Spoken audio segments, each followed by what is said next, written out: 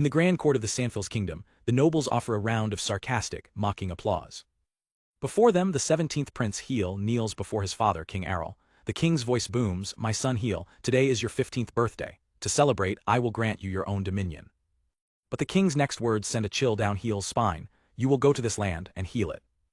That land turns out to be a tiny boat in the middle of a raging sea, with a single, barren rock on the horizon. His new dominion is Sheol Reef, a remote island 10 days from the capital, a place so worthless that not even pirates bother with it. As the truth of his situation crashes down on him, Heel can only think one thing: you've got to be kidding me. He watches in horror as the royal ship that dropped him off turns and sails away. They're not even going to check if I landed safely. This wasn't a mission, it was an execution. Staring at the jagged cliffs, he realizes the brutal reality. From now on, this is my post, the dominion of the 17th Prince. There's not even a beach. Where am I supposed to land? A flashback reveals the contempt of his own family. His brother, the 11th Prince Valpas, sneers, "PFF, that reef is perfect for him." And his sister, the 9th Princess Thalia, hides her amusement behind a fan. Oh my, it sounds interesting. Heel knows exactly why they all laugh at him. It's because of the one thing that defines a royal's worth, their crest.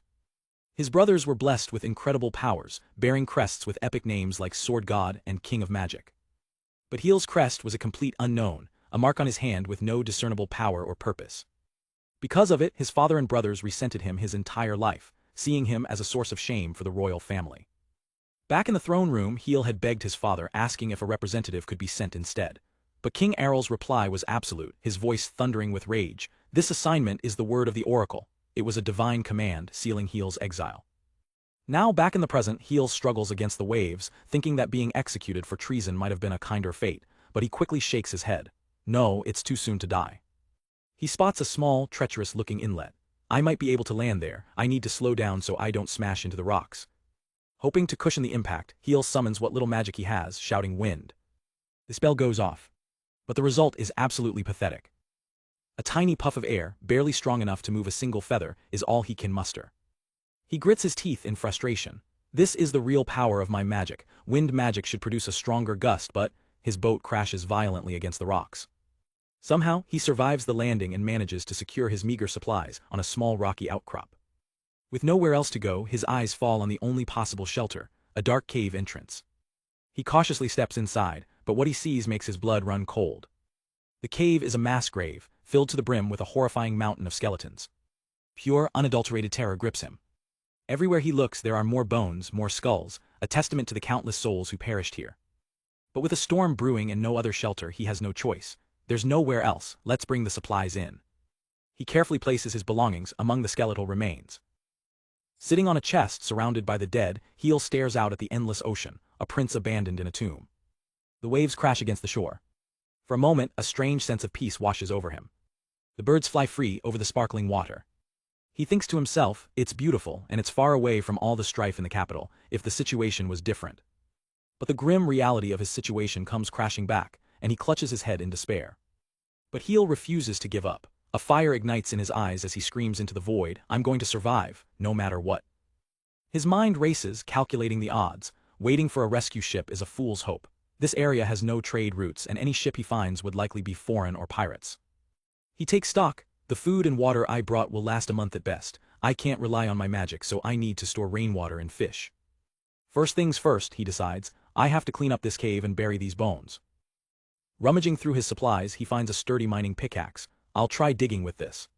The moment he grips the tool, a strange message appears in his vision. Acquired mining tool. He looks around the empty bone-filled cave. A voice echoes not in the cave but directly inside his mind. What? Say it again. The voice repeats the query. Acquired mining tool, do you want to mine? Heel shouts into the darkness, who are you? His crest glows brightly on his hand. The voice calmly explains, the Crest Cave King has an advisor function. It is not a living organism. Heel stares at his hand in disbelief. Cave King, the crest I was born with, why now all of a sudden? Then it clicks, Cave King, cave yes, I lived in the royal palace so I was never even close to a cave before. The advisor begins to explain its functions but Heel cuts it off, completely overwhelmed. Wait, hold on. Deciding to just go with it, he says, I don't really get it but, what if I say I'm going to start mining? The advisor replies instantly, understood, optimizing mining. Heel is confused, optimizing. Suddenly, glowing patches of light appear all over the cave walls. What? The wall is shining. the advisor explains, the shining white parts are the most suitable for mining. It is calculated so it is easy to break but also prevents cave-ins. With this divine guidance, Heel raises the pickaxe. Here I go. He swings and the rock face shatters with impossible ease. He stares in shock. All it took was one light blow, it's just like the advisor said. A plan begins to form. All right, let's just start by making room for me to sleep. He also notices he can see perfectly. It's very bright even though I'm in a cave. Is this one of the support effects? The advisor confirms. Yes, it is the night vision effect. With his newfound abilities, Heel gets to work. He swings again and again, the rock breaking away effortlessly. The sound of mining echoes through the cave as he carves out his new home. A smile creeps onto his face. Against all odds, he's actually enjoying himself. You know, this is pretty fun. He quickly clears out a massive section of the cave, the pile of rubble growing rapidly. He notices the chunks of rock are getting bigger with each swing. Is the amount I can dig at once increasing? The advisor confirms. The amount you can dig increases as your mining skills rank up. As he steps back, he trips on the massive pile of rocks. The system chimes in, retrieve 168 rocks. Retrieve, Heel asks. The advisor explains, the Crest Cave King allows you to store what you mine no matter how much. An infinite inventory. With the problem of clearing debris now solved, Heel continues his work with renewed vigor. He gives the command, all right then. In a flash of light, the entire pile of 168 rocks vanishes into thin air. A menu appears showing the rocks safely stored. The system then asks, activate automatic retrieval. Heel's face lights up with excitement. Yes, please. With no need to worry about space, he decides to aim bigger. At this rate, I'm going to reach the other side. It's time to start digging down. He carves a tunnel deep into the island, the advisor occasionally updating him on his depth. After losing track of time, he stops to check his progress. He opens his inventory and is stunned. It's not just rocks anymore. He's found iron, copper, bronze, and even gold ore. But two items catch his eye. I don't know this one, magic stone, the advisor responds, activating mining field guide. He scrolls through the guide. So even my poor magic, and what about this turtle stone? He finds the entry for magic stone and his jaw drops. It increases the user's magic power. Then he sees the turtle stone. Using it increases your lifespan by 1 day. L lifespan. The truth hits him like a tidal wave. I had no idea what Cave King did, but this crest is amazing, and this Sheol Reef, it turned out to be an incredible domain. He clenches his fist, a determined grin on his face. The crest that had brought him so much shame was actually his greatest gift. All thoughts of being rescued completely vanish from his mind. He is consumed by a single, exhilarating purpose. Let's go, mine. In no time, he reaches a depth of 30 meters, his inventory overflowing with precious resources, including a whopping 90 magic stones. He looks at his haul. The ones I'm most curious about are these, especially this magic power crystal. It would be nice if I could use more advanced magic. The advisor asks, use 90 magic stones. Heel's eyes narrow with determination, of course. The system confirms, using 90 magic stones. Heel stands in the massive cavern he's carved, waiting for the power to surge through him. He feels nothing, no sudden jolt, no visible change. He flexes, checking himself over. Did you use them already? Doesn't anything happen to my body when my magic power increases? The advisor simply replies, yes. Heel smirks, let's test it, by cleaning the path I dug. He raises his hand just as he did on the boat and shouts the same simple spell, wind. But this time it's not a gentle breeze. A cataclysmic vortex of wind erupts from his palm, a miniature hurricane tearing through the cave. The blast is so powerful it scours the cavern clean, launching the mountain of skeletons he'd left at the entrance out into the sea like cannonballs. Heel is blown back, kneeling in the aftermath, completely stunned by his own power. He can't believe it. Was that me? 90 crystals powered me up that much. I'm so sorry, dead people. Suddenly, a soft plop catches his attention. Something small and blue is bouncing towards him. It lands right in his lap. A slime. Wah, what is this?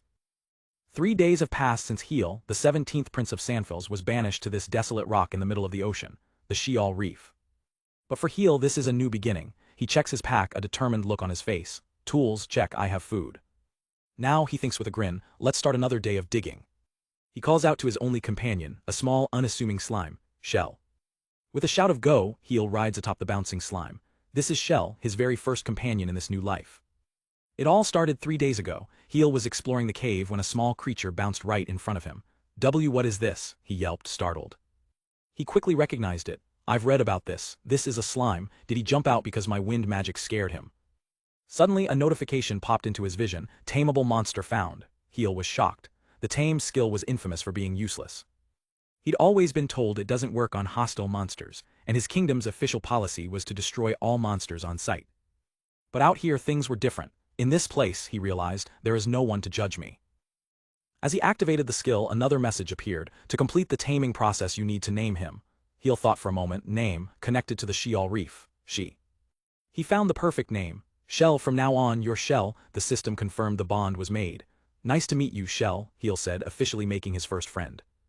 Back then, Heal assumed Shell couldn't understand him. But just having another living being with me makes me feel better, he thought, grateful for the company. He would soon learn he was wrong. That's what I thought at first, Heal narrates. Now Shell. In an instant, Shell stretched upwards, lifting Heal high into the air. Whoa.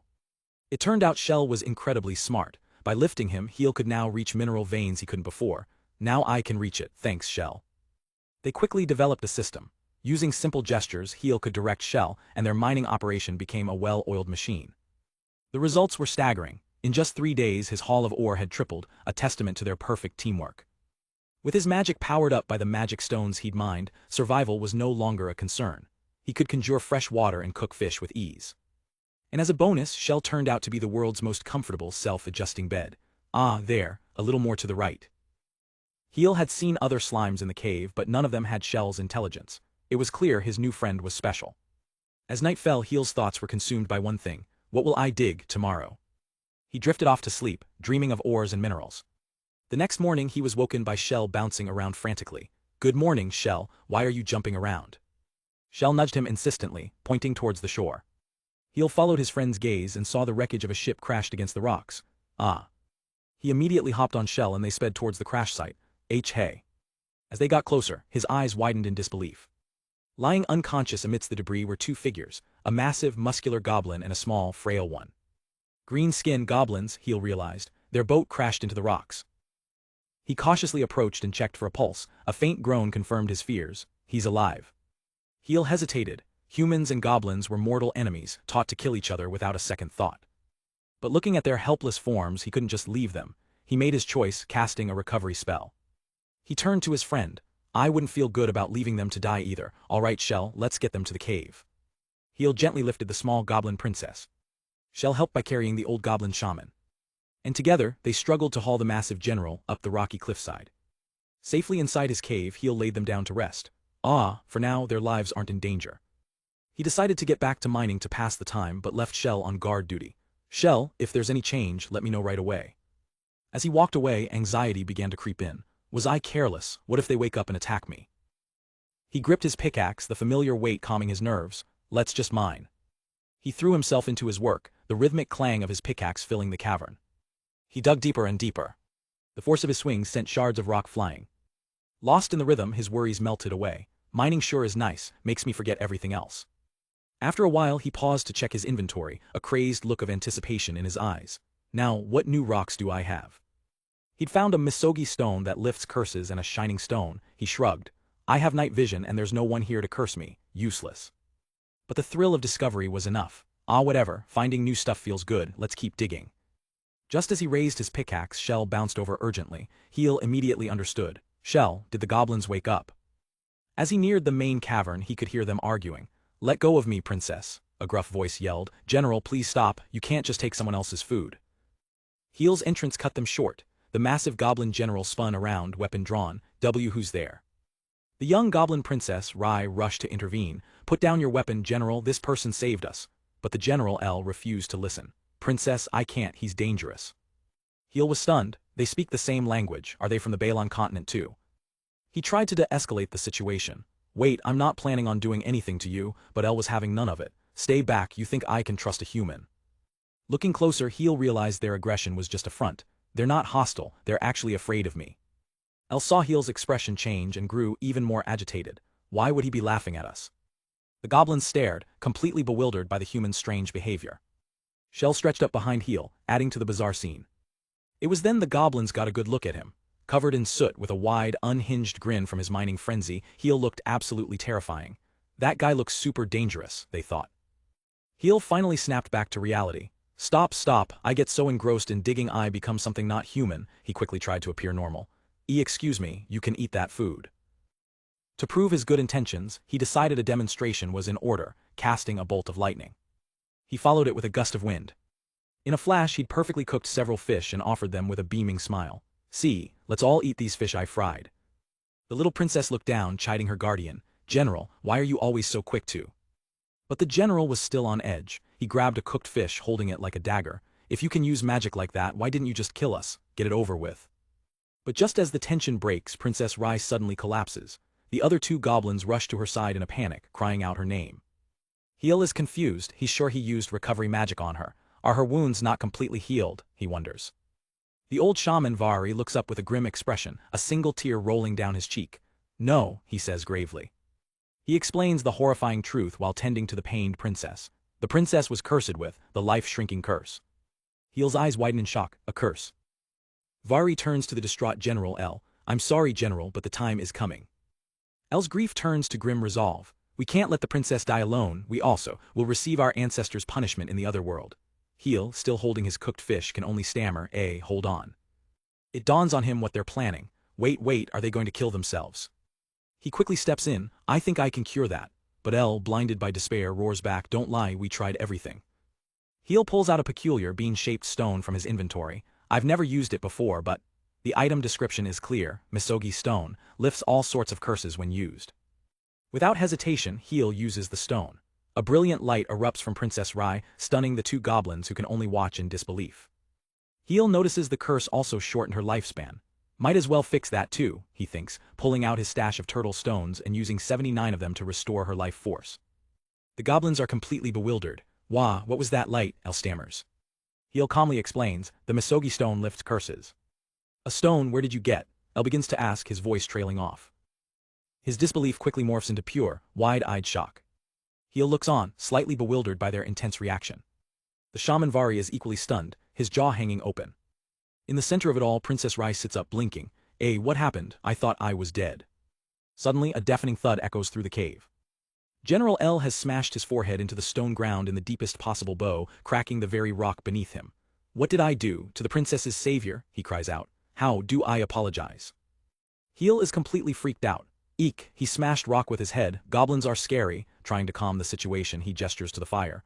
"Well, come here and eat something. We haven't introduced ourselves yet." The goblins formally introduce themselves. The shaman is Vari, the general is El, and the young girl is Rai, princess of the Belden tribe. Heel returns the gesture. "I'm Heel. I am a prince of the kingdom of Sandfills, or I was." El's eyes light up with understanding. "Prince, so that's why you can use all that magic." Heel shakes his head. "No, that's thanks to the stones I dug up." El's expression turns serious. "Never mind that, why are you here?"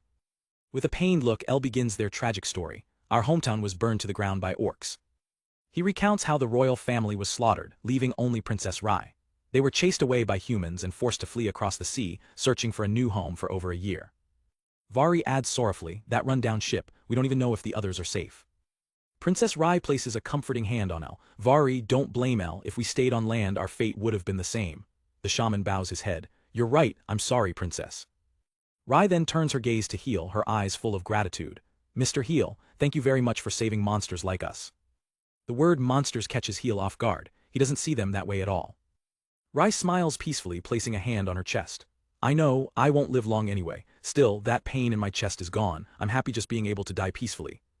Heel immediately cuts in, his voice firm. "Yes, but it's too soon to give up." He reveals the island's greatest secret. "There are still turtle stones lying dormant underground. We can extend your life as much as we want as long as we have these." The goblins stare dumbfounded as Heel makes a bold claim. "Really? At this rate, if I dig for a week, I think I can buy you more than a year."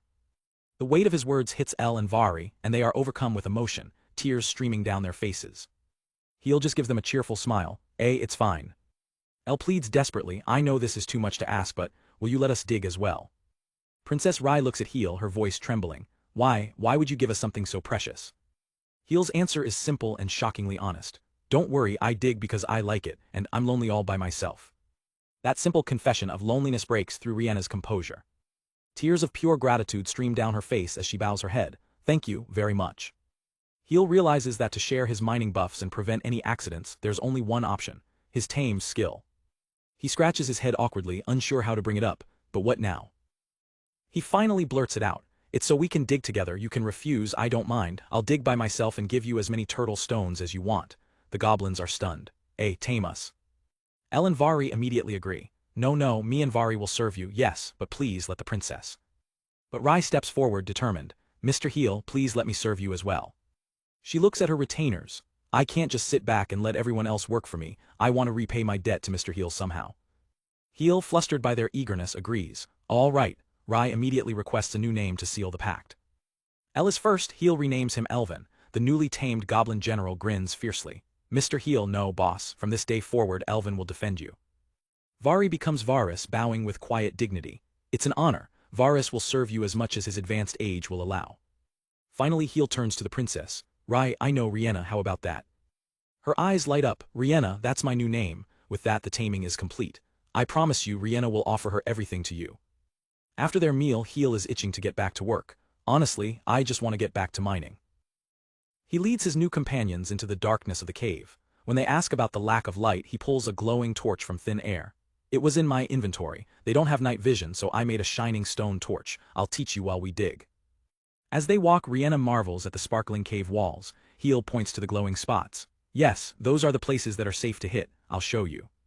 To demonstrate, Heel winds up and strikes the wall with his bare hands. The impact is immense, sending shockwaves through the cavern. With a tremendous crash, the entire rock face shatters and collapses. The dust settles to reveal a massive new opening, leaving the goblins utterly speechless. Heel just casually remarks, I didn't start out like this. I think you'll be able to break it like this if you get used to it. He then turns to his first companion. Shell, can you give instructions to the other slimes? He explains to the goblins, it won't be collected automatically. Heel claps his hands together full of energy. All right, just try it, practice makes perfect, the goblins nervously agree. And from that day forward, the once desolate cave became a lot livelier, filled with the sounds of mining as Heel and his newfound family worked together. After planting a seed, Heel watches as a tiny sprout pushes through the soil. In an instant it explodes into a massive, fruit-bearing apple tree, leaving the entire group speechless. Varus explains the phenomenon. The orange stones we found are sun stones. They accelerate the growth of living things. Heel realizes, so that's why Terran is so big. He checks his inventory, noting he only has 678 of the precious stones. I couldn't find them anywhere else, so I have to treasure them. Heel decides to entrust the new plantation to Rihanna. She's flustered, asking, are you sure you want me to take care of something so precious? But her resolve hardens. All right, I won't let you down, Mr. Heel. With the food situation handled, Heel's focus shifts back to his primary mission. He speeds through the mines on his slime, confident in his decision. I was a little worried, but that's exactly why I can trust Rihanna. Now that everyone has a role, Heel can dedicate himself completely to mining. Everyone is working on what they do best, so I can focus on digging. His motivation is singular and intense. My goal is to get more turtle stones. Rihanna is only 15 just like me, she deserves to live a long life. I'm the most efficient digger so I have to work hard. While digging his pickaxe strikes something unusual. He pulls away the rock to find a strange, glowing white stone embedded in the wall. What is this? Without a second thought, he quickly mines the unique object. Checking his inventory, Heel's eyes go wide. It's a dragon orb, a legendary item that can bring a corpse back to life. He can barely process the words. Energized by the game-changing discovery, he immediately calls for backup.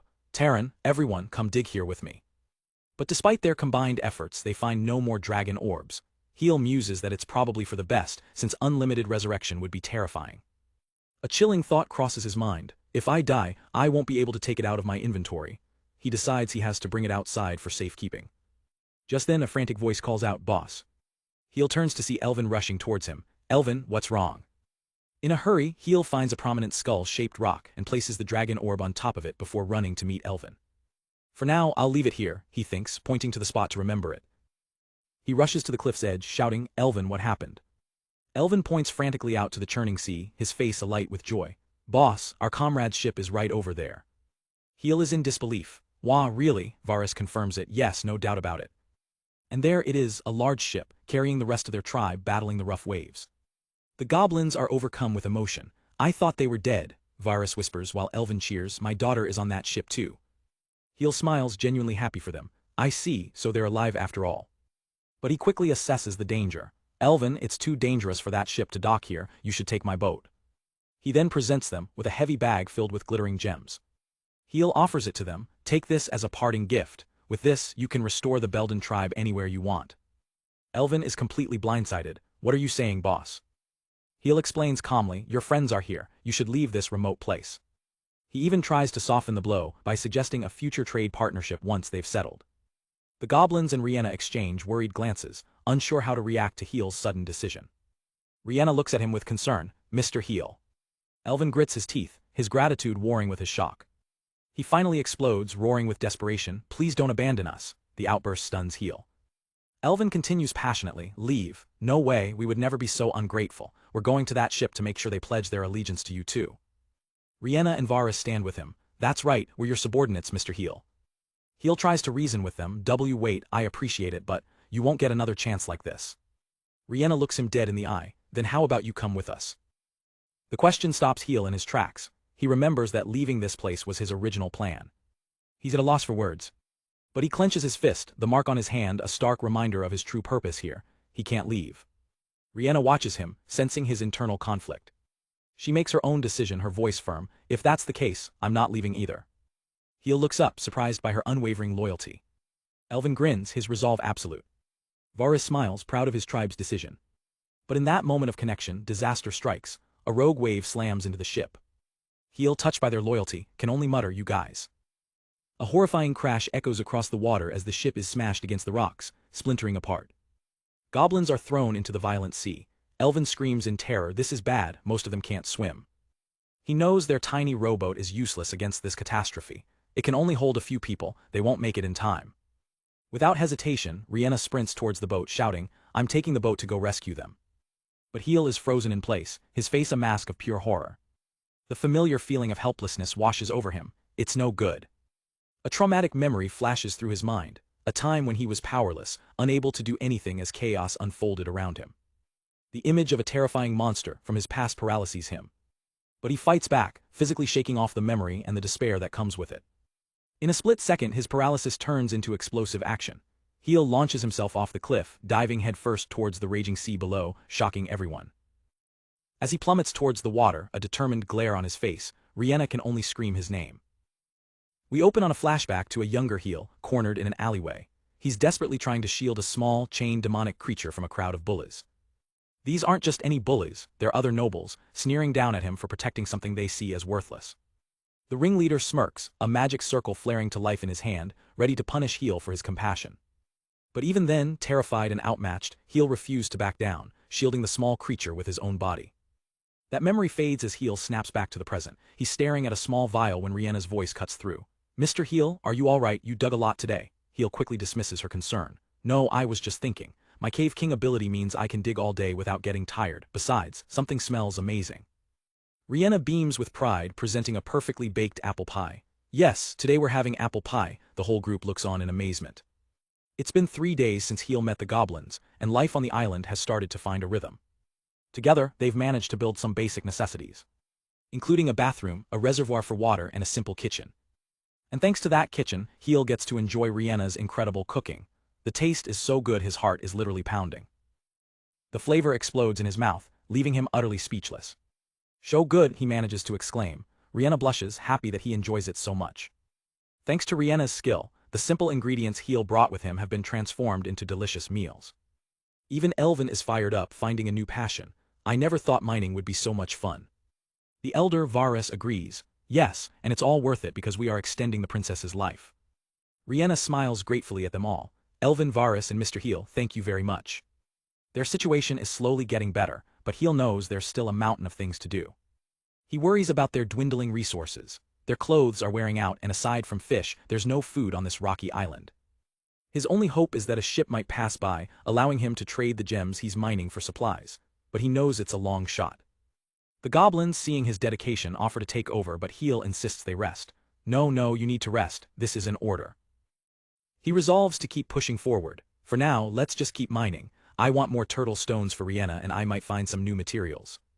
He swings his pickaxe deep in a new tunnel, and suddenly, the rock gives way with a hollow crack. It's hollow, he realizes, peering into the darkness beyond. He steps through and finds himself in a massive, undiscovered cavern. Wah, what are these stones? They're different from the others, emitting a soft, orange glow like a sunset. As he walks deeper, his foot sinks into something soft on the ground. He kneels down, confused. Is this dirt? Why is this here? Suddenly, a chilling sound echoes from the darkness. Looming over him is a monster straight out of a nightmare, a giant cave spider. His mind goes blank with panic. A spider, it's huge, it's going to eat me, I'm going to die. On pure instinct, he throws up a defensive spell. But instead of attacking, the giant spider screeches and it flees, scurrying away from him at high speed. Heel is left completely baffled. It ran. Cautiously, he follows it deeper into the cave and finds its den. The giant spider isn't hostile, it's a mother, surrounded by its tiny children. The realization hits him. I get it, it's protecting its children, so this is your den, sorry. Just then, a system notification pops up. Tameable monsters found, tame. A short while later, Heel returns to the main camp. The goblins hear him approaching and look up from their work. Elvin gets excited, thinking Heel has changed his mind about letting him mine. But as Heel walks into the light, the goblins scream in terror. BB boss, behind you. Heel just turns around calmly. Sorry for startling you, this is Terran and its children, they've just joined us. Varus is sweating bullets. See cave spider, who could have guessed there was such a big one here. Heel asks, are the ones on the continent smaller? Varus frantically explains, yes, normally they're about as big as I am. Their silk is stronger than iron, their poison is deadly, and they're known to eat people. Rihanna suddenly pieces it together. I was told to watch out if there was dirt in the back of a cave. That dirt is actually the cave spiders, you know. Is that so? Varus murmurs, a slow smile spreading across his face. But that is good news. He explains that this isn't just any dirt. This is cave spider dirt, it's full of nutrition and the silk mixed in helps it retain water, it's perfect for farming. Varus's excitement fades slightly. But where are we going to farm on this island full of rocks? Heel grins. About that, I want to show you something. Just come with me, peek inside this tunnel. The group gasps. The narrow, bumpy tunnel has been transformed into a wide, perfectly carved staircase. Wow, where did this come from? Heel explains. The path was too narrow for Terran, so I widened it using the new features of my Cave King skill. It turns out all his hard work paid off, and his Cave King crest was promoted to rank 2. This rank up unlocked incredible new abilities. Design lets him shape the cave as he mines. Workshop allows him to process and synthesize materials right from his inventory, and his tamed monsters now have night vision. With these new powers, a massive island remodeling plan is set in motion. That night, they decide to hold a welcome party for Terran and its children to prepare for the busy days ahead. The next day, the project begins. Using the new workshop, Varus and Elvin forge brand new ice axes. Varus admits they aren't perfect, but Heel is ecstatic. No, just making an iron tool in a place like this is a huge advancement. Meanwhile, Rihanna has started knitting with the spider silk. Heel is amazed by how soft it is, and she even offers to make him a futon. Heel puts Terran and its children in charge of farming, leaving them with the nutrient-rich spider dirt. But he soon discovers another surprising talent. The spiders, equipped with pickaxes, are natural-born miners, digging with a speed and efficiency that even puts Heel's Cave King ability to shame. With the lives of the Belden tribe on the line, Heel makes a desperate leap of faith from the cliff's edge. It's not hopeless, he screams, I can do this. He steals his resolve, a voice echoing in his mind.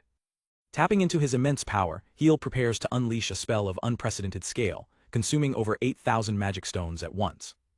With a single word, freeze, he slams his palm towards the raging sea. An explosion of Arctic energy erupts from the magic circle, racing across the water's surface. In an instant, the entire ocean between the shore and the shipwreck is frozen solid, stunning the onlookers. What is this? They cry out in disbelief. Even Heel is taken aback by the sheer magnitude of his own power. Yes, so this is what over 8,000 magic stones can do. He wastes no time turning to his general. Elvin, forget the boat, use this ice bridge and save them. Got it, boss, Elvin shouts, immediately charging onto the newly formed ice path. But their charge comes to a comical halt as they slip and slide on the slick surface, unable to get any traction. Heel watches them struggle, realizing his plan has a major flaw. Damn it, he thinks, I made a path but it's way too slippery. Thinking fast, Heel summons his giant spider Terran. Terran, your legs will give us the grip we need. Elvin, despite his arachnophobia, forces a smile. Right, I've suddenly had a change of heart about spiders. With Heel leading the charge on Terran, the slimes bounce along behind them, ready to assist. He yells out a command, Shell, you and the other slimes do that thing. The plan comes together perfectly. Terran acts as a stable anchor while the slimes form a living chain, creating a lifeline for the goblins to cross from the sinking ship to the shore. Elvin and the others work tirelessly, carrying the weak and injured across the ice. It's a massive, coordinated effort, with everyone pitching in to save the entire Belden tribe. Heel oversees the operation, ensuring everyone makes it back safely. Once all 205 goblins are on solid ground, Heel immediately begins using his healing magic on the wounded, tending to them by the warmth of a bonfire. Looking over the crowd of survivors, a wave of relief washes over him. I'm so glad everyone is safe. The elder of the Belden tribe approaches with Rihanna. Mr. Heel, thanks to you, all 205 of us are safe. How can we ever repay you? Suddenly, Elvin spots his daughter, Fu, in the crowd and rushes to embrace her, tears streaming down his face. Fu, you're alive, she squirms in his grip, completely embarrassed. Dad, let go. Heel watches the heartwarming, if slightly awkward, reunion. The elder chuckles, that's Fu, the general's daughter, he's so happy. I guess she takes after her mom. Rihanna turns back to Heel, her eyes full of gratitude. And everyone you healed is already doing so much better, thank you for everything. Heel simply nods, humbled. He looks over his companions, human, goblin, spider, and slime. But I couldn't have done it alone, he says. Rihanna, Elvin, Terran, Shell, all of us saved the Belden tribe together. A genuine, heartfelt smile spreads across his face. Thank you, because of all of you this time, I was able to save them. Rihanna looks up at him, touched by his humility. Mr. Heel, you're too kind. But the elder's expression shifts. By the way, something has been bothering me. Who is that person behind you? Heel turns, confused. And standing there, as if he appeared from thin air, is a large, bearded, and completely naked man.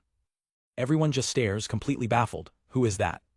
Heel turns to the elder. He wasn't on the ship. No, I've never seen him before, the elder whispers back. I thought maybe he was with you. Their eyes drift downwards and they're confronted with the most pressing question. And why is he naked? Trying to be polite, Heel cautiously introduces himself. I'm Heel, and you are. The mysterious man completely ignores him and walks off. He wordlessly plops himself down by the fire among the other survivors. He immediately starts devouring the roasted fish. Rihanna sighs, I guess he's just hungry, I'll cook some more. Thanks, Rihanna, Heel says, still confused. Heel crosses his arms, completely stumped. Seriously, who is this guy? For now, he decides, let's just get him some clothes. The next day, with the immediate crisis over, Heel turns his attention to logistics. Using his design ability to reshape the cave, he finishes his work. All right, that should do it. The goblins are amazed to find 41 brand new rooms carved into the stone. Our population just grew by 205, Heel explains, so I made new living quarters for everyone. With the rescue complete, Heel officially tames the entire Belden tribe, welcoming them as his new companions. He's happy the island is more lively, but the thought of naming all 205 of them is a little daunting. But it wasn't all good news. With so many new mouths to feed and very few supplies recovered from the shipwreck, everyone had to work overtime producing tools and necessities. As Heel takes a break, Rihanna approaches him with a drink. Mr. Heel, great work on the rooms. Thanks, Rihanna, he says. She smiles brightly. I know this is sudden, but please try this. Heel takes the goblet, intrigued by the drink's deep purple color and sweet aroma. Rihanna explains proudly, I used a sunstone on a grape seed I found on the boat. Heel is amazed. It's delicious. I never imagined I'd be drinking fresh fruit juice here. He takes a long, refreshing sip. The simple pleasure of it brings a huge smile to his face. It's just a small vine for now, Rihanna says, but in a few years we'll have a whole vineyard full of fruit. Heel is impressed. Wow, you're already planning for the future. I'm sure you can do it, Rihanna. His praise makes her blush. Why yes, I'll do my best, she stammers. Heel smiles warmly. If you need any help, just let me know. Just then, their peaceful moment is interrupted by shouting from the workshop area. One of the goblin craftsmen is yelling at the mysterious bearded man who they've nicknamed Mappa. What's your deal? You've been doing nothing but staring. Go bother someone else. Mappa, Heel asks. Rihanna nods. Yeah, that's what everyone started calling the naked old man. Instead of leaving, Mappa silently picks up one of the pickaxes the goblin just finished. He inspects it closely, which only infuriates the goblin craftsman further. What, is my work not good enough for you? The goblin snarls, shoving his hammer into Mappa's hands. You think you can do better, then you try it. Mappa takes the hammer, his expression unreadable. But as he grips the handle, his eyes snap open, revealing an intense, focused gaze that no one saw coming. Back at the settlement, the mysterious man Mappa gets to work, lifting a heavy hammer with practiced ease. He begins to work the forge, his movements fluid and powerful. With tongs in one hand and a hammer in the other, he starts shaping a piece of glowing hot iron. Heel and the others watch on and he can't help but think, looks like he's used to this. Suddenly, Mappa's movements explode into a blur of speed, hammering the metal with incredible force and precision as sparks fly everywhere. The group is completely stunned. He's fast, Heel exclaims, his eyes wide. In what feels like an instant, the work is done. The finished pickaxe is a masterpiece, so fine and elegant it looks more like a work of art than a tool. Heel holds the new creation, amazed, as Rihanna points out, but ice axes are tools. A crowd gathers to see the new tool, but they're skeptical. Can this fine thing break rock? One of them asks. Mappa simply crosses his arms, confident in his craft. Heel steps forward to put it to the test. Listen, he announces, holding a pickaxe in each hand. On the right I have the usual one and on the left I have Mappa's. With a powerful swing of Mappa's axe, Heel strikes a massive boulder. The impact is devastating. The entire rock face shatters, blowing a massive crater into the wall and leaving the crowd speechless. Any doubt they had was literally blown away. Heel stares at the axe in disbelief. It should just be regular iron like the other one, he mutters, turning to the craftsman. Mappa, what are you? Mappa just gives him a proud thumbs up. As Mappa walks away, Heel's eyes are drawn back to the crater. He notices the shape of the hole is a perfect circle. A sudden, chilling thought hits him. The shape of this hole could it be? He rushes back to the spot where he first found the skeleton. Rihanna follows, confused. What's wrong, Mr. Heel? He frantically scans the area. Wait, I'm sure I left it here. Heel turns to the others. I completely forgot in all the confusion. Have you seen the round rock that was here? Then it all clicks into place. Heel pieces it all together in his mind. I didn't see them in the shadow of the rocks, but I guess there were bones here. The dragon orb plus the bones. So the dragon orb brought Mappa back. Deciding not to question the miracle any further, Heel concludes, well, let's just be happy about getting another reliable comrade. And with Mappa's incredible tools, their progress on the island skyrockets. They quickly level the entire coast. They even begin the massive task of taking apart the ship to rebuild it from scratch. Their mining operations expand, and Heel even tames newly discovered slimes to help with transporting materials. But despite all the progress, one thing weighs heavily on Heel's mind. They've been finding fewer and fewer turtle stones. Rihanna, sensing his worry, puts on a brave smile. I think I've had enough turtle stones, she says sweetly. But Heel knows the truth. We only increased her lifespan by about 10 years. I'm sure Rihanna wants to live a lot longer. As he mines alone, he admits the real reason for his desperation. To be honest, I'm the one that wants Rihanna to stay with me for longer. He pushes aside a curious slime, his resolve hardening. I want to dig more, develop the island, and live with Rihanna, he shouts, slamming the pickaxe into the wall with all his might. The wall crumbles away, revealing a dark opening. A cave, Heel wonders, peering into the dust. As the dust settles, his eyes widen in shock. He's discovered a massive, man-made chamber deep within the island. What is this? There's a room, in the bottom. Among the rubble, he spots strange artifacts. I thought it was just an uninhabited island. His gaze falls upon a strange, egg-like object on a pedestal. Did something happen here long ago? Deciding to investigate, Heel uses his ability to collect the mysterious items scattered around the room. The first is a heart stone, which his system explains can become the core of an artificial organism, a doll. A doll, Heel thinks. So basically, I can create a new comrade. Setting that thought aside for later, he approaches the pedestal. What about this golden stone? The system identifies it as a change stone, which allows a monster to evolve. Heel is confused. I don't know what this means. A more detailed description appears. It changes a monster into another species, keeping its age and personality but granting it a new body. The idea unnerves him. Change body, scary. But then a new possibility dawns on him. Wait, maybe. Later that night, Heel gathers his core group. He presents the stone, so that is the stone that makes monsters evolve. The others are shocked. Evolve, Heel turns to the goblin elder. Himi, do you know about it, Varus? Varus inspects the stone. Of course, every goblin knows about it. It is mentioned in our legends. He then asks Heel a pointed question. Mr. Heel, do you know of any species that resemble goblins? Heel thinks for a moment. You mean hobgoblins and leaf goblins? Varus nods. Precisely. They were originally regular goblins. It is said that the ones that wanted more power turned into hobgoblins, and those who wanted to live deep in the forest became leaf goblins. It was thanks to this stone. Heel is stunned by the revelation. So that's what evolving means. He turns to their burly general. Aren't you a hobgoblin, Elvin? The general waves his hands frantically. No way, I've never used that stone. I was born with this body.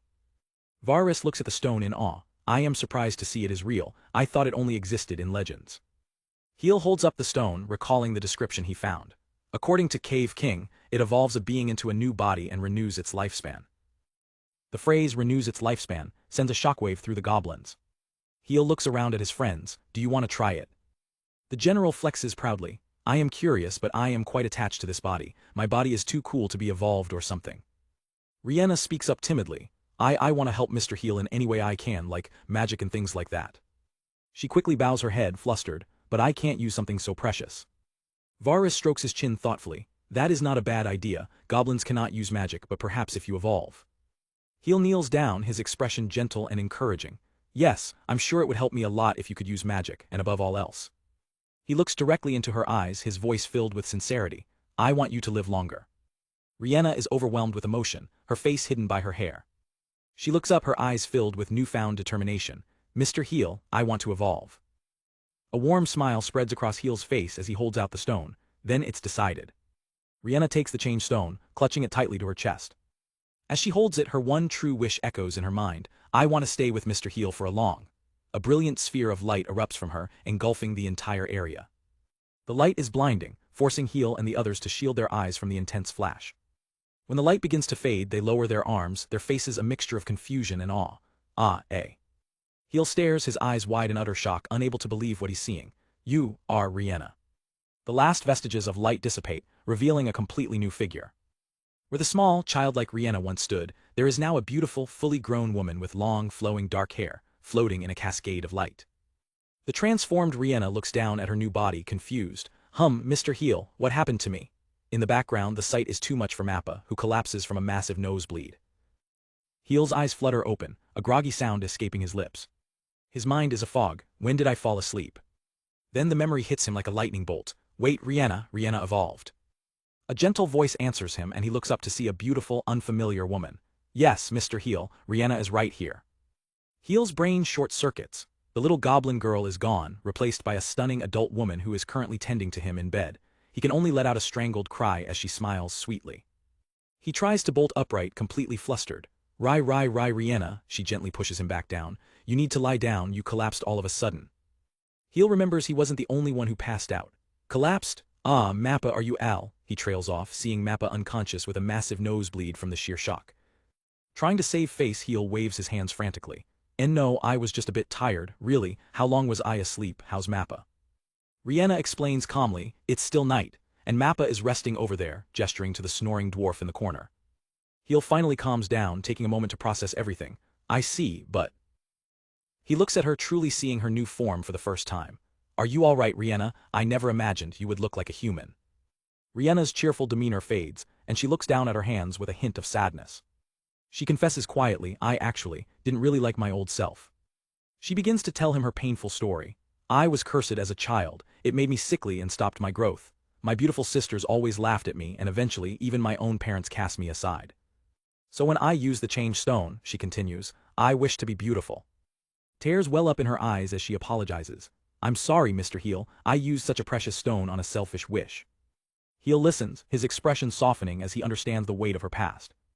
He struggles to find the right words. I don't really know how to say this, but I feel like I've changed since coming to this island too.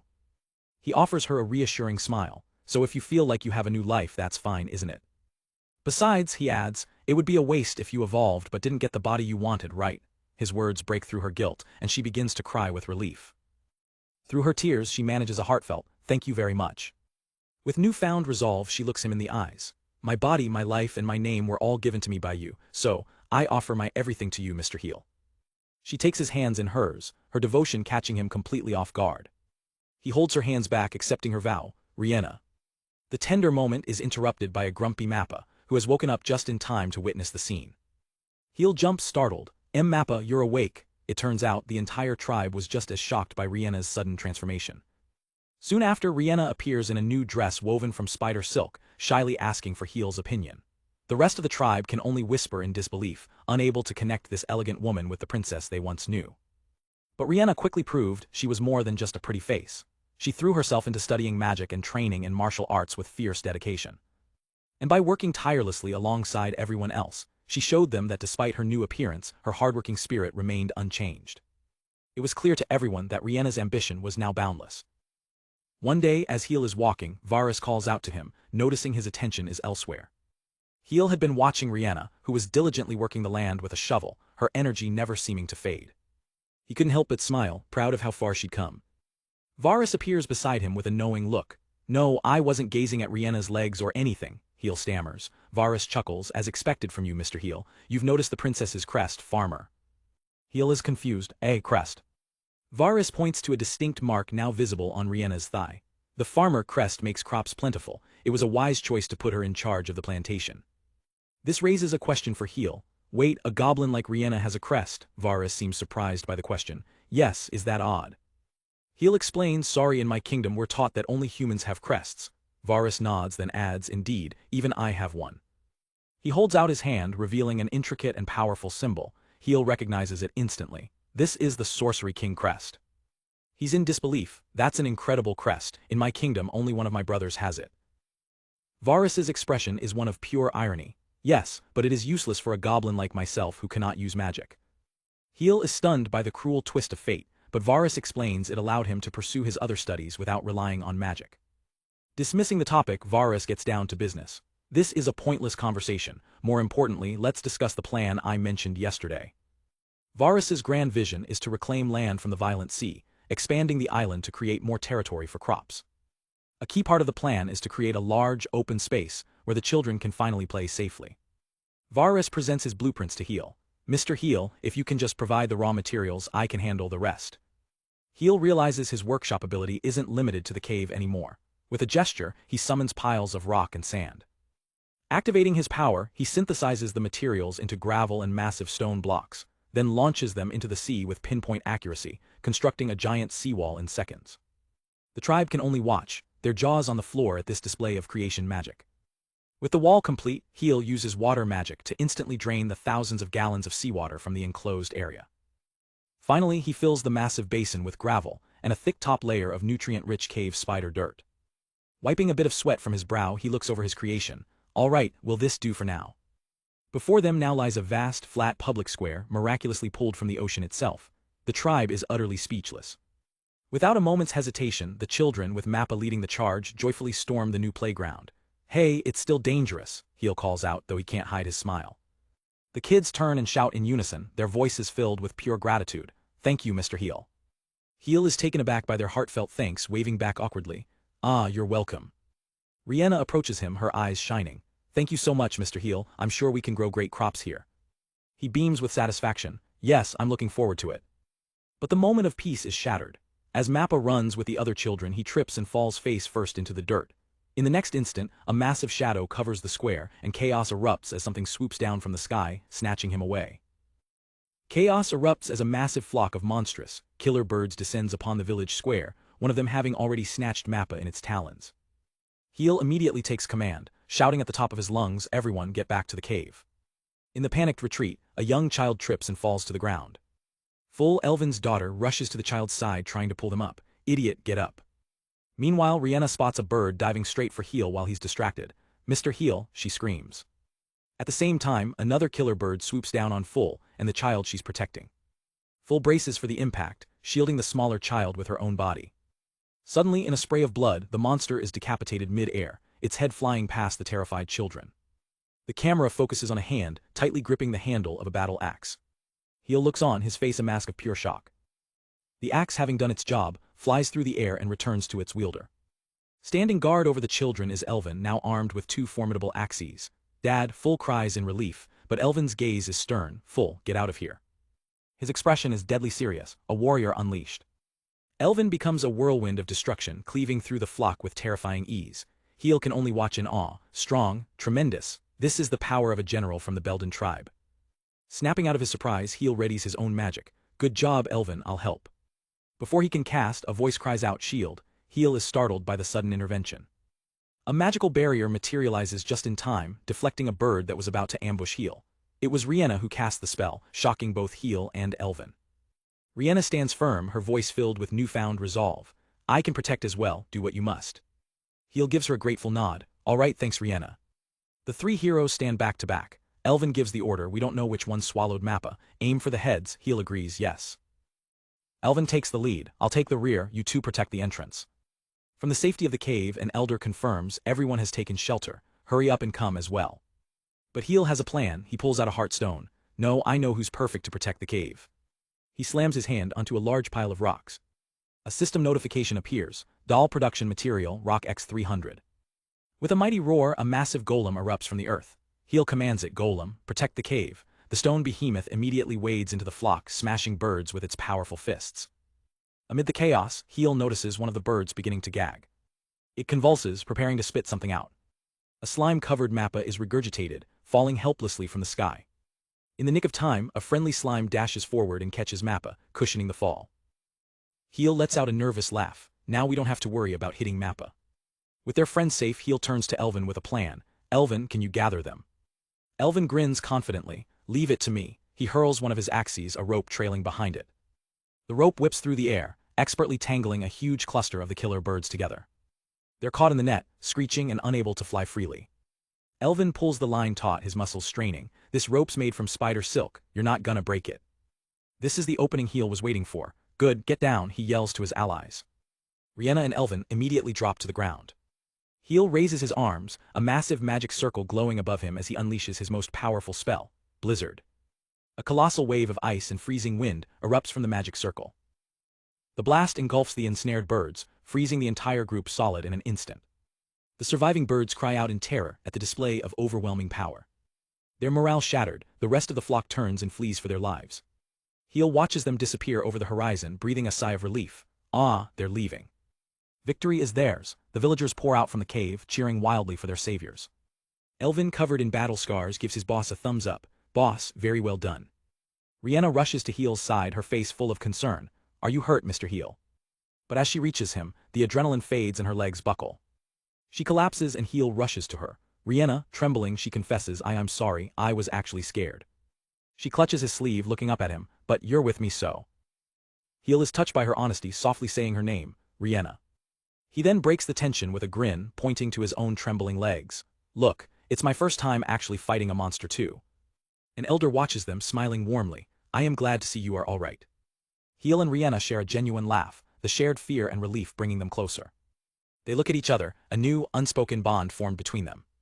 Surrounded by all the people he fought to protect, Heel feels the true weight of his new role. He thinks to himself, everyone, it seems even someone like me, can become kind of like an actual feudal lord. As the victorious group heads home, a practical question is raised. By the way, can you eat killer bird? The cheerful reply comes, yes, it's very good. Then we're eating roasted meat today. With the killer birds defeated, the Belden tribe wastes no time preparing for a feast, expertly carving up the massive carcasses. The entire community pitches in, washing the meat while the kids play with the giant feathers, a sign of their hard-won victory. Soon, the settlement is filled with the sizzle of massive steaks and the aroma of rich stew bubbling over open fires. Elvin, the tribe's powerhouse, throws a heavy arm around Heel, his voice booming with gratitude.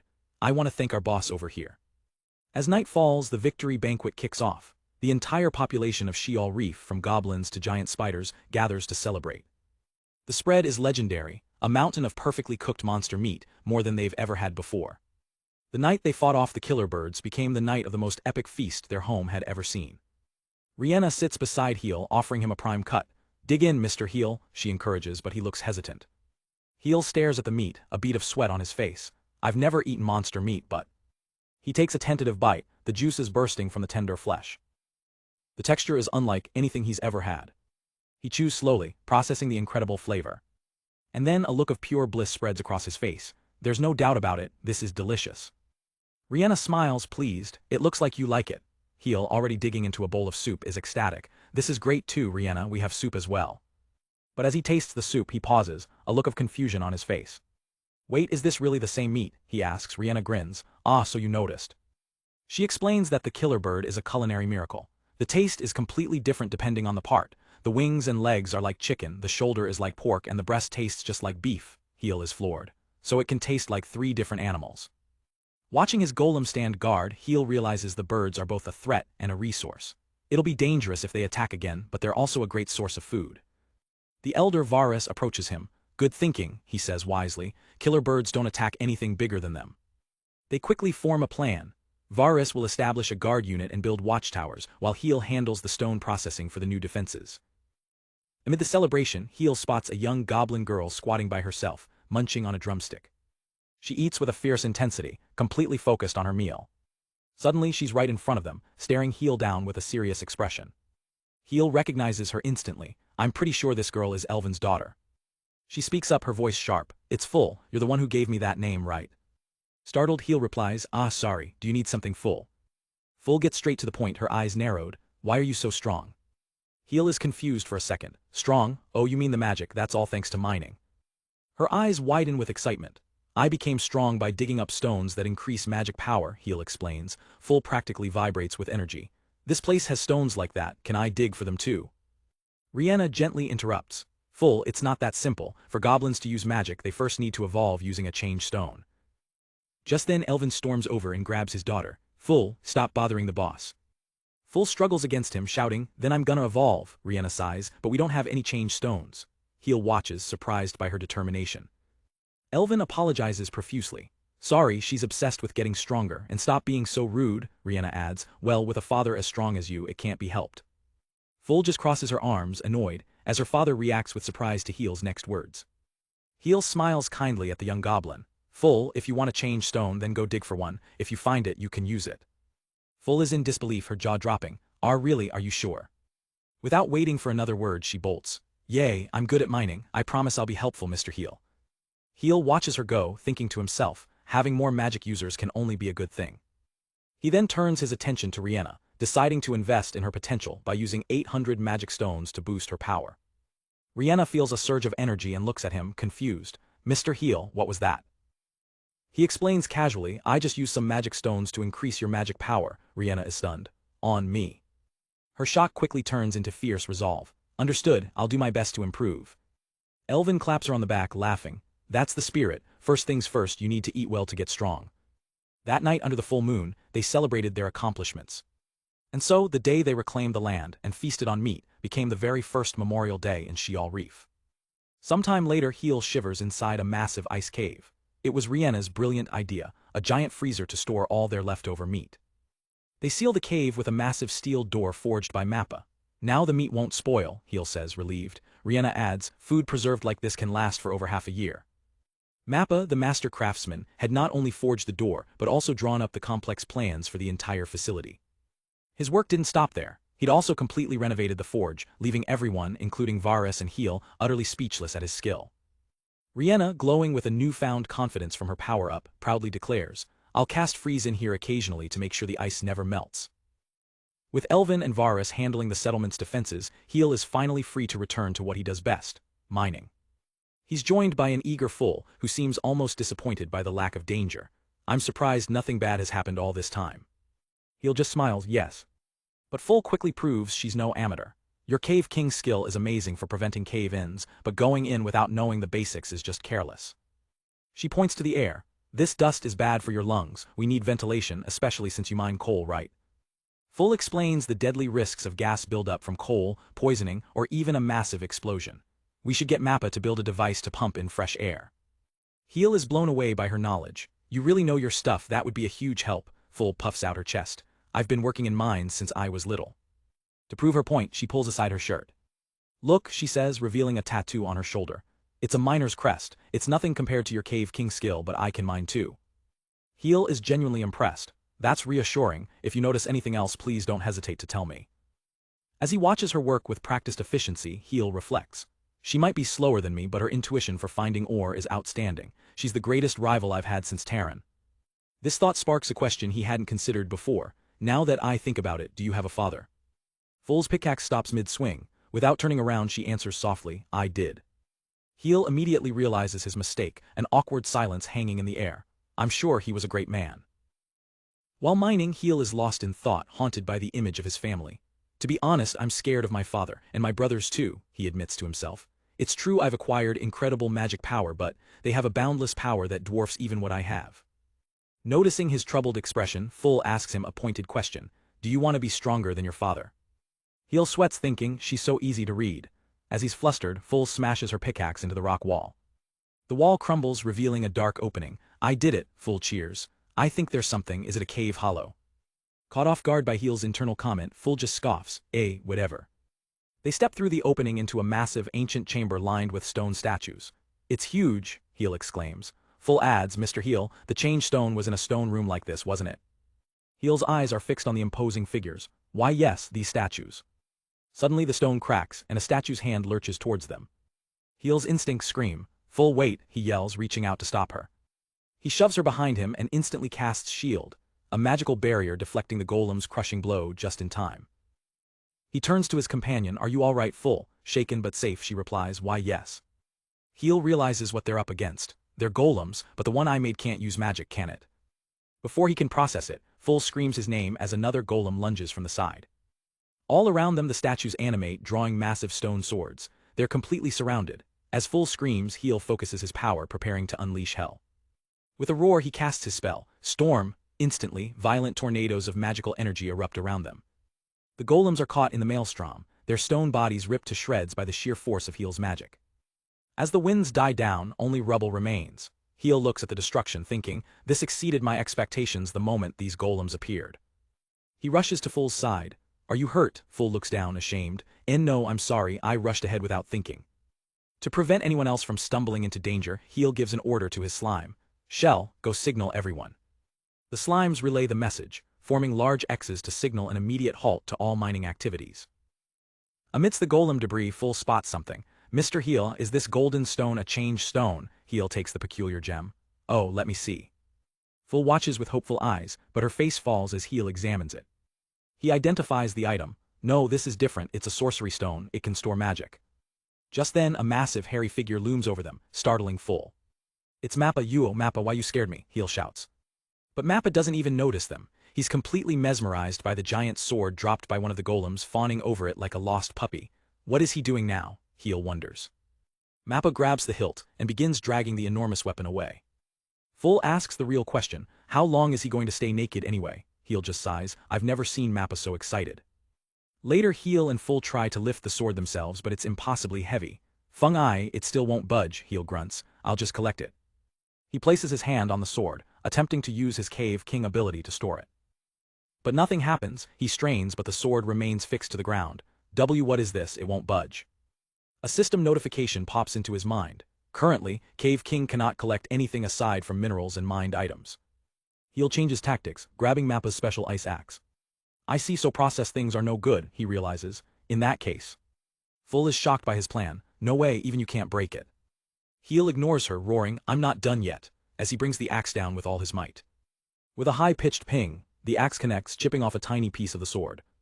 Heel stares at the minuscule damage. I managed to do it, but even Mappa's special ice axe barely scratched it. What is this sword made of? He examines the fragments that flew off.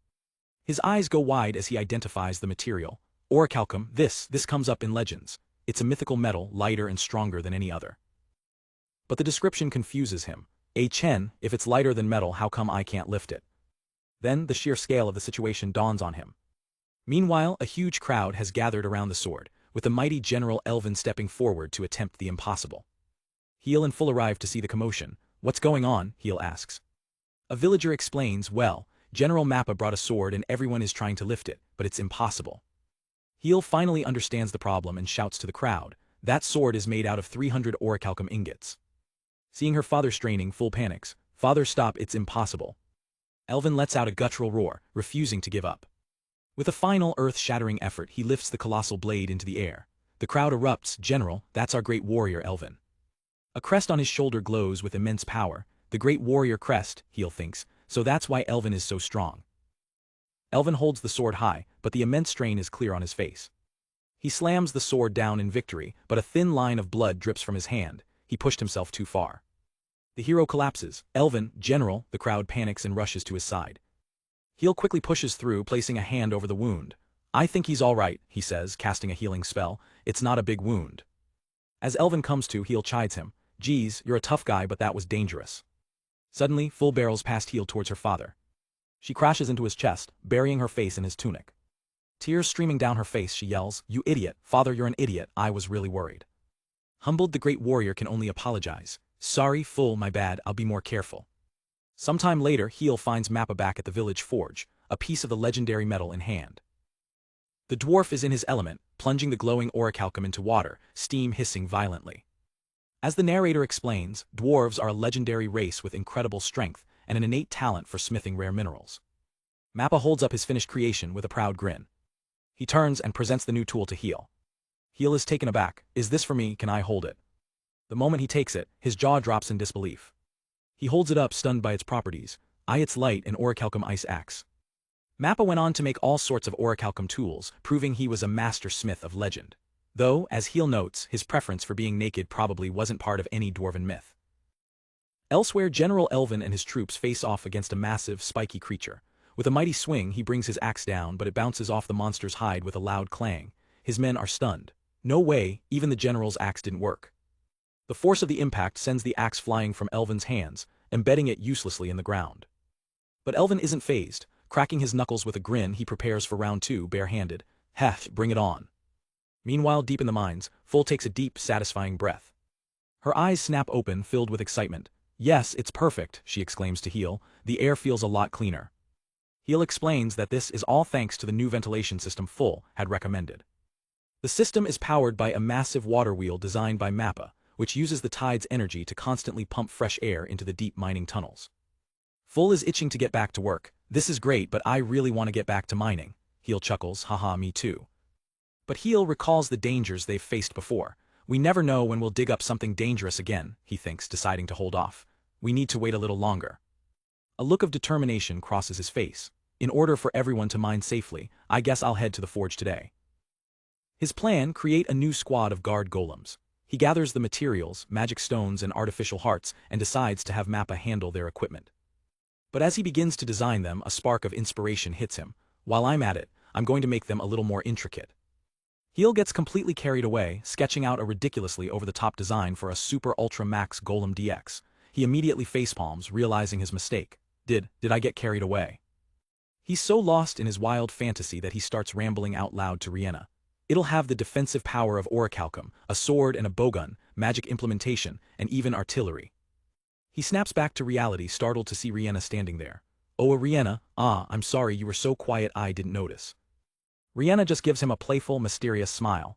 It's more fun if you see for yourself, she teases, leaving Heel blushing and confused. Do you have some time, she asks. Heel, completely flustered, stammers, why yes, what is it?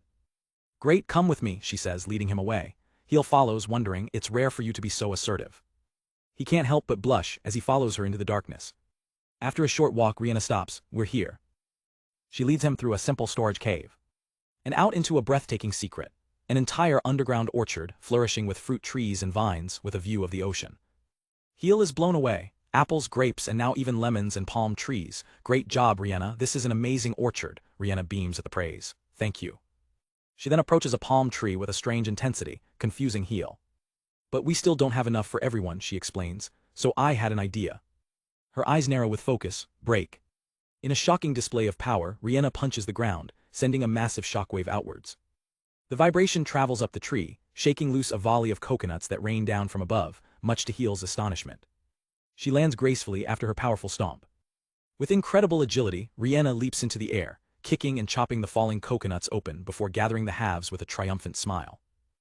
She demonstrates her new strength by effortlessly squeezing the juice from the fruit with her bare hands. Then, using a touch of magic, she purifies the juice. We can mix lemon and coconut juice with water, she explains, pouring the drinks. That way we can all enjoy it. Heel takes a sip, his mind racing. I knew she was learning martial arts from Elvin, but where did she get this kind of power? His eyes widen as the flavor hits him. It's good. Rihanna is thrilled. It's refreshing, sweet, and has just the right acidity. It's even better than juice. Enjoying the moment, Heel looks over to call out to the general. The scene cuts back to Elvin, who has just finished his own battle. Heel approaches the group. So do you think we can restart the mining? Elvin holds up a hand. Wait, take a look at this. Heel's eyes go wide with shock at the creature's defeated carcass. What is that? A shell. Elvin stands over the monster. It's a Satan shell. I took it down on the other side of the island. He points to a gash on its armor. Be careful if you find one. This thing's shell even repelled my axe. Heel can't believe it. So how did you? Before he can finish, Elvin rears back to smash the shell open. Varus explains, it's easy if you just force it open. But don't try this at home, only the general's incredible strength makes this possible. As the shell cracks, a strange liquid spills out. Mappa recoils at first, then begins collecting it, noting it's the numbing fluid the creature uses on its prey. Varus takes the collected liquid for inspection. As he pours the viscous fluid, Heel asks, what's that, Varus? Varus flashes a sinister, toothy grin. Depending on how it's processed, it can be a deadly poison. He then chuckles, breaking the tension. I'm only joking, we can harvest valuable Tyrian purple dye from it. Heel lets out a sigh of relief, thinking, I guess even Varus can tell jokes. Reflecting on all the threats: killer birds, Satan shells, ancient golems, Heel renews his vow to protect his domain, both above and below ground. Sometime later, his new defense force is complete. Heel has created 14 new golems, bringing his army to a total of 15. All right, from number 1 to number 15 form a line, Elvin commands. Heel explains the upgrades. Numbers 6 to 15 are equipped with magic stones. Some have defensive magic, while others have elemental attributes like ice, fire, lightning, and wind. Suddenly, the frantic ringing of an alarm bell shatters the calm. A scout frantically yells from the watchtower, we have trouble, more Satan shells. He points towards a vulnerable section of their defenses, there at the part of the wall that's not finished. A horrifying sight meets their eyes, a massive horde of over 50 Satan shells swarming their unfinished wall. Heel immediately turns to the expert. Varus, what's their weakness? Varus reports, they can resist heat and cold. But they cannot withstand lightning. A plan forms in Heel's mind, his expression becomes steely. All right. He turns to Elvin, can you leave this to me, I want to test the new golems. Elvin nods, all right, but call me right away if there's trouble. Yes, Heel agrees. Rihanna rushes to his side, worried, Mr. Heel. Heel looks at her, his plan solidifying. Rihanna, you know lightning magic, right? He turns and summons his most trusted golem, number 1. Rihanna's face lights up with understanding and determination. Yes, leave it to me. Heel helps pull Rihanna up onto golem number 1's massive stone shoulder. Standing tall atop their moving fortress, Heel points towards the enemy horde and issues his command. 6, 7, 14, 15, forward. The new golem squad charges into their first battle. A horde of spiky creatures, the Satan shells, swarms forward, met by the unyielding stance of one of Heel's golems. The creatures surge forward in an aggressive, unified charge. Heel immediately takes command of the battlefield, shouting, 6 and 7, guard. Instantly, golems 6 and 7 form a defensive line, their massive shields deflecting the enemy's opening volley. From atop her own golem, Rihanna unleashes a devastating lightning spell that crackles through the enemy ranks. Her eyes are locked on her targets, raw magical power arcing from her fingertips. The tribe members watch in awe. Damn, the princess is incredible, one shouts while another marvels, those large golems are like mobile fortresses. Following the plan, 2 other golems unleash coordinated energy blasts from their arms. Heel praises Rihanna's powerful attack, good job Rihanna, before issuing his next order, 14 and 15 fire too. The combined assault of lightning and energy beams completely obliterates the Satan shell horde. In moments, the battlefield is littered with the smoking husks of the defeated creatures. However, the battle isn't quite over, as the shells begin to spew a viscous, numbing liquid. The golems stand firm, their shields raised to intercept the volley of paralyzing projectiles. The magical barriers on their shields shimmer, neutralizing the dangerous fluid on contact. The last of the shells are quickly dispatched, bringing the swift battle to a decisive end. Heel and Rihanna survey the scene from their golem's shoulder, the victory secured. One of the tribe members sighs in relief, the golems made sure none of that numbing liquid got anywhere near the boss. Rihanna smirks confidently, thinking to herself, this was over way quicker than I expected. With the area clear, Heel addresses his forces. All right, good job, everyone, golems with magic are seriously overpowered. He adds with a smile, Rihanna, you did even better than I expected too. As they prepare to dismount, Rihanna is already thinking about the spoils. Let's take the meat to the freezer before it spoils. Heel agrees, all right, number 1, put us down and help carry it. Back on the ground, they begin the task of cleaning up the battlefield. Suddenly, Rihanna's sharp elven ears pick up a faint skittering sound. She turns just in time to see a few surviving Satan shells lurching towards them for a surprise attack. One of the creatures spits its numbing liquid right at Heel. Without a second's hesitation, Rihanna screams, Mr. Heel, watch out, and shoves him out of the line of fire. She takes the full force of the paralyzing attack herself. A nearby guard quickly finishes off the last of the ambushers. Boss, are you all right? Heel shaken replies, why yes, thanks Elvin. He immediately turns to Rihanna, his relief turning to panic. Rihanna, are you Al? She collapses against him, her body covered in the sticky fluid. I'm sorry, Mr. Heel, she murmurs, my body, it's completely numb. She struggles to stand, disgusted by the feeling. I'm all sticky. Heel, meanwhile, is completely flustered by their sudden and compromising position. Snapping out of it, Heel panics. Don't worry, I'll heal you, cure. The healing magic works instantly, restoring feeling to her limbs. Rihanna beams, thank you very much. A flustered Heel tries to deflect the praise, and no, it was thanks to you that. As he's talking, something shiny inside a nearby shell catches his eye. He's still worried about her being covered in goo. That must feel so gross, I'll go get some water. But Rihanna insists, no, I can do that. They both peer into the shell. What is this? Heel asks. Rihanna's eyes light up. Ah, it's a pearl, what a find, Satan shell ones are especially rare. She holds the gleaming pearl in her hand, admiring its simple beauty. It's really pretty. Heel casually offers it to her. Here, you can have it, Rihanna. Rihanna is completely taken aback. He explains with a genuine smile, I don't really understand the value of jewels, and I think it suits you. Rihanna freezes, his words echoing in her mind. A deep blush begins to spread across her cheeks. Her mouth hangs open, completely stunned by the gesture. She becomes a stuttering, flustered mess, unable to form a coherent sentence. Well, but I.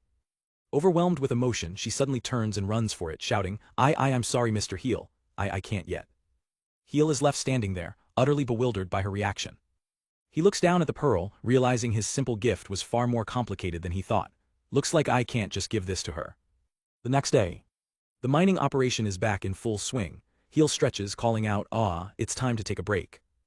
But Full, showing incredible stamina, keeps on working. I'm going to keep going a bit more.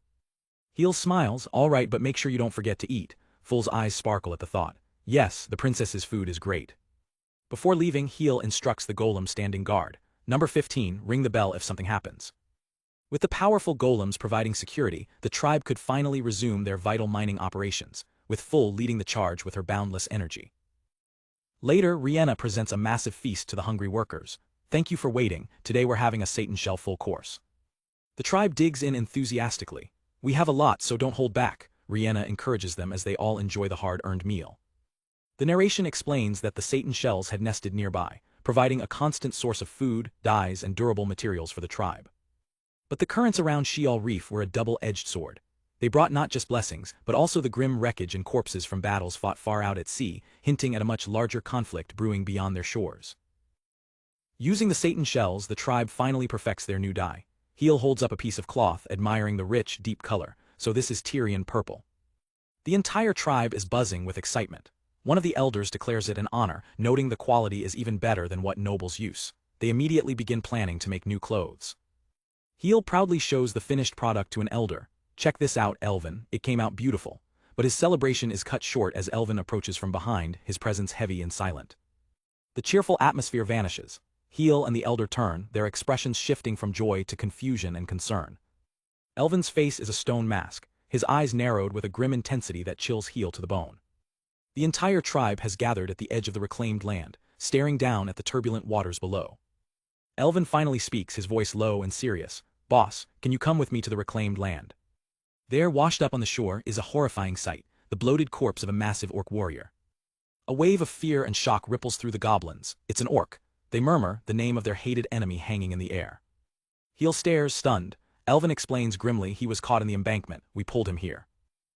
Elvin's eyes fixate on a specific detail on the orc's armor, a metal seal. His voice drops to a whisper filled with dawning horror. That seal, no doubt about it. In an instant, his stoic demeanor shatters, replaced by pure, unadulterated rage. He roars, it's the tribe that destroyed our hometown. His words are a spark in a powder keg. One of the younger goblins, fueled by rage, breaks from the crowd. Why are you scared of a corpse? He screams, delivering a vicious kick to the dead orc. Another goblin shouts at him, why you idiots? But the fury is contagious. They all remember the horrors they faced. How dare you, our friends, our families. The crowd surges forward in a frenzy of hatred, kicking and stomping the corpse. Let him have it. Heel tries to intervene, shouting, wait. He calls out their names, trying to regain control, but his voice is lost in the chaos. Even Elvin and Varys can only watch, their faces twisted with the pain of old wounds torn open anew. Heel freezes, his body trembling. He realizes the truth. This orc is an enemy of the Belden tribe. I don't have the right to stop them. Suddenly a clear, sharp voice rings out, cutting through the noise like a thunderclap. Stop it. The enraged goblins halt, stunned. Standing before them, blocking their path, is Rihanna. Her eyes, usually so gentle, are blazing with fury and disappointment. The tribe members stare, shocked by her intensity. Rihanna's voice trembles with indignation. Kicking a dead person is disgraceful. Did the Belden tribe lose even its pride? One of the goblins stammers, but princess. He tries to justify their actions, reminding her of the orc's cruelty. What they did to our tribe. They even used the king's corpse to set an example. Rihanna's eyes narrow, acknowledging the truth of their painful memories. Still, she says, her voice firm and unwavering, that doesn't mean we should act the same way. Another goblin, looking towards Heel, adds, and Mr. Heel should decide how to deal with those that drift into this island. All eyes turn to Heel. Rihanna, realizing she may have overstepped, bows her head. I apologize, Mr. Heel. But Heel isn't angry. He looks at her, his expression filled with gratitude and resolve. Thank you, Rihanna. Inspired by her courage, Heel steps forward, finding his own. Yes, that's right. Right now, I am the chief of this island and these people. He stands between his tribe and the corpse, addressing them as their leader. So, I know you're frustrated and I get that you want to vent. But I don't want you to do something like humiliating a dead person. I have to take responsibility. Then Heel does something none of them expect. He bows his head low. I'm sorry, please listen to my selfish request and contain your anger. The tribe is utterly shocked. Their chief is bowing to them. They rush forward, flustered. Boss, please raise your head, you're putting us in a bind here. With the situation diffused, Heel turns to Varys. Varys, can you handle his burial? Varys nods solemnly, if that is what you wish. But as they prepare, Varys delivers chilling news. He's not the only one. Heel looks out at the water and his blood runs cold. The sea is littered with bodies and the wreckage of ships. The tribe works to pull the dead from the water. We pulled in 24 corpses. And there's another shock. As they lay out the bodies, they see it's not just one race. Among the orcs is the body of a kobold. There are bitter enemies, a goblin explains, and fought with the orcs too. Heel is deeply troubled. Did orcs and kobolds fight, but why are they in this remote area? Later, after the bodies have been arranged, Heel and Elvin survey the grim scene. Elvin confirms his suspicions. This is all very strange. They all have battle wounds, but some of them are really horrible. He points to a gruesome injury, scars that can't have been caused by an axe or a sword. If I had to say, they were caused by fangs, but I've never seen ones that big. He gestures to another body, charred beyond recognition. There's a corpse that looks like half of it was blown away by extreme heat. You can't do something like that even with blaze magic, right? The implication is terrifying. Heel's eyes widen in horror. Are you saying they were attacked by something else? Elvin admits, I don't know, but for now let's tighten our guard. Heel agrees, deciding not to spread panic. Yes, it's all very unclear, but I don't want to worry everyone. Heel takes charge, organizing the tribe. He tasks Varus with the burials and Elvin with bolstering their defenses. While the others work, Heel and Rihanna begin the unpleasant but necessary task of scavenging through the wreckage for any usable supplies. Rihanna sighs, holding up a piece of splintered wood. Everything is in terrible condition. It'll be hard to fix this. As they work, Heel hears a faint whimpering sound. He turns to Rihanna. Did you say something? She shakes her head, confused. No. His eyes then land on an ornate chest half buried in the debris. Rihanna, this box has a lock. The whimpering sound grows louder, clearly coming from the chest. Rihanna tries to pry it open, but it won't budge. Chen, I can't open it. Heel realizes the sound is coming from inside. Stepping forward, Heel summons his magic. Pick, a magical crest appears, and with a soft click, the lock disengages. All right, it's open, he says, cautiously lifting the lid. Before he can even peek inside, something small and white shoots out of the box like a cannonball. It lands directly in his arms. Heel stares in disbelief. A puppy. The fluffy creature immediately pounces, licking his face excitedly. It begins climbing all over him, completely overwhelming him. Wah, Rihanna, what do I do about this? Rihanna can only watch, stunned by the sudden, chaotic appearance of the creature. Heel manages to get the creature off his face, only to find it's left a wet stain on his shirt. Yuhai, did it stain on the inside? But Rihanna is already smitten. She gently takes the creature and cuddles it, a bright smile on her face. I'm sorry, I'll wash it. Heel is still trying to process what just happened, but this puppy. Rihanna looks down at the creature nestled in her arms, her expression knowing. Yes, I think it's a kobold. She holds the baby kobold close, stroking its fur. A baby isn't guilty of anything, I'm sure. Everyone will understand. Heel isn't so sure. They've just found the child of their sworn enemy, but looking at the innocent creature, he knows they can't just abandon it. For now, they have to look after it. The next day, Heel is back on the grind, putting his new pickaxe to work. With powerful swings, he blasts through the rock face, continuing his mission to gather resources. He can't help but admire his new tool. Mappa's special orichalcum ice axe really is great. But as he works, his mind is heavy. A battle on coastal waters. I still don't have an answer for what Elvin pointed out. For now, the best thing I can do is keep mining. His strategy is simple: mine, collect, and repeat. The island's defense depends on the raw materials he can gather. While checking his inventory, he notices a problem: getting less and less magic stones. He thinks about the others. He wants to boost Rihanna's magic and hopes Full and Varus might be able to use it someday too. He sighs, well, nothing I can do if they don't appear. But then, his eyes catch on a strange, unidentified item in his inventory. Curious, he materializes it in his hand. What is this? He examines the object closely. It's not a stone, it's a seed. Did it get sucked up when I was digging? Suddenly Full comes running towards him, calling out, Mr. Heel. He turns, asking Full, are you here to mine too? She looks completely stressed out. Ah no, it's up there. Back at the camp, the situation is chaotic. One of the tribesmen tries to soothe the wailing kobold baby by making funny faces. It is not working. The baby just cries even louder. Another tribesman tries to distract it with a giant spider, which only makes things worse. Even one of their summoned beasts tries to help, letting out a roar that terrifies the poor infant. The entire crew is at a loss. That's weird, why doesn't he stop crying? Full loses her patience and decks one of the tribesmen. What is that nonsense you're doing? The guy is stunned. What? I did this with you too. Ah, Full looks mortified at the memory. Just then Heel arrives. No, you're just scaring him, he says plainly. The tribesman sheepishly welcomes him back. The baby spots Heel, its teary eyes widening. Instantly the crying stops, and the little creature dashes straight for him. It leaps into his arms, nuzzling him affectionately. Heel is completely caught off guard. Whoa, wait. Rihanna and Full explain the situation. Aha, he really was looking for you, Rihanna says. He started crying right after he woke up from his nap. Rihanna smiles. He probably thinks you're his father. Full chimes in, maybe he was marking you, didn't he pee on you? Meanwhile, Varus has been inspecting the chest the baby was found in. It seems shallower than its exterior would suggest. I was thinking perhaps there was a false bottom. He also offers a theory on the baby's behavior. Perhaps it's in their nature to imprint on others. Heel notices his focus. Is there something to that chest, Varus? The old man replies, yes, well. Varus demonstrates its incredible durability. Even though it appears to be a wooden box, even an orichalcum knife won't penetrate it. An idea strikes Heel. He hands the baby to Rihanna. Rihanna, please take him. Yes, she says, taking the infant. Heel places his hand on the bottom of the chest, activating his unique pick magic. A hidden compartment clicks open. The bottom was locked too, Heel exclaims. Varus leans in eagerly, and what is inside? Within the secret compartment lie 3 ancient-looking books and a small, white pyramidal stone.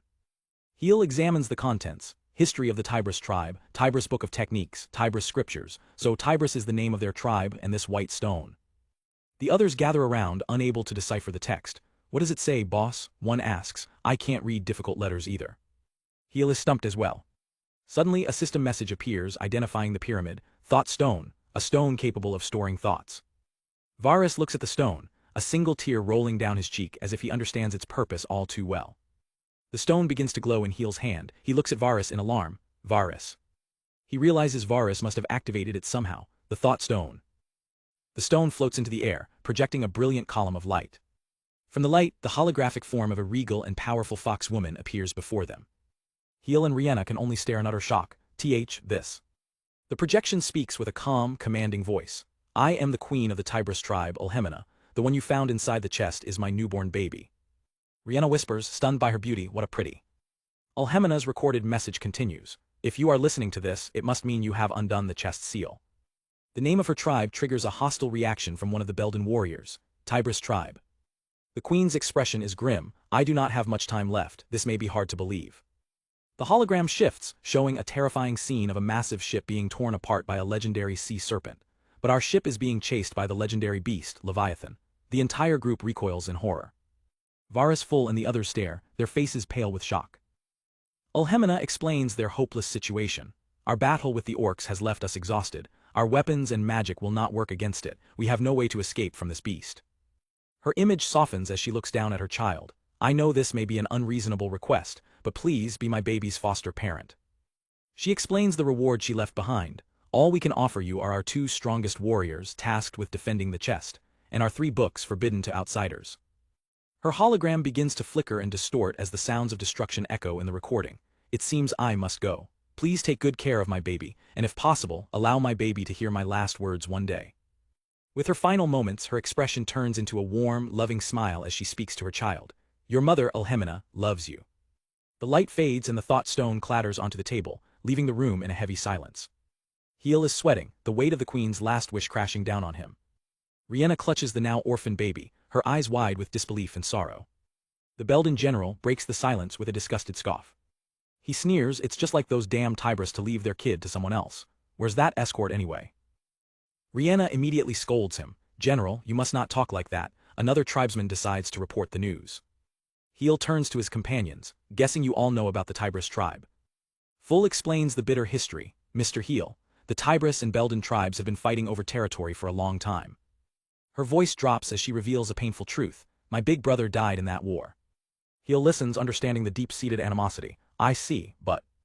Rihanna points out, even after hearing that, Elvin didn't glare at the baby or anything. Full nods fiercely. Yes, my father would never hate a child. Varus clarifies the general's anger. Yes, the general blames himself for being unable to protect his son. Then Varus shares his own loss. I also lost a younger brother in this war, but I hold no grudge against this baby. Hearing their resolve, Heel makes his decision, his voice firm. I think I'll take care of him. Full and Varus smile, fully supporting his choice. Heel takes the baby, then realizes a crucial detail is missing. Having said that, did she say his name? Varus replies she only said he was her baby. Rihanna ponders the reason. Did she intentionally omit it, so the people taking care of him would treat him as their own? Heel looks to her for help. In that case, do you have any ideas, Rihanna? Heel holds the baby up, ready to give him a new beginning. Rihanna thinks for a moment, then smiles. All right then, how about Riel? Heel loves it. Riel, yes, from now on you're Riel. Just as he says the name, a system message appears. Naming complete, tamed Riel. Heel is confused, He looks at the happy baby. Tame, that's not what I was going for, but I guess it's good if Riel is going to live in the cave from now on. Full grins having figured it out, I get it. Rihanna and Heel, you took parts from both of your names. Rihanna blushes furiously as Full laughs, while Heel tries to deny it, completely flustered. But the light-hearted moment is cut short as the general recounts the grim fate of the Tybris warriors, marks of giant fangs, half of the body blown away by extreme heat, a beast immune to weapons and magic. Varus brings them back to the immediate danger. Now that this is settled, there is a problem that must be addressed. The name of the beast echoes in Heel's mind, a terrifying promise of the battle to come, Leviathan. Heel faces the stoic Mappa, a hint of concern in his voice. Mappa, are you sure about this? Mappa simply nods. Heel takes a deep breath, steeling himself. All right. He and the others brace themselves as an immense force barrels towards them. Heel unleashes a torrent of fire magic, engulfing the area in a massive explosion. The golem stands its ground, raising its new orichalcum shield. A magic circle flares to life, effortlessly absorbing the entire blast. Heel clenches his fist in excitement. The orichalcum shield is even stronger with shielding magic. This feels very reliable. Later Heel checks in on the tribe's elders. Varus, Elvin, how are you doing? The entire tribe is hard at work constructing a massive ballista. Varus proudly explains, Mappa's design is magnificent. With this, we can defend the island even from giant monsters. Heel looks out at the sea, worried. The Leviathan, is it really that mythical monster? Varus admits, to be honest, I don't believe it either, but we have to be prepared. They recall the grim intelligence. An entire military unit, led by the feared Queen Alhemina, was completely wiped out by a monster lurking in these very waters. Suddenly a tiny yelp cuts through the air, drawing a goblin's attention. It's the kobold pup Riel, stranded high up on the construction scaffolding. Heel calls out in alarm, Riel, how did you get up there? That's dangerous. The poor pup trembles, too scared to move. A goblin shouts, are you stuck there? Heel and Varus look on, panicking. Without hesitation, one of the orc warriors begins scaling the structure. Hold on, I'm coming. Elsewhere, Rihanna tries to wrangle the energetic pup. Hey, Riel, don't bother them while they're working. She apologizes to the orc general. I'm sorry, are you all right? He waves it off, then asks, I thought Riel was in the field with you. Rihanna looks away sheepishly about that. It turns out Riel has been causing chaos all over, digging up seeds and even stealing a goblin's lunch. Varus chuckles, noting how fast the pup is growing. Kobold children mature quickly. Riel will be walking on 2 legs soon. The mention of the field sparks a memory for Heel. Hold on, speaking of fields. He pulls out a large, peculiar seed he'd found. Do you know this seed, Varus? Varus examines it, intrigued but stumped. It's big, I'm sorry, but I have never seen it before. As Rihanna looks at the seed, a single word escapes her lips almost unconsciously, Yggdrasil. Everyone turns to her in surprise. Rihanna, Heel asks. She snaps out of her trance, completely flustered. Why did it just slipped out of my mouth? Heel connects the dots. Was it your crest? Varus nods in understanding. I have heard that the farmer crest bestows knowledge about plants. The name, however, strikes a chord with Varus. Still, Yggdrasil, I do know about that. He explains it's a mythical tree from an old tale, a giant that blesses all living things. Varus holds the seed, his expression serious. Yes, it's a legend, but so was the change stone, and this was found on this island. With a new purpose, Heel gets to work. Using his powers, he begins carving out a new patch of land from the rocky coast. The earth moves and reshapes at his command. Finally he breaks through. All right, I'm through. Rihanna watches impressed. Thank you, Mr. Heel. The plan is to create a new field, which will also serve as a defensive buffer for the island. Heel enlists the help of his insectoid minions. My retrieval function only works in the cave, so I need help moving dirt outside. I'm counting on you. He has more than enough raw materials to get the job done. By evening, they've finished creating a large, walled-off plot of reclaimed land. Heel declares, all right, let's go right ahead and plant the Yggdrasil seed. As he kneels to plant the seed, he notices Rihanna scattering something else. Rihanna, what's that? She smiles, showing him a pouch. They're flower seeds from our hometown. I thought they would look pretty here. Heel returns the smile. That's nice. He's suddenly startled by Mappa, who has appeared beside him without a sound. Mappa, you should say something if you're there. Just then, Rihanna cries out, Mr. Heel. Heel whips his head around. The Yggdrasil seed he just planted has already sprouted. Mappa looks at the tiny plant, then back at Heel, as if asking what to do. Heel shrugs. Oh well, try using the sunstone then. Rihanna holds the glowing sunstone over the sprout, bathing it in light. The sprout immediately begins to grow at an unnatural speed. Within seconds it's a small tree. Heel is amazed. The sunstone really is incredible. But the growth doesn't stop, it accelerates. The ground begins to tremble. Rihanna, are you sure you only used one? He asks nervously. She confirms she did. The vegetation expands wildly, the earth shaking violently. This doesn't look good. The ground shatters beneath them. Heel grabs Riel and screams, "Run." As they flee, Mappa trips and falls behind them. He's swallowed by the collapsing earth and surging roots.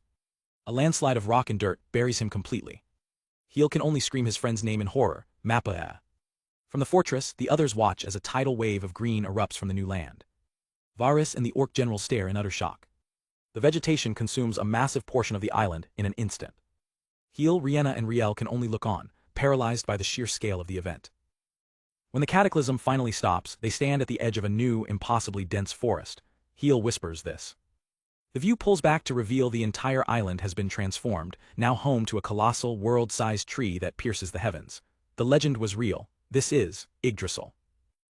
Panic grips Heel as he stares at the devastation. Ma Mappa. Rhienna points towards the colossal new tree that has burst from the ground. He's buried under that trunk. Without hesitation, Heel resolves to save him. Let's go help him, Rhienna. Shell, go call Varys. The group rushes towards the base of the impossibly large tree, dwarfed by its sheer scale. They begin to climb its massive roots, which are more like small mountains.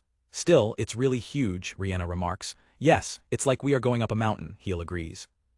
Heel calls out, his voice echoing in the massive forest. Don't worry, Mappa, we'll get you out of there. But as they get closer, they find Mappa not crushed but sleeping soundly, drooling with a blissful expression on his face. Heel stares, his panic turning into utter disbelief. He raises a hand, signaling for quiet, completely dumbfounded by the scene. Seeing how peaceful Mappa is, Heel sighs. Do you want to stay? He asks the sleeping giant, who seems to nod in his sleep. All right then. Rhienna takes a deep breath, a gentle smile on her face. I can see how he feels. It smells very nice. I haven't felt the smell of the forest in a long time. Heel notices a faint, shimmering aura emanating from the tree's bark. Rhienna feels it too. Mr. Heel, I can feel a great power coming from this tree. Can you feel it too? Is that because you're learning magic? Looking at the entire tree from a distance, Heel confirms her suspicion. Magic energy is flowing, and it looks like holy magic around it is expanding. He looks around at the strange, new landscape. This tree is full of mysteries. Let's have Varys investigate it too. Rhienna nods. Yes, everyone is here. Suddenly, a small, fluffy creature, Riel, pops out from the foliage with a happy yip. Riel, don't wander away by yourself. It's dangerous, Heel scolds gently. But Rhienna has another idea. Mr. Heel, how about we go a little higher while we're at it? She twirls happily in the serene environment. It's like I've returned to the forest in my hometown, so it would be a waste to go back right away. Watching her, a faint blush appears on Heel's face. I see. He makes a decision. All right then, Riel, let's explore Yggdrasil. Riel lets out an excited woof. The fluffy companion happily bounds ahead, leading the way up the giant tree. Rhienna effortlessly leaps up the steep incline of the roots. Heel follows, getting a helpful hand from Rhienna as they ascend together. They finally reach a high vantage point, and the breathtaking view of the island spreads out before them. Yuwa, what a view. I've never seen the island from above, Rhienna exclaims in awe. Heel is equally impressed. So that's what it looks like. His eyes, however, drift towards the vast, empty ocean. A serious look crosses his face as he scans the horizon. I can't see any ships. It'd be bad if there were any ships from the kingdom. Rhienna notices the sudden shift in his mood. Her curiosity is piqued by his strange comment. She finally asks the question that's been on her mind. Mr. Heel, why were you alone on this island? The question hits Heel like a physical blow. Seeing his reaction, Rhienna immediately panics. I'm sorry, I should not have asked. Heel sits down, his expression somber. No, I guess I've never explained it properly. Rhienna sits opposite him, holding Riel ready to listen. Heel looks up, a sad smile on his face as he reveals his past. I was expelled from my kingdom because I was too powerless. Rhienna is stunned. What, you powerless? Heel's voice drops as the scene shifts to a flashback of a grand capital city. You say that because you didn't know me back in the capital. A much younger Heel, clad in a simple cloak, walks alone through the imposing stone streets of the royal city. His narration begins. After some land readjustment, the residential area of the servants was left abandoned. I used to sneak out of the castle and read there.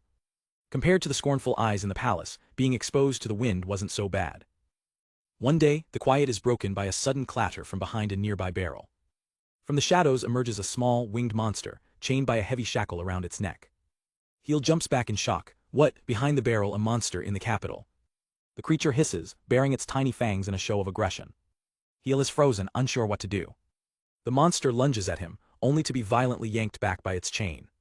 Heel's fear turns to pity as he gets a closer look. Why is it chained, and it's covered in wounds? The little creature collapses, exhausted and hurt. Heel immediately flips through his book, searching for a way to help. He finds a page on magic. How to do healing magic. Day turns to night, and Heel continues his secret visits. He rushes back to the abandoned alleyway the next day. He calls out to his new friend, Lopes. He offers the creature a piece of bread. I have bread for you today. Heel narrates his thoughts from that time. I gave a monster food and a name, Lopes. If someone saw me, they'd think I was insane. All the while, he fumbles with the lock on its shackle. But his efforts are useless. No good, I can't pick this lock. He refuses to give up, holding up his magic book with a determined grin. Wait, I'm not done yet. I have this magic book, so let's practice. His narration continues over a scene of him practicing a magic circle. But for me, my time with Lopes felt much more humane and fulfilling. As he reads, he makes a solemn vow to the little creature. Even if I can't do it now, one day I will remove that shackle around your neck. You'll be able to fly away from here. He gently pats Lopes' head. I promise, Lopes. Suddenly the sound of cruel, mocking laughter shatters the peaceful moment. Heel freezes in terror, a person more than one. He quickly tries to hide. If someone's here, that means. But it's too late. Confident footsteps echo on the cobblestones approaching them. A boy with shining, pale golden hair and an almost ethereal beauty appears before them. The boy looks down at Heel with a condescending smirk. You look surprisingly well. I guess if nothing else you do have plenty of vitality.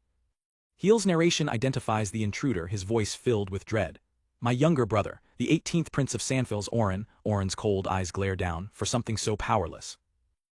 In Heel's past, a cruel lesson begins. A vortex of wind magic is unleashed, slamming into a small, terrified creature named Lopes. The beast cries out as the magical shrapnel tears at it, held in place by a heavy chain. Prince Orin, the architect of this cruelty, lectures a young Heel. Listen, precision is key. It doesn't matter what magic you use if it doesn't hit. Surrounded by his entourage of elite academy students, Orin smirks. Now, let the lesson begin. His friends join the training, launching attacks that intentionally miss just close enough to terrorize Lopes. Hey, aim right, one jokes, but Heel sees the truth. It was all deliberate. Heel narrates that it wasn't just Orin. It was all of them, the supposed best and brightest of the Magic Academy. They were masters of precision, slowly whittling down the creature's stamina, torturing it without landing a killing blow. Forced to watch, Heel trembles with helpless rage and sorrow, while Orin's friends laugh at the spectacle. After they've had their fun, they leave Lopes battered and bleeding on the cold stone floor. As soon as they're gone, Heel rushes to the creature's side. I'm sorry, Lopes, he cries, his voice choked with guilt. The small creature can barely move. Heel explains that every day he would sneak away to tend to Lopes, but his own healing magic was too weak to mend the constant injuries. And it wasn't long before Orin and his cronies would return for another lesson. Heel was trapped, he couldn't heal the wounds or break the shackle. He knew that at this rate, Lopes was going to die. Finally, unable to bear it any longer, Heel resolves to confront the prince directly. He finds the group as they approach the courtyard. Orin stops, a look of mild surprise on his face. If it isn't Heel, what are you doing here? Heel swallows his pride, his voice shaking. I want to ask you a favor, Orin. He bows his head, begging, stop this, can you please let this monster go? Orin's cold eyes stare back at him. He turns to one of his friends, who seems surprised by Heel's audacity. The friend holds Orin back, as if to say, let me handle this. Heel waits, sweat dripping down his face, praying his plea got through. Instead of an answer, he gets a violent shove that sends him stumbling. Orin's friend scoffs at him, peeking, you're still royalty, you know, and you have the nerve to ask me to let a monster go. He begins to conjure a spell. Move, you powerless man, he sneers, a dark energy swirling around his hand. Or would you like to turn to ash with your powerless friend? Desperate, Heel falls to his knees before the prince. Please, Orin, he begs. The group watches in amusement as Heel pleads. Orin lets out an exaggerated sigh. Ah, this is such a buzz killer. Heel looks up stunned as Orin seems to relent. Fine, Heel, do what you want. Are really? Heel asks, a flicker of hope in his eyes. I grow bored with this kind of training anyway, Orin says dismissively. I'm done with that thing. Heel immediately scrambles toward Lopes, relieved. But Orin's voice stops him, laced with a chilling amusement. Come on, undo the lock already. The prince's cruel smile returns. However, I can't ignore a monster running loose in the capital. I should dispose of it quickly. A tiny flame appears on his fingertip, but I will grant you 10 seconds. Heel is confused. Orin clarifies the twisted game. Like I said, do what you want, release it from its chains and set it free. The countdown begins. 10. Heel's blood runs cold. What? There's no way I. 9-8. The seconds tick away like a death sentence. Panic sets in. Heel frantically tries to use his magic to pick the heavy lock on Lopes' shackle. Orin's friends watch the desperate struggle with smug satisfaction. Tears of frustration stream down Heel's face as his magic proves useless against the complex mechanism. Through it all, Lopes, not understanding the danger, simply looks up at Heel and smiles trustingly. A wicked grin spreads across Oren's face as the timer hits 0. In an instant, a torrent of fire engulfs the small creature. Lopes is incinerated, leaving nothing but smoldering ash and the sound of Heel's shattered hope. As he turns to leave, Oren delivers one last verbal blow. You're awful, Heel. I simply cannot believe you let your dear friend Lopes die. His words echo in the courtyard, twisting the knife. Something inside Heel snaps. He slams his fist on the ground, the realization hitting him. This guy, he knew everything. It was never a chance, it was a setup. Consumed by pure rage, Heel lunges, throwing a punch aimed right at Oren's face. His fist stops dead, hitting an invisible hexagonal shield. Oren doesn't even move. What do you think you're doing, Heel? Tears of grief and fury pour from Heel's eyes. How dare you, Lopes? Oren's voice drops to a menacing whisper. That is not what I asked. His eye glows with terrifying power as he leans in. Do you think someone as powerless as you can touch me? The flashback fades. Heel's voice returns, somber. I woke up on a bed in a medical building. I somehow managed to get up and go to that place. There, he found that someone had collected Lopes' ashes and left them for him in a small vial. Clutching the vial, Heel finishes his story. Friend, how presumptuous of me. I made a promise I couldn't keep and did nothing as it died. That's the real me.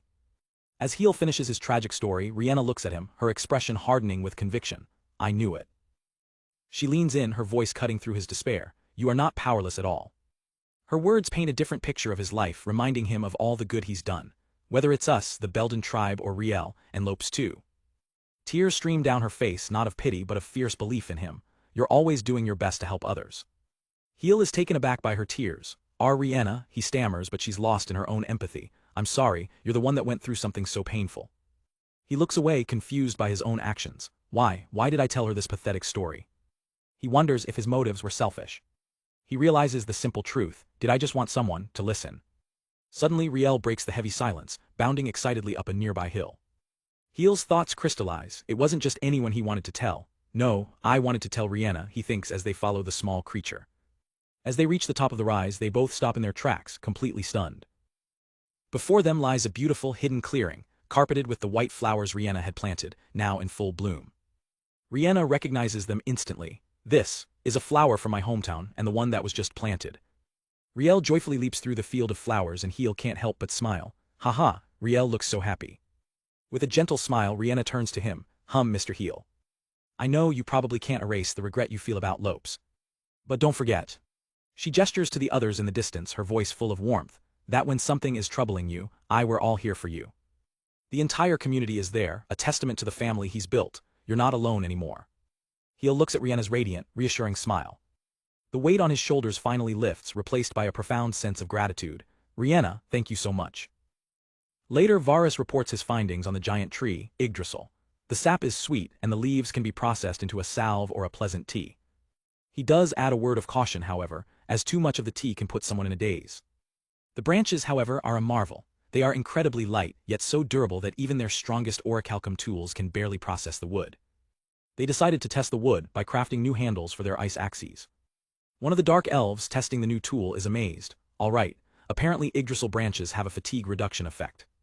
Heel, seeing how late it is, calls it a day. It's already time for dinner.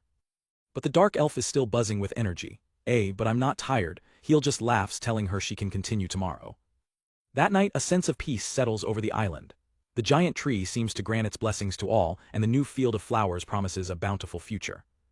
Life on the island is becoming richer and more stable with each passing day, and even Riel sleeps soundly. As Heel gets ready for bed, he thinks about his plans for the next day's mining. He lies down, content with their progress. But suddenly, he's jolted awake by a violent shaking. He sits bolt upright, seeing Riel in the slime trembling. Riel. He rushes to the small creature's side, filled with concern. Are you all right? The commotion wakes the others, who hurry over. Mr. Heel, what's going on? We heard Riel crying.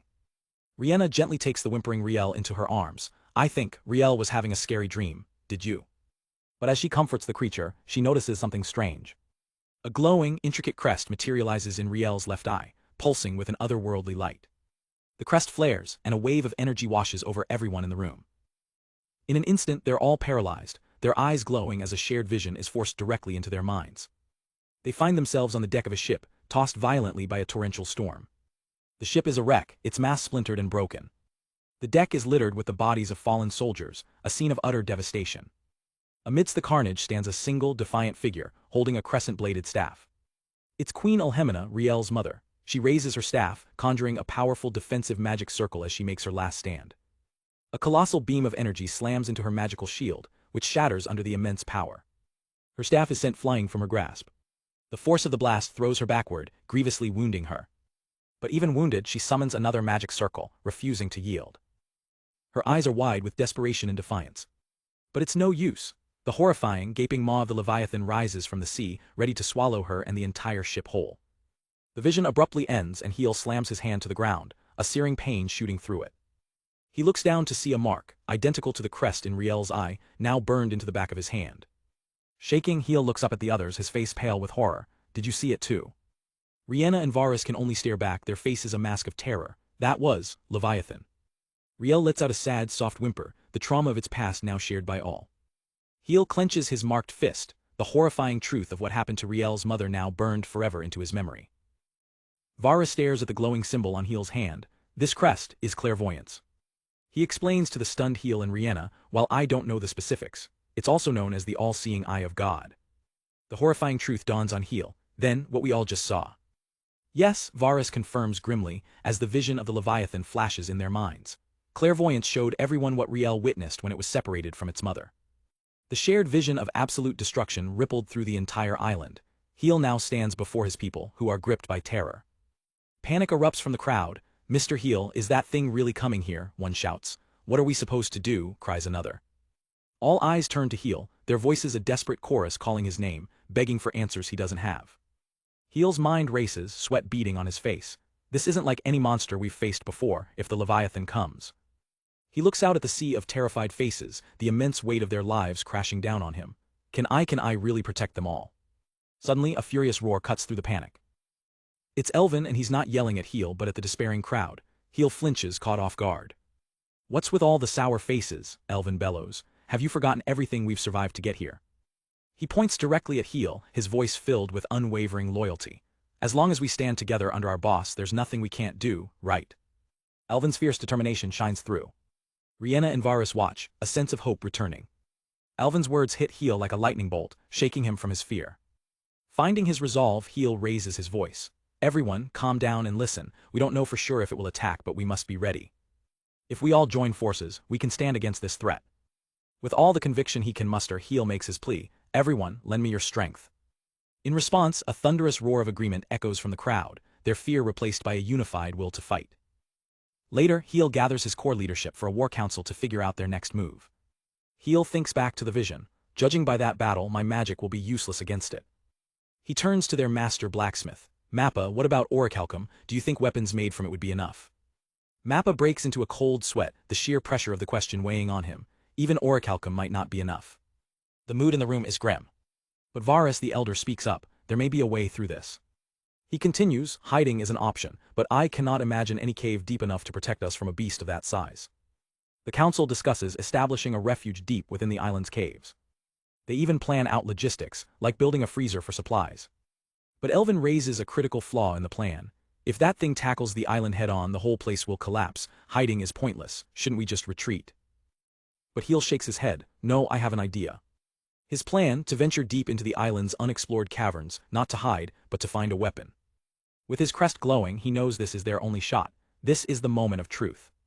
Back in the meeting, Heel lays out his proposal. I want to dig for new, undiscovered materials. This island has always rewarded us with new resources the deeper we explore, Heel explains. I believe there's something dormant down there, a material powerful enough to stand against the Leviathan. Rihanna suddenly has a spark of inspiration. Heel, you should take Riel with you. Riel can't control its clairvoyance yet, she adds, but that very power might be the key to finding what we need. And so the expedition begins. Heel, Full, and the mining crew head into the depths, with Full wishing their furry guide good luck. Heel checks his backpack. Riel, Their secret weapon is already fast asleep, drooling without a care in the world. The crew shares a laugh. It'll wake up eventually, Full says. Let's get to digging. Heel grins. All right team, let's show them what we can do. As the mining crew delves into the darkness, the rest of the island begins a massive undertaking. Using the sacred lumber from Yggdrasil, they gather materials. A colossal defensive wall begins to take shape, a testament to their unity and desperation. Meanwhile, deep underground, Riel suddenly jolts awake. Heel feels the movement. Whoa, did you find something? But it's another false alarm. Heel sighs. Oh, you just needed to pee. Despite its quirks, Riel's ability proves invaluable, its clairvoyance piercing through solid bedrock. Time and again, the little creature leads them to rich veins of ore, keeping the mission productive. A few weeks pass in the darkness of the mines. Then one day Riel goes wild, digging at a barren patch of rock with incredible urgency. "Whoa, look at that reaction," Full exclaims. Heel looks at the spot. "You want to dig there?" Full is skeptical, but Heel trusts his guide. "Yes." He feels it, this is the place. "But there's no optimization light or anything," Full points out. "Are you sure?" Heel grips his pickaxe, his gaze firm. "Number Riel found something here, I'm sure of it." He brings his tool down with force, shattering the rock. He strikes again, carefully this time. And the ground crumbles beneath him. "Mr. Heel," Full screams as he falls. From below, Heel calls back, "I'm fine, there's a cave down here." As the dust settles, Heel looks up, and his jaw drops in utter disbelief. Before him stands a silent titan, a colossal golem clad in impossibly ancient armor, its hand resting on a sword larger than any man. As the others climb down, Full gasps, "A golem?" Heel quickly assesses the situation. "It's all right, it's dormant, no heart stone." He runs a hand over the metal, his eyes wide with discovery. "And this armor, it's made of orichalcum." But it's not the golem that catches their eye, it's the colossal silver sword plunged into the stone before it. Full shivers, hiding behind Heel. It's pretty but kind of creepy. Heel, however, is intrigued. Should we get a closer look? As they venture deeper, the sheer scale of their discovery becomes clear. There, at the end of a long cavern, sits a dormant, giant golem of orichalcum, with the crew looking like ants at its feet. The task of processing this new find falls to Mappa and the island's blacksmiths, who work tirelessly day and night. But there's a problem. Heel examines the blade, completely undamaged. It's no good, it doesn't look like I can even scratch it. Full stares in disbelief, asking, what is this even made of? Even Mappa, the master craftsman, is sweating buckets, completely stumped by the impossible metal. The legendary blacksmith collapses, overwhelmed by the challenge. Heel and Full rush over in concern. Mappa, when did you get here?" But Mappa isn't defeated, he's staring at the sword with trembling reverence. His eyes are wide, not with despair but with the shock of a lifetime. Suddenly Mappa erupts in pure joy. Heel is stunned. He's even more excited than when we found the orichalcum. The blacksmith has realized exactly what they've found. Heel understands instantly. He's going to process it. "Let's go." Full nods, ready to assist. The entire forge is mobilized, feeding the massive furnace. The great bellows pump air, pushing the heat to its absolute limit. Using heavy chains, they lower the giant sword towards the roaring furnace, but the metal refuses to yield. One of the smiths reports the bad news. Apparently there isn't enough heating power. Heel turns to Mappa, asking what's wrong.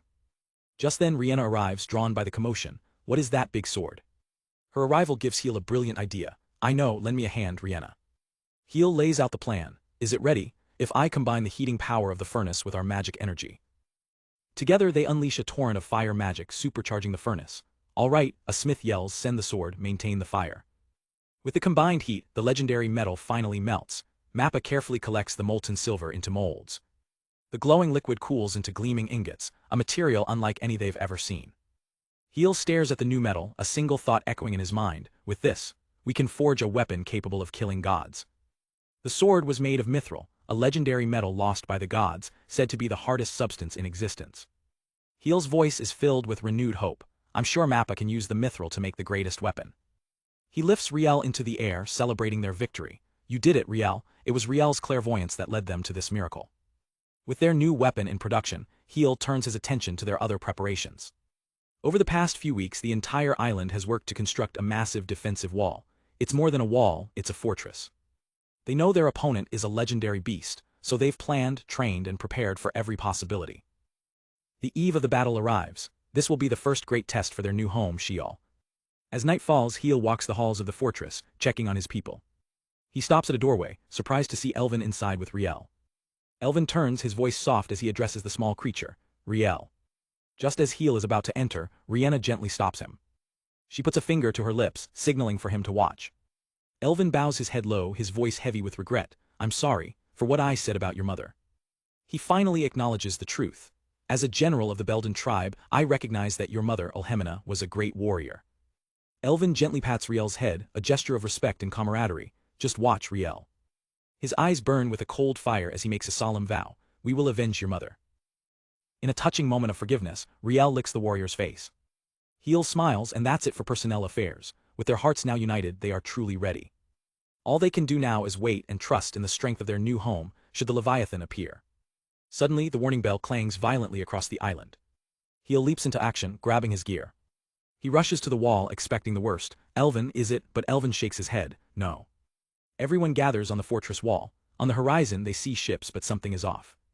Varus hands Heel a newly crafted telescope. Use this, Mr. Heel. Mappa made it. Heel raises the scope to his eye, focusing on the distant fleet. His blood runs cold as he recognizes the skull and rose emblem on their sails.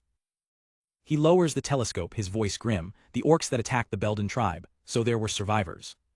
Elven bares his teeth, ready for a fight. Are they coming to attack the island? They won't take it. But the orc fleet isn't targeting them. Their cannons are firing wildly at something unseen in the water. Heel watches confused. Are they attacking something else? In that instant, an overwhelming wave of magical pressure washes over the entire island. Riel's clairvoyance activates, his divine eye flaring with power as the vision becomes reality. Everyone feels it. There is incredible magic energy coming from the sea. Riel trembles, the terrifying sight from his vision now playing out before him. A colossal armored appendage erupts from the depths, obliterating an orc ship in a single, devastating strike. Finally, the Leviathan reveals itself. A gigantic black shadow that drives the seas mad, its roar reaching the heavens as the defenders of Sheol watch in silent, abject terror. From the decks of the orcish warships, a volley of cannon fire erupts, thundering across the waves. The cannonballs streak towards the colossal shape lurking in the water. They strike their target with a series of massive splashes. But the projectiles bounce harmlessly off the creature's impenetrable hide. The legendary Leviathan rises from the depths, a true god of the sea, and effortlessly splinters the warship like a child's toy. From the safety of their fortress walls, Heel and the others can only watch in horror as the monster continues its rampage. One of the defenders cries out in disbelief, it's attacking another ship. Panic sets in, the fortress's emergency alarm bell is rung with frantic urgency. The ringing echoes across the ramparts, a desperate call to arms. Elven, the orc leader, turns to his stunned soldiers. Don't just stand there, get ready for battle, take your positions like we practiced. Heel looks over, questioning his intentions. Elven. Elven doesn't even turn to face him. I'm not doing this to save some orcs, he clarifies coldly. It's just best to attack Leviathan while it's distracted. Understanding the grim logic, Heel steels himself. All right. A young girl runs up to him, her voice trembling. Mr. Heel, everyone.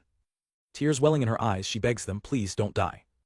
Heel turns to her, his voice firm but reassuring. Full, give the order to evacuate to the cave. With the civilians' safety secured, Heel and his trusted companions, Rienna, Mappa, and the others, prepare for the fight of their lives. The order is given, bring out the heavyweight ballista. The command is relayed and acknowledged. It's time to unveil their trump card. Deep within the fortress, massive gears grind as a hidden platform begins to rise. A colossal ballista, a weapon of immense scale, is lifted into position on the battlements. One of the dwarves proudly points to the gleaming tip of the bolt. The mithril arrowhead Mappa put his very soul into, this thing'll penetrate anything. The crew lets out a unified battle cry, ready to operate the massive weapon. They take aim, the giant arrowhead pointing directly at the distant Leviathan.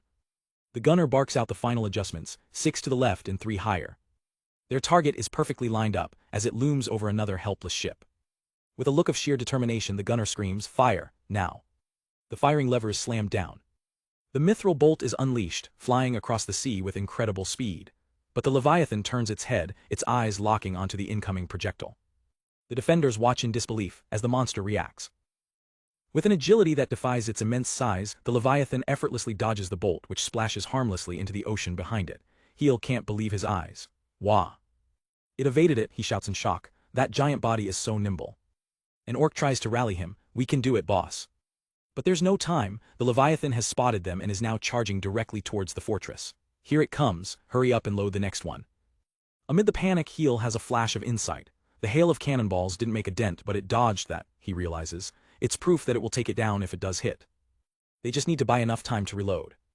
Heel begins issuing commands to his golems, 10 and 11 ice. He turns to Rienna. I'll hold it with the golems, prepare that magic, Rienna. He continues his orders, 12 and 13 wind. Heel, Rienna, and the 4 golems combine their powers, unleashing a massive vortex of elemental fury. The Mega Blizzard spell slams into the approaching Leviathan. But the beast barely slows, pushing through the magical storm. It's still coming. An elder mage grits his teeth. Magic really does not work. The Leviathan continues its relentless advance. It shakes off the ice and wind, as if they were nothing more than a mild inconvenience.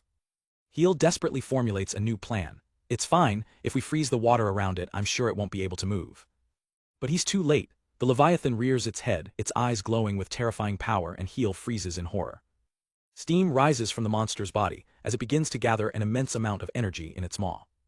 Seeing the cataclysmic attack charging up, Heel screams a new command. 6 and 7, maximum shield output at an angle, don't take it head on, divert it. The Leviathan unleashes its power, a blinding beam of pure destruction that rockets towards the fortress wall. The two shield golems deploy their barrier just in time. The beam is successfully deflected, but the sheer force of the impact is overwhelming, shattering the ramparts and sending the defenders flying. The Leviathan's deflected beam misses its target, but the beast isn't done. It unleashes the raw energy again, a blinding white blast tearing through the air. The beam carves a path of destruction, straight towards the sacred Yggdrasil tree. A colossal explosion erupts, shaking the very foundations of the world, but miraculously the tree stands. Heel and his golems recover from the shockwave, the stone constructs heavily damaged. Before they can regroup, a lookout screams, Leviathan is approaching again. A soldier rushes to the general. Sir, the heavyweight ballista is ready, the general grins, I've been waiting for this. Heel watches the monster charge, beads of sweat on his face. It's charging at us without hesitation. Is it confident it can dodge even at this distance? With the Leviathan now dangerously close, Heel gives the command. Fire, he thinks, but this time it's different. The massive mithril bolt soars through the air, but something is wrong. It seems to vanish just before impact. Suddenly the bolt reappears, embedded deep in the Leviathan's hide. It was an invisible arrow, a hiding spell cast by Rihanna. The soldiers erupt in cheers. Direct hit, but a veteran quickly silences them. Calm down, we only hit it once. The monster lets out a deafening roar of agony, thrashing violently in the churning sea. This is their chance. Harpoons attached to massive cables are fired from the fortress. A soldier yells out the plan. It's a special rope made by combining spider silk and steel wire. Don't let it run away. The cables find their mark, anchoring deep into the beast's rocky flesh. With the monster hooked, Heel screams the next command to his remaining golems. 1 to 5, now. 5 massive golems fire their own chains, piercing the Leviathan's hide to restrain it. The golem's powerful mechanisms launch the heavy steel chains. The chains anchor themselves deep into the seabed, creating an unbreakable tether. A golem digs its feet into the earth, pulling with all its might. The 5 stone giants strain in unison, holding the colossal sea dragon in place. But the Leviathan's power is immense. The golems are dragged forward, their stone bodies groaning under the pressure. The beast roars, its sheer force threatening to tear the golems apart. Inside the fortress, an engineer screams in panic. The gears are breaking. Heel shouts a desperate warning, Elvin, we can't hold it for long. Just in time, the ballista is reloaded and aimed. The next round is loaded, a soldier yells. You, shoot it right in the head and finish this. But as they prepare to fire, the Leviathan's back begins to shift and crack. Strange, glittering lights emerge from between its rocky scales. Suddenly, things burst from the monster's back, swarming the golems. Heel can only watch in shock. What? Horrifying parasitic creatures begin tearing the golems to shreds. Rihanna stares in horror. Those are. The general finishes her sentence with a growl, sea stalkers. He explains the grim truth. They are parasitic monsters that latch onto giant sea creatures. They were hiding behind its scales. The sea stalkers relentlessly attack, their claws ripping through stone and steel. Watching his creation get torn apart, Heel screams out, Number 1. A commander rallies the troops, archers, shoot down the sea stalkers. But it's not enough, the creatures are swarming the fortress itself. They are clinging to the wall too, keep firing, don't let them climb. While the defenders are distracted, the Leviathan renews its struggle, putting immense strain on the remaining chains. One of the golem's arms is ripped clean off under the tension. The line of golems breaks as they are shattered and pulled into the sea. Heel watches his last line of defense crumble. Now unrestrained, the Leviathan's dorsal horns begin to glow with an ominous, terrifying light. The defenders look on in terror, the horns on its back. Heel realizes with dread, it's not like the heat ray from earlier. The beast unleashes its ultimate attack, a storm of countless energy needles. Heel screams, everyone get behind the shield. The barrage of light rains down, hammering the fortress's magical defenses. Heel shields Rihanna from the blast. Mr. Heel, she whimpers. Hang on, Rihanna, he yells. The sheer force of the attack causes the fortress walls to crack and crumble. As the dust settles, Heel cautiously looks out from the rubble. Is it over? But his eyes widen in absolute horror at the sight before him. The Leviathan's rocky hide cracks and falls away, only to reform into a second, identical monster. They weren't fighting one Leviathan, they were fighting 2. Deep within the evacuation caves, a massive explosion from the surface sends tremors through the rock, causing the civilians to cry out in terror. An elderly woman tries to comfort the crying children, assuring them, they're there, it will be over soon. But a young elf girl clutches her mother, her eyes wide with fear. Are we going to lose our home again? She whispers. Her friend can only offer a worried glance, unable to give an answer. Still, she tries to be brave, looking towards the cave entrance. Don't worry, I'm sure Mr. Heel and the others will get that monster. Meanwhile, on the ruined fortress wall, that same explosion sends Heel flying through the air. He braces for a brutal impact with the stone ground below. But instead of rock, he lands in something soft. His slime companion, Shell, has cushioned his fall. Catching his breath, Heel pushes himself up. Thanks, Shell, he pants. As he gets to his knees, he sees the shattered remains of one of his golems. He looks up just in time to see two more golems being blown apart, realizing with horror 6 and 7. They protected me. Overwhelmed by the sacrifice, Heel screams out in desperation for his friends, everyone. He and Shell stand alone, surrounded by nothing but rubble and smoke. Frantically, he scans the destruction, calling out for his comrades, Elvin. Varisterin Mappa. His heart sinks as he searches for the one person he dreads losing most, Rihanna. Just then the ground begins to crawl as insected monsters, sea stalkers, swarm over the debris. The creatures let out a horrifying shriek as they close in. Heel and Shell find themselves completely surrounded by a horde of the monsters, with one of the giant leviathans looming behind them. Panic sets in. This is bad, Heel thinks, if the sea stalkers break through. Suddenly, a bolt of lightning crashes down from above, as Rihanna unleashes her thunder spell from a distance. The blast fries several of the sea stalkers, stopping their advance for a moment. But the horde is endless, and more creatures immediately surge forward to replace the fallen. Heel notices the spell flickering. It's losing power, he shouts. One of the monsters breaks through the weakening magic and lands a brutal kick, shattering Heel's defensive barrier. The sea stalkers lunge, their claws outstretched for the kill. Seeing no way out, Heel screams, Shell, run, but in the distance a figure descends from the sky. In a flash, Rihanna lands between Heel and the monsters, armed with a farming hoe, and cuts down the entire front line in a single, fluid motion. She takes a defiant stance, planting her weapon in the ground. Heel can only stare in disbelief. Rihanna. With eyes blazing, Rihanna glares at the remaining creatures. I won't let you, she declares, lay a finger on Mr. Heel. Heel scrambles to his feet, overcome with relief. Rihanna, you're all right. She turns to him, her expression softening. Yes, what about you, are you hurt? Before he can answer, a volley of arrows whistles past their heads. The projectiles rain down upon the sea stalkers, piercing their carapaces and dropping them where they stand. Heel and Rihanna look up to see where the attack came from. Reinforcements have arrived. Elvin, Varus, and the island's warriors emerge from the rubble, shouting, shoot, protect Mr. Heel. With a mighty war cry, the warriors charge forward. Led by Elvin, they crash into the monster horde, fighting with renewed vigor. They form a defensive line, holding back the sea stalkers with their spears. Their golems provide heavy support, blasting away at the enemy ranks. Elvin rushes to Heel's side. Sorry we're late, Heel grins, I'm just glad to see you're all right. But their reunion is cut short by a terrifying sound from the coast. One of the leviathans unleashes a colossal beam of pure energy. The beam slams into the warriors' large golems, vaporizing them on contact. The massive constructs crumble into dust and rubble, their power meaning nothing against the beast. The leviathan roars, triumphant after demonstrating its overwhelming power. The group watches in stunned silence. Even the large golems were taken out so easily. Heel clenches his fist, the crest on his hand a stark reminder of the power he wields. Rihanna turns to him, her face grim. It's too dangerous, we have to use that strategy. Heel nods in agreement. I know, but it's our best chance now that the Leviathan is so close to the shore. Mr. Heel, Rihanna says softly, give me your hand. She takes it before he can react. A brilliant light erupts as magical energy begins to flow from her into him. I only have a little magic energy left, she explains, so I'm giving it all to you. Her eyes burn with intensity as she gives him one final command. Make sure you beat it. Filled with her power and determination, Heel's resolve hardens. Yes, he shouts, the crest on his hand glowing with immense energy.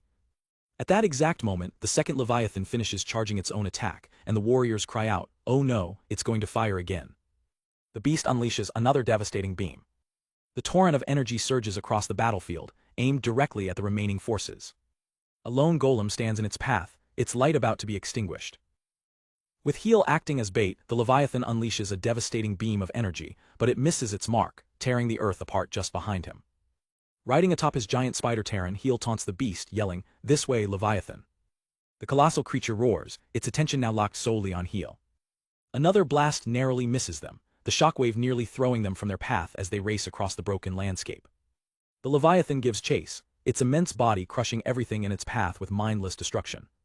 Heel leans forward, urging his companion on, please Terran, run all the way to that place. Watching from the fortress walls, his allies can only look on in horror.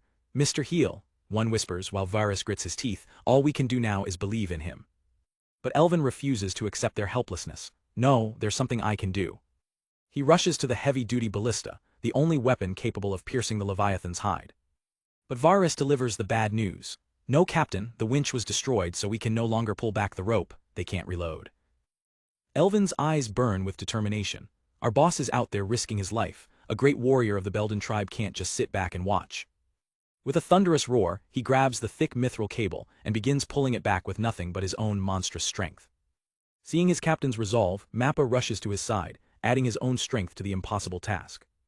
Meanwhile, Heel finds his path cut off as the Leviathan's massive tail encircles him. Watch out, it wrapped around us. Just as the beast closes in, a sudden explosion rocks its head, throwing it off balance. Heel looks back, stunned and confused by the unexpected attack. From the sea, the remaining orc fleet has arrived, their cannons blazing. Unlikely reinforcements have just entered the fray. Another cannonball smashes into the Leviathan's face, providing a crucial opening. With the beast distracted, Elvin and Mappa successfully reload the ballista. Take that! Elvin screams as they fire. Seeing the mithril bolt fly, Heel shouts, "Fly, Terran." As the bolt strikes the second Leviathan in the distance, Heel arrives at his destination. We're here, now's the time.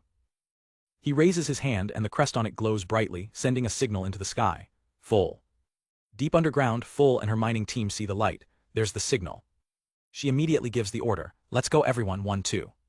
On her command, the team begins smashing the massive support pillars holding up the cavern. One by one, the critical supports are shattered. The entire underground structure begins to groan and crack under the immense weight from above. On the surface, the ground itself begins to break apart. The earth gives way beneath the two Leviathans, their colossal weight becoming their doom. With a deafening roar of crumbling rock, both monsters are swallowed by the ground, plummeting into a massive, man-made chasm. Standing at the edge of the pit, Heel reveals their master stroke. We prepared this in case the heavy ballista wasn't enough. We dug a cave below the reclaimed land. Full finishes the thought from below ground, and now we destroyed the pillars supporting the top. Heel summons his ultimate weapon, just to bring you down here. He reveals a magnificent mithril battle axe. Mappa's magnum opus, the mithril ice axe. A system notification pops up, acquired mining tool. Without hesitation, Heel leaps into the abyss after the beasts, another prompt appearing before him. Do you want a mine? As he falls, he reaches out, his power resonating with the very earth around him. He lands directly on the head of the first Leviathan, right next to the embedded mithril bolt. With a powerful shove, he drives the bolt deeper, causing the beast to cry out in pain. He then uses the axe to strike the bolt again, hammering it home. The crest on his hand flares to life as he invokes his ultimate skill. Cave King, smash it, the system confirms, understood, optimizing mining. Leaping from the monster, Heel plunges the axe into the chasm floor.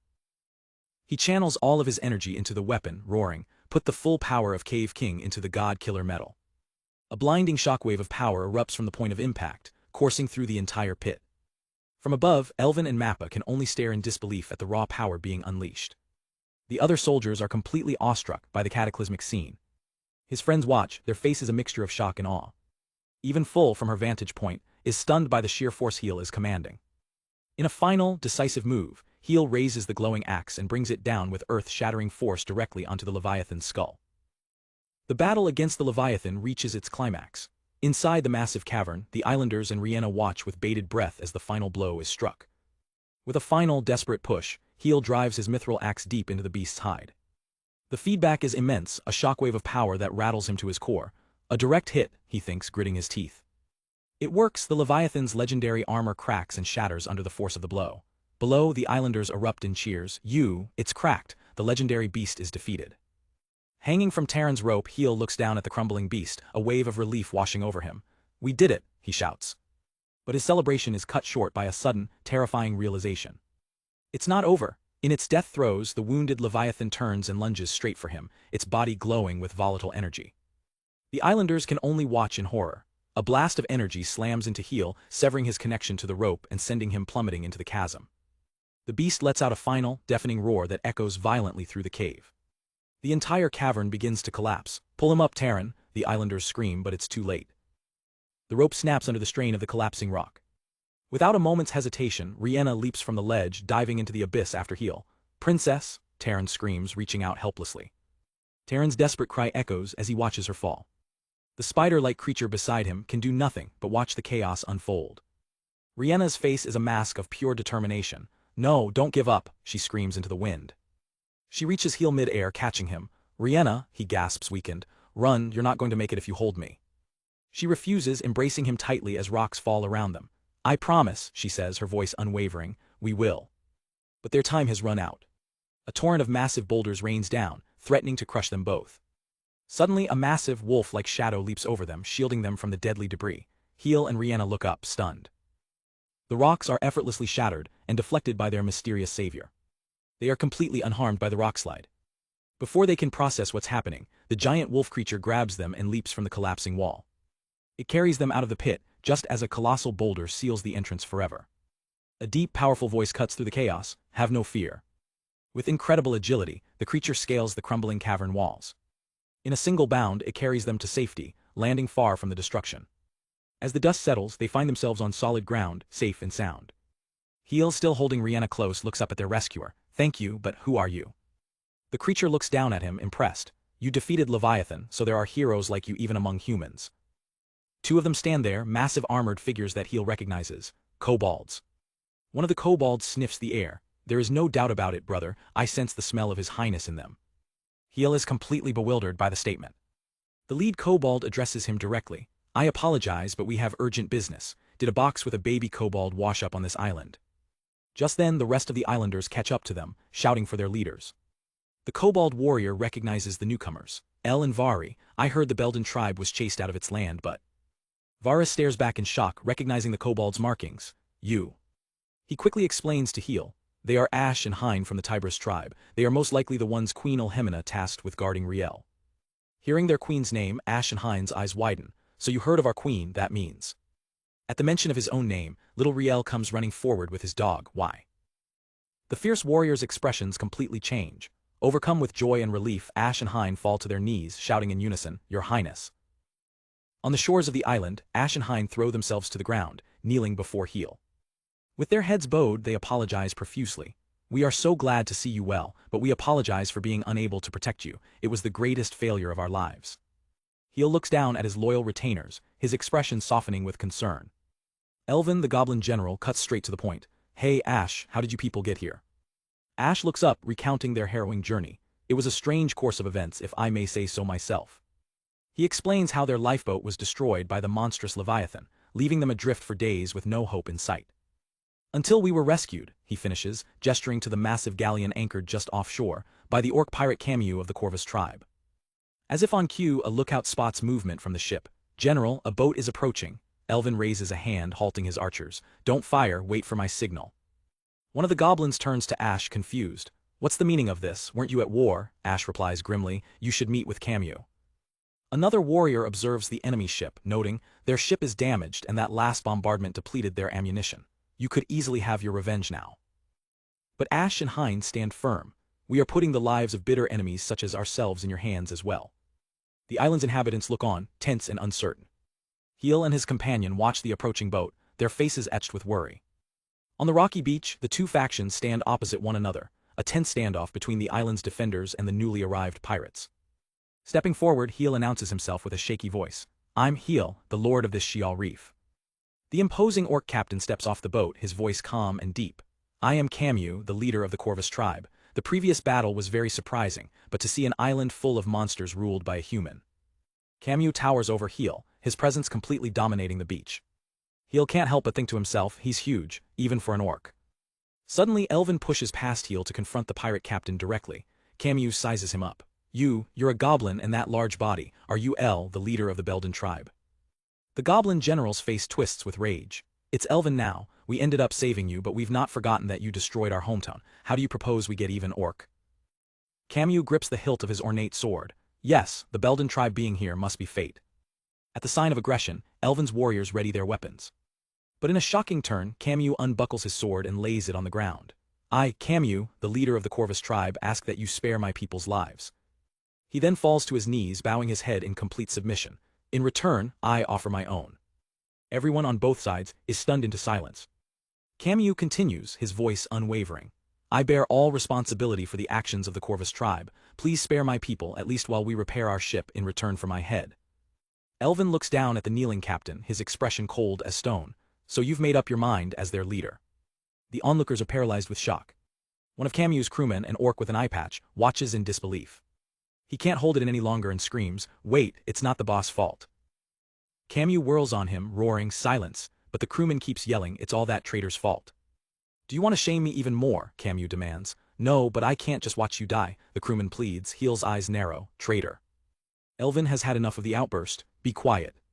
Heel ignores him and addresses the kneeling captain directly. "Camus." The orc pirates flinch at Elvin's command. Heel steps forward, his voice cutting through the tension. "Let him speak. Regardless of what you decide to do, I want to know what happened." The eye-patch-wearing crewman looks at Heel, grateful for the chance to explain. He begins the story. Claude was the second in command, and a traitor. That man waited until our boss was out on an expedition to target our main base and steal part of the fleet. He continues, Claude was always complaining that the boss methods were too soft, that the Corvus tribe had the power to get more fame and fortune. It's frustrating, but a lot of people sided with him. By the time our boss heard of it, Claude had already been running wild with the Corvus fleet and banner. Heel puts the pieces together. "So, the one who attacked Belden and Tiberius." The crewman nods frantically. "Why, yes, it was Claude." Ash steps in to corroborate the story. "In the middle of our naval battle, Leviathan appeared. Claude's fleet was annihilated." A look of understanding dawns on Heel's face. "I see, so the bodies that washed up here, they were part of Claude's faction." Ash finishes, and then Camus, who was chasing Claude, rescued us. But Elvin remains unmoved, his hand resting on his axe. "So, what does that change?" Camus speaks from the ground, his voice filled with regret. "I thought it was weird. The Corvus tribe is known for being chivalrous pirates. They wouldn't just attack other tribes for no reason." He lifts his head, his eyes burning with resolve. "The fracturing of my tribe is my failure. I sullied the flag I inherited from my ancestors. I will bear this responsibility as Camus, their leader." Heel looks on, sweating, realizing the orc captain is a man of immense honor. Elvin turns his back to Camus, his voice low. "Exactly." He continues, his words a heavy judgment. "If you kept your people together, our homes wouldn't have been attacked." Elvin raises his axe high, its edge gleaming. "You meant what you said, didn't you? Take responsibility with your life." Camus closes his eyes, accepting his fate. "Elvin, great warrior of Belden, being put down by a man like you suits me just fine." Heel and the others cry out, "Wait." Elvin's daughter screams in terror, "Dad." With a mighty roar, Elvin swings the axe down with incredible force. The goblins watch in horror. Even the elders can't believe what's happening. Heel is frozen in shock. Elvin's daughter shuts her eyes, unable to watch. But the killing blow never lands. Elvin's axe is buried deep in the sand, inches from Camus's head. He looks down at the orc captain. "Take your sword, Camus." As Camus looks up in shock, Elvin issues a formal challenge, his eyes blazing with a warrior's spirit. "I, Elvin, a general of the Belden tribe, challenge Camus, the leader of the Corvus tribe, to a duel." On the shores of the island, the stage is set. The goblin warrior Elvin faces the orc leader Camus, while both the islanders and the orc crew watch from the sidelines. The islanders watch with bated breath, Riena's face etched with worry for Elvin. Heel's voice is grim as he murmurs the single word that hangs in the air: duel. He knows Elvin is strong, but he can't shake his concern. After all, his opponent is Camus, the fearsome leader of the orcs. Panicked, Riena prepares to intervene. "I should at least use a shield too." But Heel's hand firmly stops her. "Riena," he says, his tone a clear warning not to interfere. His expression is resolute. This is Elvin's fight and his alone. Across the beach, Camus raises his elegant blade. "Elvin, I was truly ready to offer my head to the Belden tribe. However," he declares, his eyes burning with pride, "in a duel, I swear on my sword you will not take it so easily." Elvin meets his gaze with equal fire, gripping his axe. "Good, I won't hold back either. Your head will drop in the blink of an eye." The tension is palpable, gripping every spectator.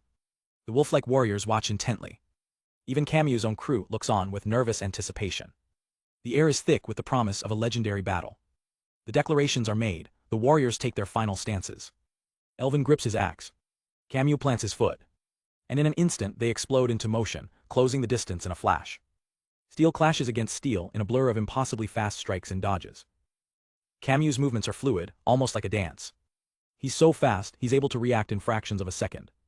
He even parries one of Elvin's axes with his gauntleted hand. Then, spotting an opening, Camus lands a powerful kick, sending Elvin's main axe flying from his grasp. Elvin is disarmed and thrown off balance as his weapon clatters to the ground. The onlookers can barely follow the action. Wow, what's happening? They're too fast. Even Heel is stunned by the sheer speed of the exchange. But Elvin isn't out of the fight. Already bleeding from a minor cut, he quickly switches to his two smaller hand axes. Camus presses his advantage, impressed by his opponent's tenacity. "No one has ever evaded my sword so much," he thinks. Another one of Camus's lightning-fast strikes grazes Elvin's head, drawing more blood. Rihanna, despite her fear for Elvin, can't help but be amazed. While Mr. Camus is incredibly skilled, his attacks are so fast, sharp, and unpredictable. The tide of the battle seems to be turning against Elvin. But Elvin has a plan. He suddenly hurls one of his hand axes directly at Camus. Camus easily bats the projectile aside with his sword. The orc crewman looks on in shock. But Camus realizes his mistake too late. The axe was on a rope, from the back. The thrown axe whips back around, aiming for Camus' blind spot. He spins, ready to parry the returning weapon. How naive, he scoffs. But it was all a feint. While Camus was distracted, Elvin closed the distance, his second axe poised to strike. Camus is caught. What, now which will you block, your axe or my sword? The crowd gasps as Camus is forced into an impossible choice. Camus' eyes widen in shock as Elvin makes the decision for him, by taking the sword strike directly to his shoulder. The blade sinks deep, but the gamble pays off. Elvin's hand clamps down on Camus' sword arm like a vice. Got you. With a brutal grip, Elvin nullifies Camus' greatest weapon. Now your precious sword techniques are useless, Elvin growls.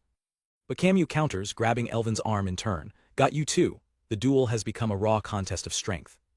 Don't be fooled by my elegant appearance, Camus snarls. I am still an orc. I will not lose to a mere goblin in a grapple. He puts all his strength into his grip, roaring, I will crush you.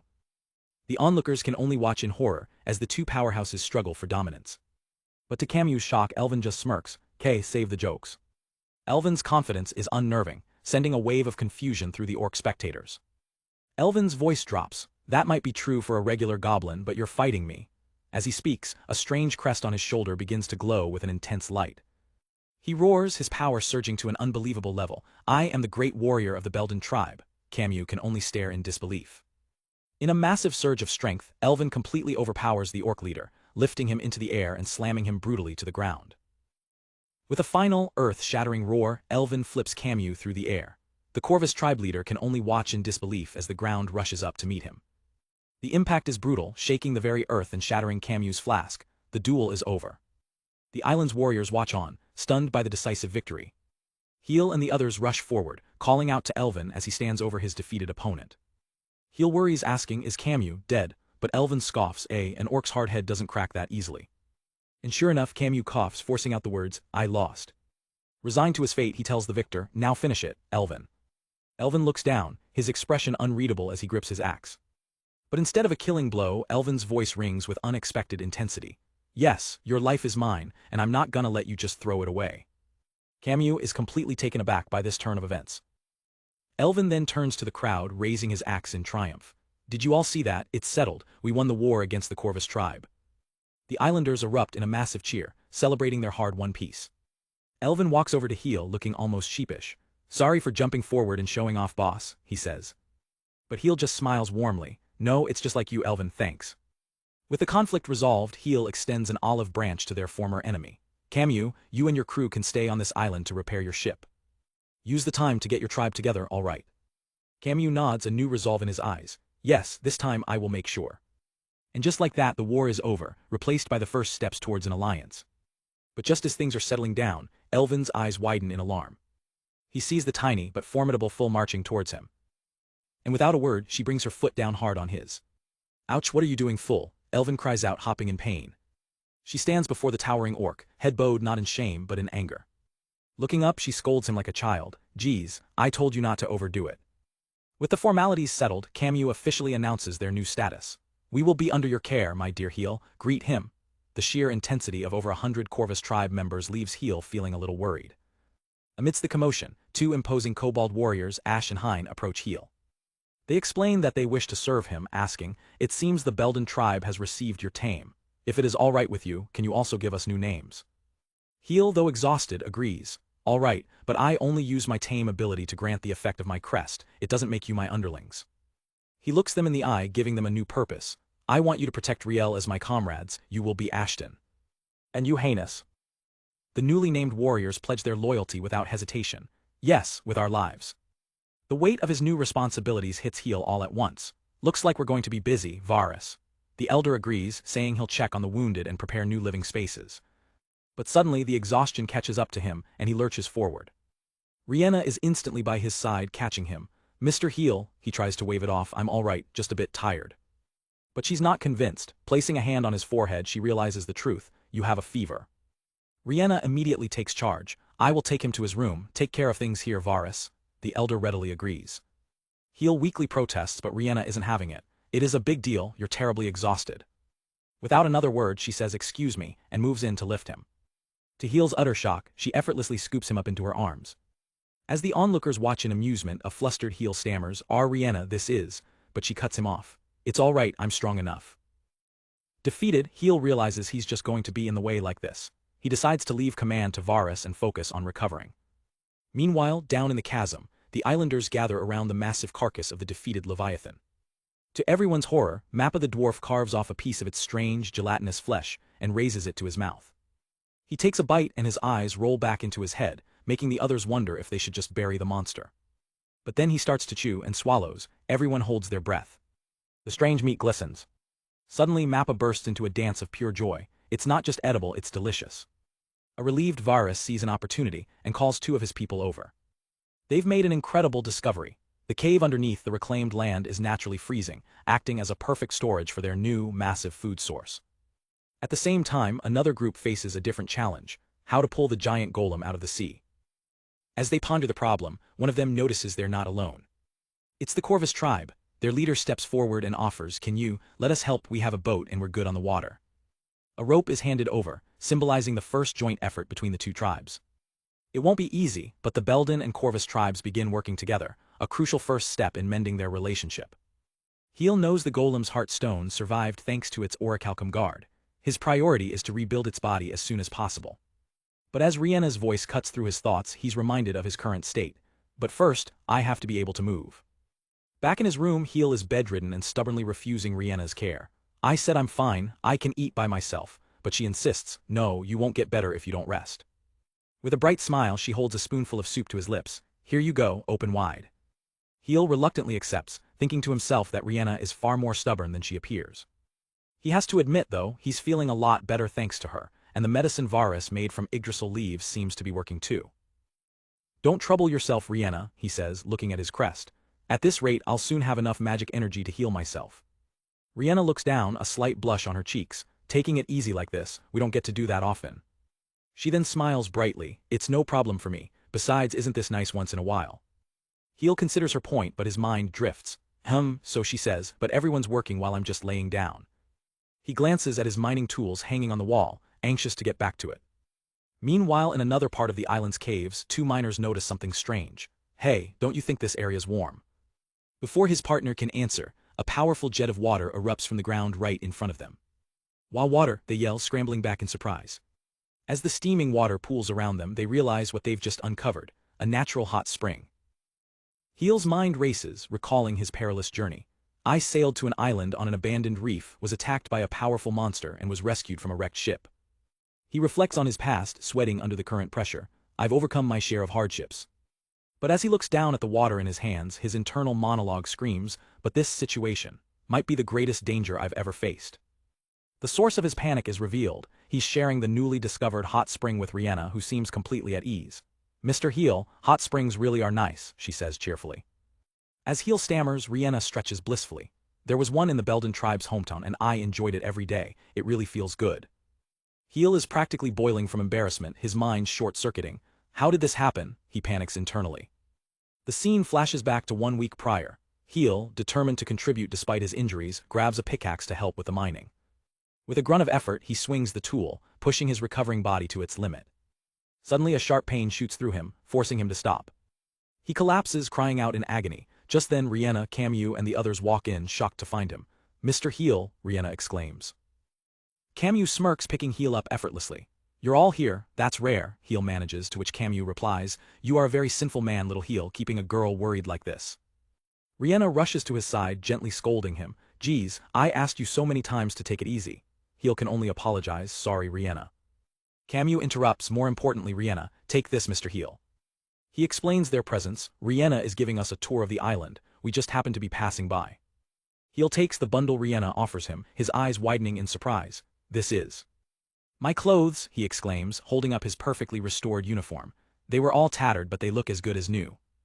Rihanna smiles proudly. They were repaired with spider silk, so they are stronger than before. Heel is overjoyed. Thank you Rihanna. As they continue the tour, one of the Corvus tribe members remarks, Still, this island is full of surprises. Camus agrees, I have seen many lands but never before have I seen Yggdrasil. The Corvus adds, it seems like just a small reef but it has vast underground tunnels and sophisticated smithing equipment. Heel smiles, yes, and I want to continue making this a better place to live, so if anything catches your eye make sure to say so. Camus nods, yes, the Corvus tribe will spare no effort. Camus continues, and we will do our best to be accepted as fellow islanders soon. Rihanna looks concerned at the wary glances from the other residents. I'm sorry if the Belden tribe has done anything too, but Heel reassures her, it is not your fault, this sort of thing takes time. He adds with confidence, they all get along with a human like me so I'm sure they'll understand one day. Camus looks at him impressed, thank you Heel. Camus ponders aloud, an island ruled by a human who is kind to monsters. How did you create such a dominion? Heel begins to explain, it's a long story. I'm originally from Sand Fales and the Sheol Reef is technically still a part of the kingdom. The name Sand Fales triggers a dark reaction in Camus. His eyes widen as he mutters, Sand Fales, we've got trouble. Before he can elaborate, a panicked miner named Full stumbles into the room. What is it, Full? Heel asks. Full shouts out of breath, there's hot water bursting out underground. The group rushes to the mines to find a massive, steaming underground lake. They can only stare in awe. An elder checks on Heel. How are you feeling, Mr. Heel? Heel, already analyzing the situation, replies, good enough to walk around. Still, that's an incredible find. One of the orcs gets excited. It's a hot spring, boss, I love this stuff. But Full is more pragmatic, voicing her concern. You're very optimistic about this, but what if the cave floods? She explains, we mined there and it came gushing out, and it's not stopping. Heel turns to her, Full, did anything like this ever happen in the mines on the continent? She shakes her head, water coming out, sure, but not this much. Heel strokes his chin, thinking logically. First we have to make sure this water isn't harmful. Suddenly a huge splash erupts from the spring, shocking everyone. Mappa the dwarf has already jumped in to test it himself. Mappa, Heel yells in disbelief. The orc shouts, that's not fair, Mappa, while Varus the elder calmly observes, it seems fine, I will also examine it later. Heel can only offer a weak thank you, Varus. Heel considers the logistics. It would be one thing to make water flow from the top of a mountain to the bottom, but the opposite, it's hard, He turns to the dwarf relaxing in the water. I know, Mappa, is there a way to carry this water outside? Mappa's eyes shoot open. An idea has struck him with the force of a thunderclap. Without a word, Mappa leaps out of the water and sprints all the way to the blacksmith's workshop. Heel finds him there laying out plans. So, you want to use the workshop to make molds out of stone, and then iron ore. Soon, the workshop is a hive of activity, with workers casting countless iron pipes from the new molds. Heel discovers Mappa's other innovation. Mappa did some modifications to number 8 and number 9's arms. One of the golems activates its new arm, shooting out a concentrated jet of flame. Wah, it's like a line of fire magic, Heel marvels. He watches as the golem uses the torch on 2 pipes. I see, it's connecting the pipes by melting them, he realizes, they've invented welding. With this new technology, a massive project begins. The entire community works together to construct a pipeline to bring the hot water to the surface. At the source, Mappa directs the construction of a complex device to manage the gushing water. On the surface, another team begins building a large public bath, ensuring not a drop of the precious hot water goes to waste. Heel watches on, frustrated by his own limitations. I wanted to help at least a little, but I had no choice but to leave it to them. A week later, the colossal project is complete. The entire island population gathers at the base of Yggdrasil for the inauguration of their brand new, open-air bathhouse. Heel looks at the magnificent structure in awe. This turned into a great bathhouse. But Camus voices the final, crucial question, yes, but will the water come up here? With Mappa the golem powering the new pump, everyone watches in anticipation. A goblin turns the final valve, and with a thumbs up from the chief engineer, the system is a go. Deep within the rockwork, a heavy stone gate begins to grind open. A large carved stone face serves as the spout for the new bathhouse. Heel and the others hold their breath, waiting to see if their hard work paid off. A low gurgle echoes from the spout, signaling the water's arrival. Suddenly, with a powerful blast, a torrent of hot spring water erupts from the stone mouth. It's a massive success. Heel cheers, great job, Mappa, even if the design is a little unique. As the bath fills rapidly, the residents can barely contain their excitement. Amazing, it keeps rising. One of the elven exclaims, I want to go in so bad. As a gesture of goodwill, Camus turns to the Belden tribe. You can have the first bath. He continues graciously, the Belden tribe can take its time. But his offer is cut short as a Belden warrior sends him flying into the water with a swift kick. Already splashing around, the warrior cheers, let's enjoy the hot spring. Camus surfaces, sputtering, what are you doing? An elven scolds the eager Belden, wash yourselves first, don't just jump in like the orc, while Camus yells from the water, you kicked me. Despite the chaotic start, everyone begins to properly wash themselves before entering the spring. Soon, the bath is filled with the sounds of splashing and laughter as the various tribes enjoy the water together. The Belden leader sighs in contentment, Kua, that feels good, it really washes away the exhaustion. Another villager thanks the orc leader, thank you for your help, Mr. Camus. But the elven can't resist a jab, this much construction work is enough to tire you, I guess an orc's muscles are just for show. Camus's relaxation instantly vanishes. Hey, are you insulting my beautiful body? One of his men tries to warn the elven, sir, if you talk to our leader about his muscles. Too late, Camus is already on a rock striking a pose, pay your respects to my perfect body. Watching the familiar antics, Heel chuckles to himself, haha, everyone's having a great time. He turns to his slime companion, are you itching to go in too, Shell? Then let's. As he prepares to get in, an orc yells at another in the background, hey fool, no swimming. Heel smiles ready to relax, okay. But just as he's about to step in, he freezes. An elven girl looks over her shoulder at him. Oh, Mr. Heel, you haven't come in yet. Heel's eyes widen in shock as he realizes the bath is filled with women. What is going on here? He whirls on Mappa's creator, Varus, why you didn't keep us separated? The old man just looks confused. Separated. Just then a familiar voice calls out, Mr. Heel. It's Rihanna holding a wash bucket and towel. I will wash your back, she offers with a bright smile. Heel's brain completely short-circuits. His inner devil cheers him on, it's your chance to take a bath with Rihanna, while his angel argues, taking advantage of cultural differences is wrong, but being open-minded is important. Heel's resolve hardens. He mentally crushes both his inner angel and devil. Making a hasty retreat, he yells, I'm feeling a little dizzy so I'll go in later, everyone take it easy. Rihanna watches him flee, confused, Mr. Heel. Finding a quiet spot, Heel catches his breath. That scared me, you could have gone in with everyone else though, Shell. He heads down a stone staircase admitting, honestly, I wanted to go in too, but it feels like I'm tricking them. He spots the water pipe leading further into the cave, hold on. Following it, he finds a secluded private spring. He slips into the warm water, relieved. Great, there's still some perfectly good water left. Suddenly a voice echoes in the cavern, I knew you were here. Heel jumps as Rihanna appears at the water's edge. Before he can react, his mind flashes back to the construction. I didn't actually think he could do it, he thought, but that Mappa really is a genius. Snapping back to the present, he panics. Rihanna, why are you here? She replies simply, I couldn't just leave you. Rihanna smiles gently. I'm sorry, everyone is just so excited, you wanted to enjoy it without all the noise, right? She then asks, is it all right if I join you? As Rihanna enters the water, Heel turns away, his mind racing. I'm facing my greatest danger ever. Rihanna points to the cave ceiling. Look, Mr. Heel, the ore peeking through the rock is shining like a star. Her tone suddenly becomes serious. I have to talk to you about something important. Heel's mind goes into overdrive. See, calm down, he tells himself, desperately trying to focus on his inventory screen. Let's just check the inventory, we used a lot of iron ore. Rihanna's voice cuts through his panic. Mr. Heel. His imagination runs wild. Important, while we're alone, and no way is this a confession. But Rihanna's concerns are elsewhere. I haven't been able to sort out the feelings of the people of the Belden tribe. She looks down, her voice heavy with guilt. I'm sorry, I know Mr. Camus isn't at fault, but thoughts of our home are always in a corner of our heart. Still, she continues, her expression shifting. The Belden and Corvus tribes, we're working together, eating together, and enjoying hot springs together. A genuine smile spreads across her face. I'm really happy about that. Heel, seeing her true feelings, tells her gently, you shouldn't apologize. It's not easy to break free from the past, he says, but you want your tribes to get along, right?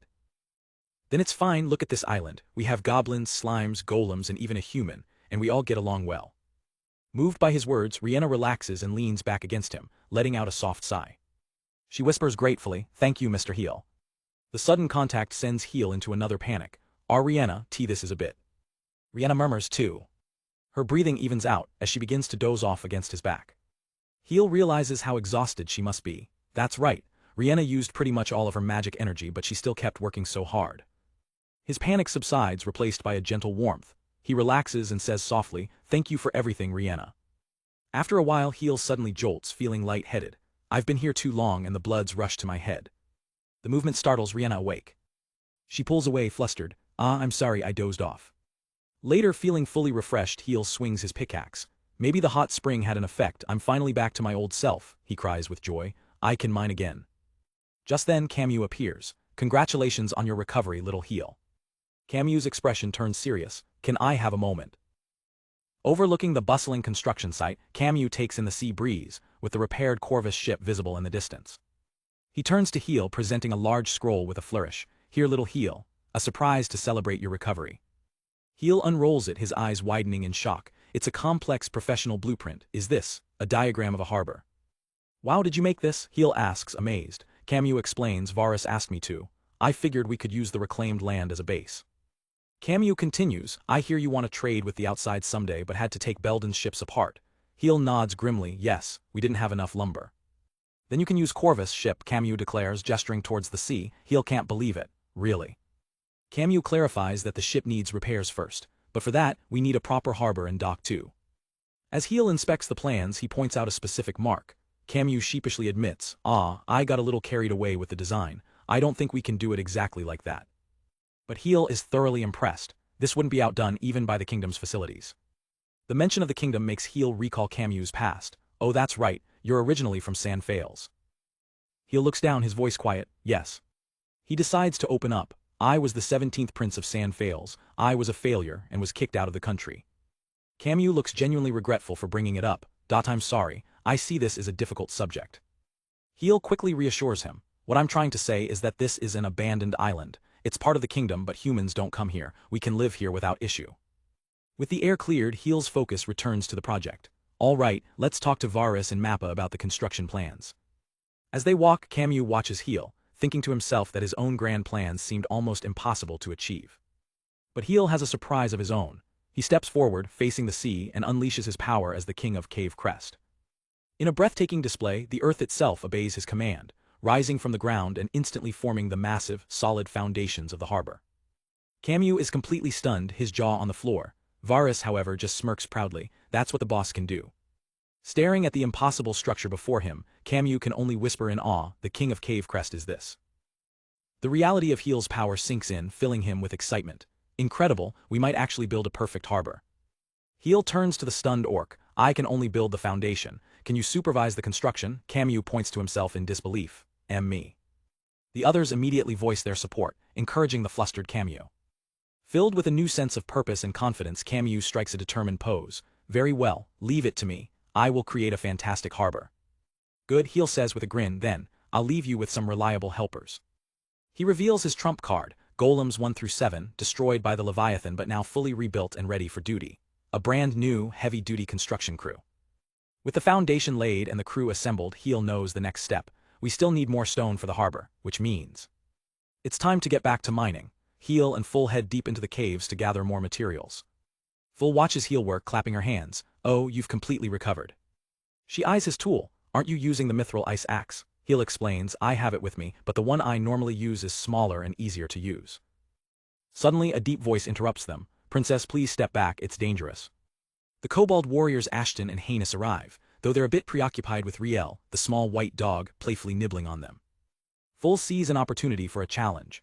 In that case, she says with a smirk, Heinous will have to mine for his older brother too. She taunts the proud warrior. Weapons are one thing, but how are you with an axe? Heinous accepts the challenge without hesitation. As Heel watches, Heinous tells him, we should thank her. Full points the kobold to a promising spot, welcoming the powerful newcomer to her mining crew. As expected from someone so proud of his strength, Heinous is a natural, swinging the pickaxe with immense power and getting the hang of mining instantly. Heel watches on, clearly impressed by their new recruit's skill. In fact, Heinous is so good that he's already in a friendly competition with Full, the two of them tearing through the rock wall. Heel is fired up by their energy. Yes, our miner ranks are growing. Meanwhile, Ashton is still on puppy duty. Princess, I should get back to work, he mutters as Riel climbs on him. But then, Riel's eye catches a glint from a specific part of the cave wall. The little dog immediately starts barking and scratching at the spot, trying to get everyone's attention. Heinous is too busy enjoying himself to notice. Haha, mining is surprisingly fun, and this place is full of ore. Riel's persistent barking finally gets through. Mr. Heel, there is something odd here. Heinous grumbles playfully, my brother is jumping ahead of me. It's not fair to have Riel find them for you. The group gathers and uncovers a massive, ominous box made of orichalcum embedded in the stone. And the size, what if it was a coffin? Full wonders aloud. As they inspect the strange object, Heel notices a small, hexagonal stone lying on the ground nearby. He instantly recognizes it from his knowledge. It's a transport stone, capable of instant travel between linked locations. Heel picks it up to show the others. There is this stone as well, a new one. The gears in his head start turning. Transport. So basically if there's one of these stones somewhere else, we can move there. Full's sharp eyes spot the connection. Mr. Heel, doesn't this indentation on the box have the same shape as that stone? Heel brings the stone to the box and it slides into the indentation with a satisfying click. It fits perfectly. The group stares in shock. The moment the stone is in place, the orichalcum box hums to life, the front panel retracting to reveal a shimmering, active portal. Full, ever the adventurer, is immediately intrigued. Can we go somewhere from here? Heinous quickly cautions her. Wait, Full, we don't know where it will take us. Heel agrees they can't be reckless. As they debate the safety of the portal, Mappa, the small golem, wanders over curiously, and steps right through the shimmering gateway. In a flash of light, Mappa vanishes completely. Absolute panic erupts as the entire group screams his name in unison. Mappa. With Mappa missing, Heel prepares to use the portal. Wait here everyone, I'm going after Mappa, but Full grabs his arm, protesting, You can't. I will. Ignoring her, Heel activates his clairvoyance crest, which flares with a brilliant light, stunning the onlookers. The portal deposits them in a strange, rocky area. Riel looks around, confused. Clairvoyance, this place. Riel, is this where Mappa is? Heel scans their surroundings, deciding on a course of action. I'll go check it out, at least it doesn't look dangerous. He turns to his slime companion, Shell, go call Varus. But before he can take a step, his fluffy white familiar zips past him and into the portal. Full isn't far behind, rushing forward with determination. I want to go too.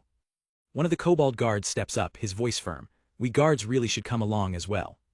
Suddenly, it's a chaotic dogpile as everyone tries to cram into the narrow portal at once. Do we all have to go at once? Riel cries out, while Heel gets squished in the middle of the mob. The chaos continues as they're transported, with everyone crushed together. Ouch, I'm getting crushed, Riel yelps. Heel tries to calm her down, but it's no use. The portal hums and flashes, signaling their departure. With a sudden lurch, the entire group is unceremoniously dumped out of the portal on the other side. They land in a painful, tangled heap on the stone floor. Heel groans, ouch, while Riel is left with her head spinning. However, is perfectly fine, perched on Heel's head and barking happily. As Heel staggers to his feet, his jaw drops. They're standing in a colossal, multi-story library with shelves stretching up into the darkness. Wow, seeing it with my own eyes is something else. He cautiously peers over a railing into the seemingly bottomless chasm below. Scary, he mutters. Full stares at the endless rows of books in disbelief. So many books, are we in Sheol? Heel nods, I think so, it feels just like the room where we found the changed stone and the golems. The kobold guard Heinous points down a corridor. Mr. Heel, it seems Mappa is this way. Heel's expression turns serious. We should go right away, lead the way Heinous. The group hurries through the ancient, silent halls of the library. They follow Heinous past a deactivated stone golem standing guard. Rounding a corner they finally spot him, Mappa, lying motionless on the floor. Heel's heart stops. Mappa is face down in a pool of dark liquid. Mappa, he screams. He rushes to his friend's side, panicked. What's wrong, were you attacked? Then he sees the open book next to Mappa, filled with illustrations of classical nude statues. Mappa groggily lifts his head, revealing the source of the blood, a massive nosebleed. Nosebleed. Heel slumps over, a wave of relief and utter exasperation washing over him. Of course you weren't attacked. He helps the dazed dwarf up. Let's go back, Mappa, everyone's worried. But Mappa suddenly stops, his attention captured by something else. He sniffs the air, his curiosity piqued. He's found another book, this one filled with bizarre diagrams of DNA, anatomy, and a strange, complex symbol. The symbol seems ancient and powerful, hinting at forgotten knowledge. Heel tries to get him moving again. Come on, Mappa. Mappa, completely absorbed by his new find, casually tosses the Book of Nudes aside. The book flutters down into the dark abyss of the library, lost forever. Just then a new group arrives. Heel turns, surprised. Shell, you brought everyone. Varus, the elderly scholar, is practically vibrating with excitement. Mr. Heel, what an amazing find. Heel smiles. Did you find a good book, Varus? The old man's face falls. Unfortunately. He shows Heel a page filled with an alien script. I have never seen these letters, I can't read this at all. Before Heel can respond, Camus grabs him, her eyes wild with adventurous fervor. It's all so adventurous, little Heel. She grins, showing off her sharp teeth. A teleportation device, a giant library, an unknown civilization, it all reeks of treasure. The group decides to investigate further. Let's explore around here, Varus suggests. Heel agrees, adding, yes, but be careful, some parts are crumbling and there might be golems. Varus and Camus set off, thrilled by the prospect of uncovering ancient secrets. The others split up as well, with Heel examining the parts of a broken golem. Riel and another girl browse the towering shelves, searching for anything they can understand. Suddenly one of them calls out, "Mr. Heel, this book has pictures." They show him an incredibly detailed illustration of a sprawling city built around a mountain. "What a detailed drawing," Heel exclaims. "It looks so real." He leans in closer, a sense of familiarity washing over him. "What town is this? I've seen buildings like these." Full points at the drawing. "That mountain in the center." She traces the peak with her finger. "Doesn't it look like Sheol?" Full is skeptical. "Does it? The size is totally different." The other girl just smiles. "Sheol looks more lovely." Meanwhile, Shell stops in the middle of a hallway, as if sensing something. Heel notices his companion's pause. "Is something there, Shell?" The group follows the slime's lead. They arrive in a grand chamber dominated by a magnificent, towering statue of a serene goddess. The girls look up in awe. "It's beautiful," Heel murmurs. "She's probably a goddess, right?" He gazes at the stone face, lost in thought. "A long time ago, the people who lived here probably worshipped her." As they continue exploring, Heel wonders aloud, "The kingdom has no records of ruins like these. Are there more waiting to be found here in Sheol?" After a while, the group reconvenes. "We managed to retrieve a few heart stones and magic stones from the golem remains," Camus reports. "But this underground world is still a mystery." Heel puts his faith in their scholar. "Varus offered to study the books, so I'm counting on him." Varus, however, sweats under the pressure, thinking, "I'm not sure if I can decipher them." Suddenly, Full's ears twitch. Her keen senses pick up on something no one else noticed. She stares at a section of the wall, sensing an anomaly. Tapping it with her pickaxe, she hears a distinct hollow sound. She turns to Heel, her eyes wide with discovery. "Mr. Heel, it looks like there's an open space behind this wall." Camus looks at the seamless wall, unconvinced. "We looked around but saw nothing that could be an entrance." Full grips her tool, impatient. "Can we just dig already?" Heel uses his ability to check for danger. "I don't feel any magic energy and my power is showing me the ideal place to strike." "All right," he prepares a spell. "I'll protect you with defensive magic just in case."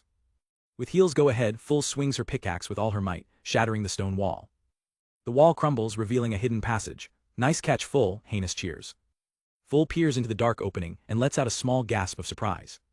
Without hesitation, she dashes into the secret room. Heel smiles after her. "Congratulations, Full." Inside, Full stands before a pedestal. On it rest 3 priceless artifacts. Those are changed stones, and 3 of them no less. Full groggily sits up in bed, the exhaustion of her recent efforts clear on her face. Before the sun even fully rises, she's already moving. Quietly climbing down from her bunk, she makes sure not to wake anyone else. She quickly gets ready for the day ahead, tying her gear with practiced hands. With a final tug, she's dressed and ready to go.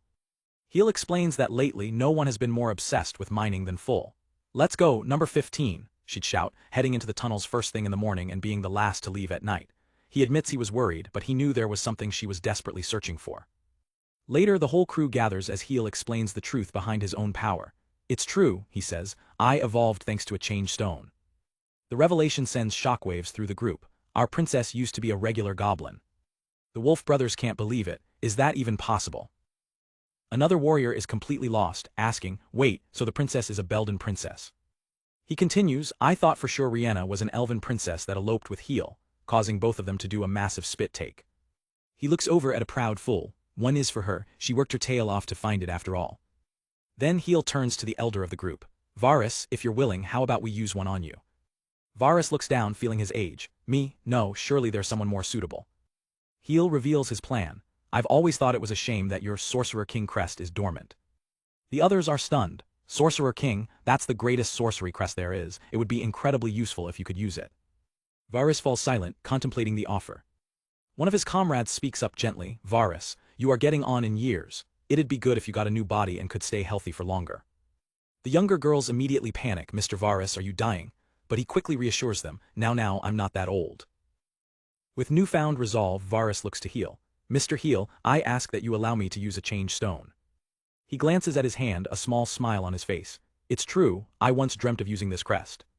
With 2 stones claimed, one of the wolves notes, "There's 1 changed stone left, but it doesn't look like anyone else wants to evolve." Suddenly, an idea strikes. "Now that I think of it, doesn't Mr. Camus have a crest? I saw it in the hot spring." Camus coolly confirms, "Yes, I do." He reveals a powerful-looking crest on his hand, surprising everyone. "I've never seen it," Heel admits. Varus recognizes it instantly. The sea dragon crest, a powerful mark for controlling water, but I've only heard of aquatic monsters like mermen being able to use it. Camus immediately recoils in disgust. "Let me make it perfectly clear, I have absolutely no desire to use this thing." When a sailor points out how useful it would be, Camus just scoffs. "What a joke." He throws a fit, screaming, aquatic monsters have slimy scales. It simply does not fit my beauty. I absolutely refuse. Seeing he won't be convinced, Heel decides to just save the last stone. And so, with the recipients decided, the group gathers in a clearing to witness the evolutions firsthand. Full nervously holds the stone. Princess, I'm kind of nervous. What am I supposed to do? The princess encourages her. Picture what you want to become and wish for it with all your heart. Good luck. Full closes her eyes, focusing her thoughts. What I want to become. Her mind flashes back to all the times she'd been protected by her friends, by Heel, by everyone. She thinks about always being the one left behind, the one watching others go off to fight. That ends today. The stone in her hands erupts with brilliant light as she makes her wish. I am the daughter of the great warrior Elvin. The flash is so intense that Heel instinctively calls out to Rihanna. The rest of the crew can only stare in shock. Number way. As the light fades, Full's first thought is, oh, I feel like my line of sight is higher. She looks down at herself, now taller and physically mature. Did it work? The princess appears with a towel. Do you want to see? A nearby slime transforms into a perfect mirror, and Full gets the first look at her new self. Her eyes widen as she takes in the reflection. Overcome with joy, she tackles the princess in a hug. I did it, I evolved too. While one of the warriors complains she's still spindly, Heel reassures her. Don't worry, Full, I can see the magic energy flowing inside you. You'll be able to learn how to use it. At the mention of magic, Full's eyes light up. She gets curious. Wait, I wished for a body that could use magic, so why does the princess look human? Full smiles, relieved. Great, unlike the princess, my skin stayed the same, so I was a little worried. Heel looks puzzled while the princess gets incredibly flustered, stammering, who knows? I guess evolving differs from person to person. Next up is Varus. Then that means I might evolve into something different as well, he says, holding his stone as the others cheer him on. The changed stone flashes with light once more. But as the light fades, the group just looks confused. Varus stands in a cloud of smoke, seemingly unchanged. I wonder what happened. Camus states the obvious, nothing changed, did it? But then Varus feels a sudden jolt. He moves his back, bending slightly, a look of pure shock and relief on his face. Oh, ooh, this is. Varus throws his arms up in triumph, his old body feeling brand new. My back, he shouts, my bent back, the pain I've had for so many years, it's completely healed. Heel, however, is focused on something else entirely. That's great, Varus, but what about the crest? As if on cue, the Sorcerer King crest on Varus's palm begins to glow with an ominous, dark energy. Watching from a distance, Full is in awe. Mr. Heel, the magic energy bursting out of that crest is incredible, Heel can only agree. Intrigued by the raw power, Heel suggests, Mr. Varus, I'd like to test it a little. Varus examines the swirling mark on his hand. If it's just basic magic, he muses, I'm fairly sure the Sorcerer King already knows how to use it. Stepping away from the group into an open field, Varus prepares himself. Here it goes. He focuses his will, a complex magic circle materializing above his palm as he chants a single word. Fire. But this is no simple flame. A colossal, uncontrolled torrent of black fire erupts from his hand, tearing across the landscape and shocking everyone. The sheer heatwave blasts past the onlookers. Whoa, that's hot, they yell, shielding themselves. From within the smoke, a new, more slender hand with black nails emerges. A different voice says, oops, excuse me. The smoke clears to reveal a transformed Varus, younger, horned, and radiating power. The Sorcerer King's power is incredible, he says in a deeper voice, but adjusting its magic energy is difficult. His companions can only stare, their jaws hanging open in utter disbelief at the sudden transformation. Elvin points a trembling finger, stammering, are you, Varus? The transformed Varus looks on, a profound emotion in his eyes. This is a moving experience for me, General. I never thought the day would come when I could use magic. I feel like an entirely different person. Heel frantically waves his hands. No, the magic is surprising, sure, but your appearance. Varus looks down at himself, confused. My appearance. Thinking fast, someone holds up a polished shield, using it as a makeshift mirror. Varus catches a glimpse of his new, demonic face and lets out a piercing shriek of pure shock. What? The shock is so great that the transformation instantly breaks, and Varus reverts to his elderly form, collapsing to the ground. Later in his study, Heel explains what happened. Yes, I've heard of this phenomenon. The Sorcerer King crest has the power to change its owner into the form that uses magic energy most efficiently. Varus nods, processing the information. I see, so that's the crest's effect. Heel scratches his head, admitting, sorry, but that's all I know. Back in the kingdom, no one would dare show me their real abilities. But Varus isn't discouraged. In fact, he's thrilled by the mystery. No, this is fantastic, I'm looking forward to studying it. While Varus diligently buries himself in research, Full proudly shows off her new training gear to Heel. Mr. Heel, what do you think? Does it look good? Heel gives her a thumbs up. Your new outfit looks cool. Princess Rihanna did a great job, full beams, now let's get started, and immediately begins her training by smashing a nearby boulder. During their training, Heel points out a valuable resource, magic crystals. We can use these as we find them. He reflects internally that their supply of crystals, used to boost magic energy, is starting to run low. Heel considers their progress. His own magic and Rihanna's have been strengthened, and Varus's crest is a powerhouse on its own, so he concludes we should prioritize Full for now. But he knows there's a catch. All that raw power doesn't matter if she can't learn to control it and actually use magic. So the lessons begin. First, you need to learn the secret letters that compose the magic circles, Heel explains, drawing a diagram. You transform magic energy into elements like fire and wind using these. The theoretical part is clearly a struggle for Full. Rihanna asks with concern, "Are you all right, Full?" She clutches her head. "Why, yes. It feels like my head's about to burst, but..." With gritted teeth and fierce determination, she pushes through. "I'm fine, keep going, Mr. Heel." While classroom learning is a tough battle for Full, her practical intuition is surprisingly sharp. Putting theory into practice, she summons a magic circle and yells, "Freeze." A powerful, albeit chaotic, wave of ice magic erupts from her hands, impressing everyone with its raw force. Full jumps for joy, ecstatic at her success. I did it, I used magic." She stands proudly, admiring her handiwork. Unfortunately, her target was one of their small monster companions, now encased in ice. Elven sighs, "Good grief, her aim is a total mess." Heel remains positive, "Hey, it's pretty good for her first time." As Heel watches Full and Rihanna, he turns to Elven. He smiles, remarking, "She really looks up to her father's strength, doesn't she?" Elven looks away. "I'd be happy if that was all it was, but I think you're wrong." He asks Heel, "Do you know the stone-taking game? I see the kids playing it sometimes." Elven recalls, "Full made me play with her a lot when she was little." Heel is surprised. "I didn't think she'd be into a strategy game like that." Elven chuckles, "I thought it was strange too, but then Varus told me something." In a flashback, we see a young Full on the verge of tears after losing a match to Princess Rihanna. Heel's eyes widen in realization. "Haha, so that's..." The pieces click into place. "Wait, so Full's drive to get stronger was because of that?" Elven nods grimly. He explains she really hates losing. She feels ashamed of it, especially since she's the princess's subject. Elven looks over at the two girls, and it's even worse when she loses against a friend. Just then Full and Rihanna share a laugh, their friendly rivalry clear. Full grins, "I'm kind of jealous." Heel watches them, a warm, understanding smile on his face. Meanwhile, at the newly constructed harbor, the Corvus tribe's repaired ship is carefully guided into the dock. The massive vessel is finally moored, a symbol of their progress and hope. The water churns against the new sea walls, a sign of a bustling port to come. But something seems off. The water near the wall is dark and unnaturally turbulent. A Corvus tribesman explains their urgency to Heel. "As for the harbor, we prioritized ship repair. Our families stayed behind in hiding, so we want to go back as soon as possible." Heel reassures him, "Don't worry about finishing the rest of the harbor. You can set sail as soon as the ship is ready." He adds, "But our island will start trading too, so start thinking about what commodities you can bring back." The crewmen are fired up. "Mr. Heel, leave the sea commerce to us. We'll make sure to build a stock of good items." Heel watches the energetic crew preparing the ship. Everyone from the Corvus tribe looks so excited. They can't wait to sail again. He crosses his arms, satisfied. "We're finally going to start trading." Looking out at the water, he plans their next steps. "We can start by selling gems from Sheol, and maybe even harvest from Yggdrasil. We also have to discuss what to buy."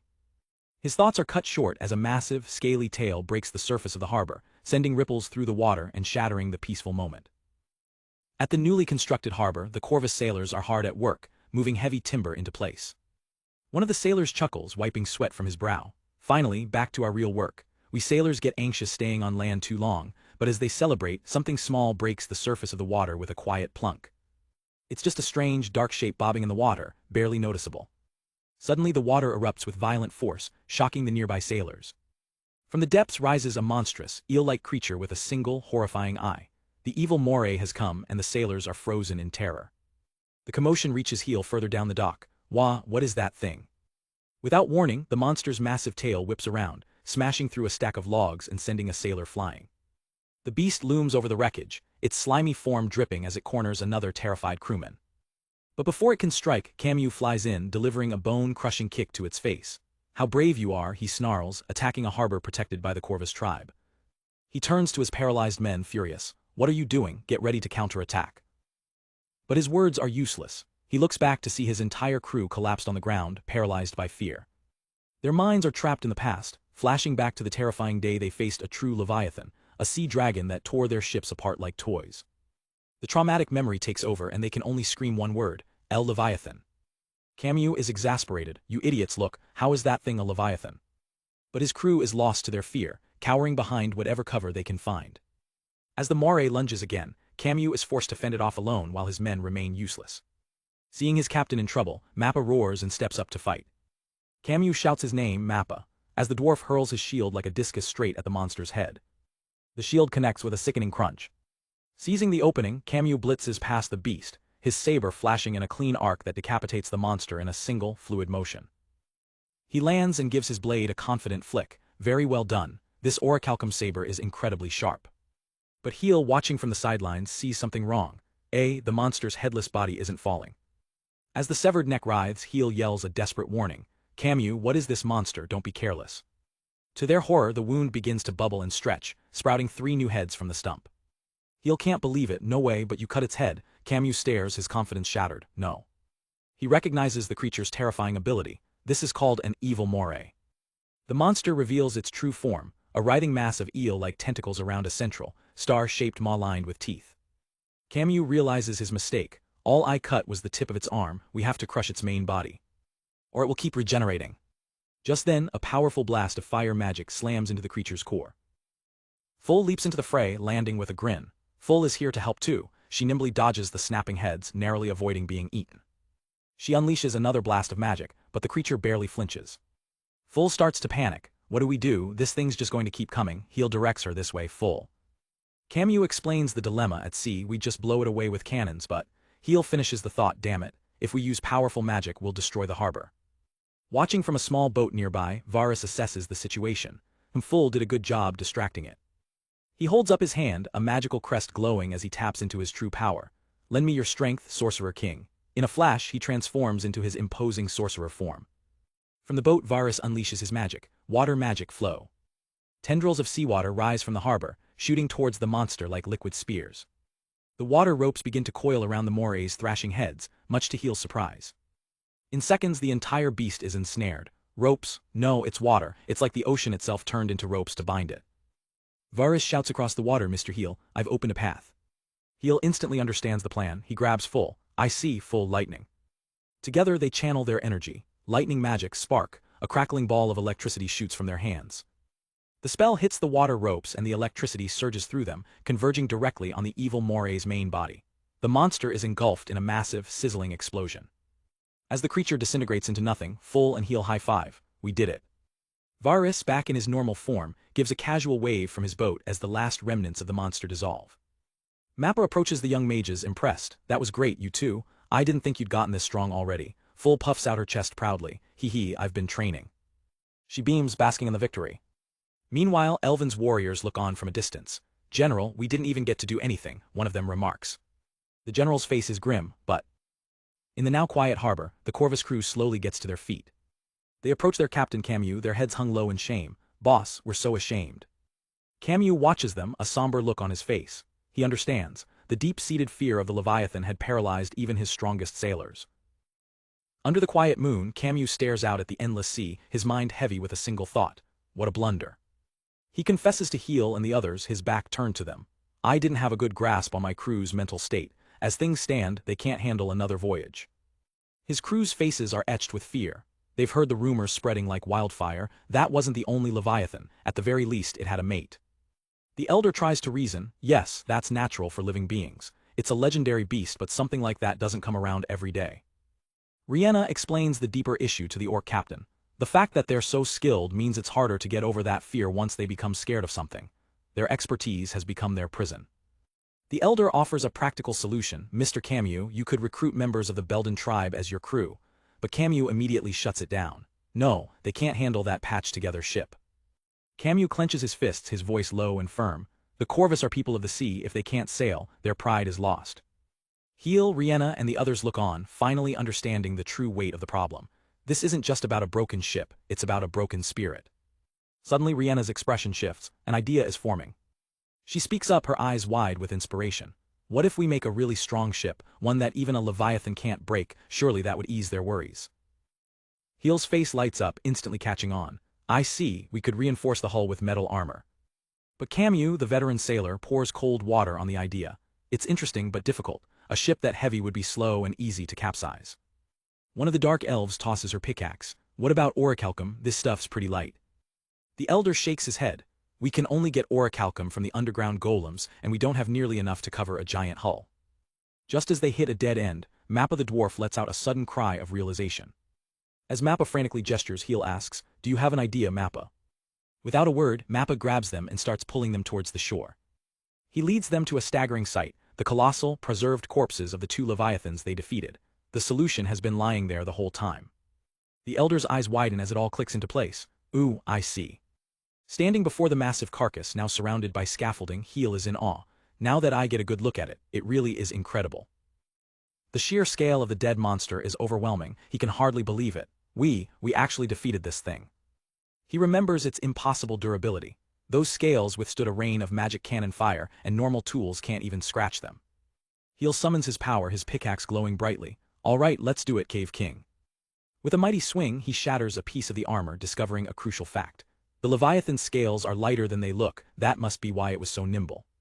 But mining the material is only the first step. The next challenge is clear. How do we process this tough armor? The answer comes in the form of Mappa's hammer, striking true against the nigh-indestructible scale. Soon, specialized drills are boring through the material, shaping it for their needs. A massive workshop springs to life. The islanders melt down mithril arrowheads, forging them into custom tools capable of working the Leviathan hide.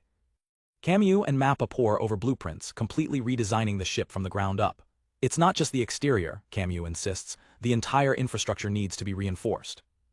Everyone gets to work, driven by a single goal, to build the strongest ship imaginable without sacrificing its speed or agility.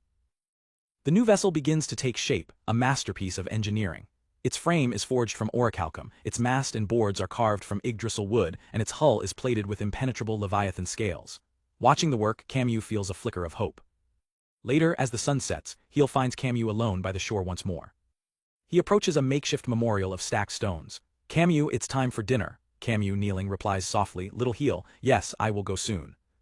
Heel looks at the grave marker for Camus's fallen crew. I'm sorry if it doesn't match the customs of your tribe. Camus shakes his head. It's more than enough, thank you. Camus then begins to share a story from his people's history. It was about 100 years ago. He speaks of a time when the orcs were broken and scattered after wars with humans. One man brought them all together, he says, and took to the sea. Heel listens stunned as Camus reveals the hero's name. His name was Camus. He describes the legendary Camus of the Corvus tribe, an orc hero who built a fleet so powerful it could challenge entire nations. Camus lowers his head. That name has been passed down to the leaders of the Corvus tribe for generations. His voice fills with shame. But when my turn came, I was betrayed from within, and I failed to inspire my loyal crew to return to the sea. Heel breathes his name, finally understanding the immense burden he carries. Camus. Camus's hand tightens into a fist, his resolve hardening like steel. I want to be strong. He looks up, his eyes blazing with a newfound fire, strong enough to not bring shame to the proud name Camus. Deep within the island's dockyards, the order is given. All right, open the water gate. With a tremendous groan, the massive gates part, unleashing a torrent of seawater. Guided by powerful golems, the colossal new vessel finally tastes the ocean for the first time. On the shore, the island's residents, including Heel, watch with jaws agape, completely stunned by the sheer scale of the project. And there it is, a magnificent galleon, its hull plated with impenetrable Leviathan scales, setting sail under the open sky. Onlookers marvel at its construction. Hiya, the ship looks so strong. It is truly both strong and mobile, armor from Leviathan scales. Heel watches the ship depart, a bead of sweat on his face betraying a hidden tension. His companion notices the mood on the ship. The Corvus people all seem a little nervous. Aboard the vessel, Captain Camus addresses his anxious crew. Listen up, today we'll be training and testing this ship, everybody look alive. Camus's expression is stern. He knows this maiden voyage is more than just a simple cruise. Despite the captain's words, the crew can't shake their nerves, their movements stiff with anxiety. The helmsman grips the wheel so tightly his knuckles turn white, his fear palpable. Back on the shore, Heel closes his eyes, focusing his energy. He raises a hand towards the sea, beginning an incantation. As he stares out at Camus's ship, he steels his resolve. With a silent thought, he sends his support across the waves. I believe in you, Camus. Then Heel roars, his voice echoing across the harbor. Come, number 16. The crowd around him recoils in confusion, wondering what he's just done. Miles away, deep beneath the waves, a monstrous shadow begins to rise from the abyss, targeting the ship. Suddenly, a massive geyser of water erupts right beside the hull, shocking the crew. The lookout screams in panic, "Watch out for starboard, something's there." Crew members rush to the railing, pointing with trembling fingers. Hey, is that? With a deafening crash, a gargantuan form breaks the surface. It's a monster of living rock, a golem crafted in the terrifying image of a leviathan, and it towers over their ship. The crew is paralyzed by pure, unadulterated terror. The golem slams into the ship, the impact shaking the entire vessel and sending the crew screaming. It then begins to charge an attack, unleashing a blast of energy that smashes against the hull, but the leviathan's scales hold strong. The crew descends into chaos. Leviathan, it really came again. Boss, we gotta get out of here. But Camu's voice cuts through the panic like a thunderclap. Calm down. He points towards the beast. It's all right, the ship didn't even flinch. Compose your breathing and take a good look at your opponent. As the crew stares, they begin to notice something isn't right. They see the cracks and seams of stone. Rock, it's not a real leviathan. On the shore, the others finally understand. A leviathan-shaped golem, why did it attack them? Heel turns to them, his expression serious. Everyone, please don't interfere. Camu reveals the truth to his stunned crew. A mock battle based on fighting Leviathan is about to start. But the crew is still terrified. Wah, even if it's fake, we can't take on something that huge, Camu nods grimly. I understand your fear. We prided ourselves on being invincible, but we lost without making a dent. He pulls a glowing object from his coat, the last changed stone. But I refuse to give up, to challenge the sea again. The crew gasps in recognition. That stone. With a determined cry, Camu prepares to make the ultimate sacrifice. Goodbye, my perfect body, watch closely. He leaps from the ship's railing, plunging into the churning sea below. This is the debut of the new Camu, leader of the Corvus tribe. Heel's companions watch in utter shock, unable to believe what they're seeing. On deck, Camu's own crew can only stare, mouths agape, as their captain disappears into the waves. The golem pauses as a brilliant pillar of light erupts from the spot where Camu landed. From within the light, a new, powerful silhouette emerges from the water. It's Camu, reborn. His body is now a powerhouse of muscle and scales, his transformation complete as he charges forward to face the golem head-on. In his new sea dragon form, Camu rises from the water, a determined glint in his eye. With a sharp-toothed grin, he announces his first move. Here I go. In a flash, Camu rockets across the surface of the water, leaving a massive wake as he blitzes towards golem number 16. He moves so fast he's just a blur of raw power. Skimming across the waves, he closes the distance in an instant. The water itself seems to bend to his will, propelling him forward. From the ship, his crew watches in disbelief. He's so fast, it's like he's flying on the water. Camu can feel the power surging through him. Incredible, he thinks. So this is the power of a sea dragon, he realizes, a body that manipulates the very flow of water, moving at unbelievable speeds. He draws his blade, locking onto his target. Now it's my turn, dear 16. Camu unleashes a flurry of strikes, his sword clashing against the golem's stone body. But the golem retaliates, swinging its massive tail with crushing force. Camu braces for impact, realizing the golem's defense is no joke. I should have expected such defensive power. The blow sends him flying across the water. On the ship, his crew cries out in alarm, "Be boss." Watching from the shore, Heel and Rihanna look on with concern. Even after evolving, Camu is. A crew member grips the railing, his knuckles white with tension. Camu quickly recovers, planting his feet in the churning sea and facing down the towering golem. He's momentarily submerged but grits his teeth, refusing to back down. Suddenly, the Corvus tribe's ship surges forward, its unique golem figurehead aimed for battle. It's a declaration that Camu isn't fighting alone.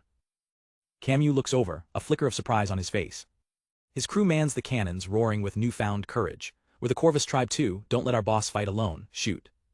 A volley of cannonballs erupts from the ship, slamming into Golem 16 and providing the perfect distraction. A surge of power flows through Camu as the crest on his hand begins to glow brightly. A small, proud smile crosses his face. Took you long enough. He raises his hand to the sky, and the sea begins to answer his call. The water around the golem churns violently, pulling it into a powerful vortex. Golem 16 is trapped, unable to escape the rapidly forming whirlpool. The crowd on the shore gasps as a colossal water tornado erupts from the sea, completely engulfing the golem. From within the storm, the golem looks up to see Camu, floating calmly at the eye of the tornado he created. He channels the raging waters into his blade, preparing his final attack, become a raging stream. Sorry, Camu says to the golem, little Heel will patch you up later. Water, come to my sword and drill through this rock. Camu dives, striking the golem with his water-infused sword and triggering a massive explosion that shatters it to pieces. The crowd on the shore erupts in cheers. Heel and Rihanna are beaming, amazed by the spectacular victory. Even the stoic members of the crowd can't help but be impressed. Aboard the ship, the Corvus tribe roars in celebration for their boss. With the mock battle over, the remains of the golem lie in the harbor as Camus and his reunited crew gather on the dock. Heel runs up to him ecstatic. "Camus, that was incredible." Camus closes his eyes, giving a humble reply. "It was all thanks to my crew." He turns to face his men, his expression serious. "I not only doubted my own strength but also that of my crew. My distrust was palpable." "I'm sorry," he says, looking them dead in the eyes. "I will ask once again, will you challenge the seas with me?" His crew doesn't hesitate for a second. "What? We're the ones who are asking. Boss, let us go with you, we're not running away this time." One of them adds, "But you had to give it up. The so-called perfect body you were so proud of." Camus simply scoffed at the notion. He strikes a dramatic pose, showing off his new physique. This splendidly handsome shining body has awakened into a new stage of beauty. Turning back to Heel, his confidence is absolute. "Little Heel, I have the perfect ship and the perfect crew. Our voyage can't possibly not be a success." Heel's face lights up with excitement. "Yes." Over the next week, Camus and his crew fine-tuned the ship, while Heel and the others decided on what goods to trade for their journey. The night before they set sail, they threw a massive farewell party, with the Corvus tribe eating enough for a small army. Later that night, under a crescent moon, the ship rests peacefully in the harbor. Heel and Rihanna stand on the deck. "Sorry for dragging you along, Rihanna," but she's thrilled. "No, it really is a great ship. I wanted to come aboard before it leaves." Rihanna asks, "Do you like ships?" Heel hesitates. "Chen, it's not really that." He looks out at the ocean. "I've always been fascinated with the outside world that can be reached with them." Rihanna looks surprised. "Are you going to travel by ship one day too?" Heel replies, "No, I haven't thought about it that far. It's just a fantasy I had back when I couldn't find a place for myself in the royal palace. But now." He smiles warmly. "I live here with all of you in Sheol. This is my home." Rihanna blushes, touched by his words. "Mr. Heel." Suddenly, Riel starts barking, sensing someone else on the ship. "What is it, Riel?" Camus steps out from the shadows. "Camus, I can't fool young Riel's eyes. I was just spending some time alone on the ship before we set sail. Did I disturb you?" Heel gets flustered. Sorry, we got on board without telling," but Camus just waves it off. "Oh dear, at this point this ship is partially yours." He gives Heel a pointed look. "You are always welcome here, as the only human I approve of." Camus' tone then shifts. "And I actually wish to discuss something with you anyway." Heel is curious. "What is it? You sound serious." Camus' expression becomes grim. He looks directly at Heel, whose eyes widen in shock at the topic. "It's about your homeland, the kingdom of Sandfills." The scene shifts to a cold throne room where a stern king sits, flanked by guards. The king's face is a mask of shadow and contempt, hinting at the darkness Heel left behind. On the deck of the Corvus tribe ship, under the quiet of the night sky, Heel's thoughts drift to his past. He turns to the tribe's leader, Camus, with a heavy question. "Camus, do you know anything about my homeland, the kingdom of Sandfills?" A new chapter of Revelations is about to begin. Camus' answer is a bombshell. He reveals that Claude's faction, the very mercenaries who betrayed him, were acting on orders. They were hired by the royal family of Sandfills. The words hit Heel and Rihanna like a physical blow. Staggering back, Heel can't process it. "No, that can't be." Rihanna tries to rationalize it, "but people from the kingdom hate monsters." Camus looks away, a hint of guilt in his eyes. "I apologize for staying silent about this." He begins to recount the story.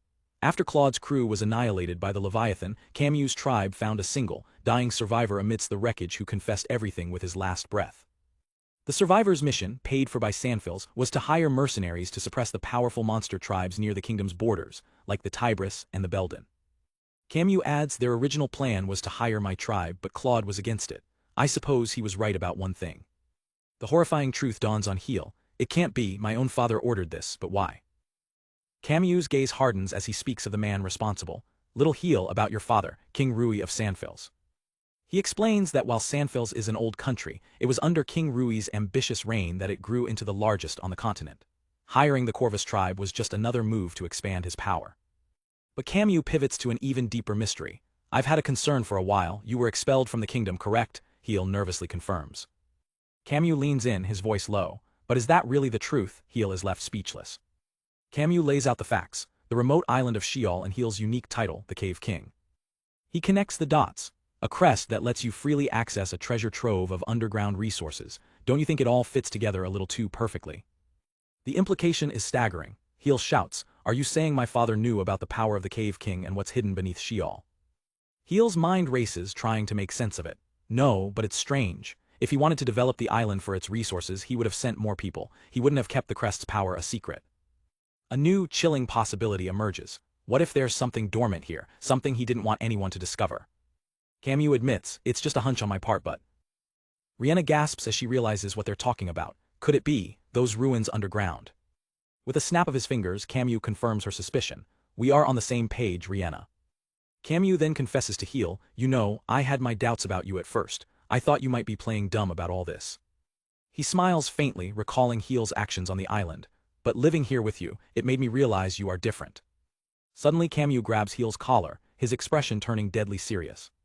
He pulls him close, but keep this in mind, you are a prince of Sandfills, and this island, Sheol, is technically your country's territory. His warning is a grim promise. The day will come when you have to face your own country.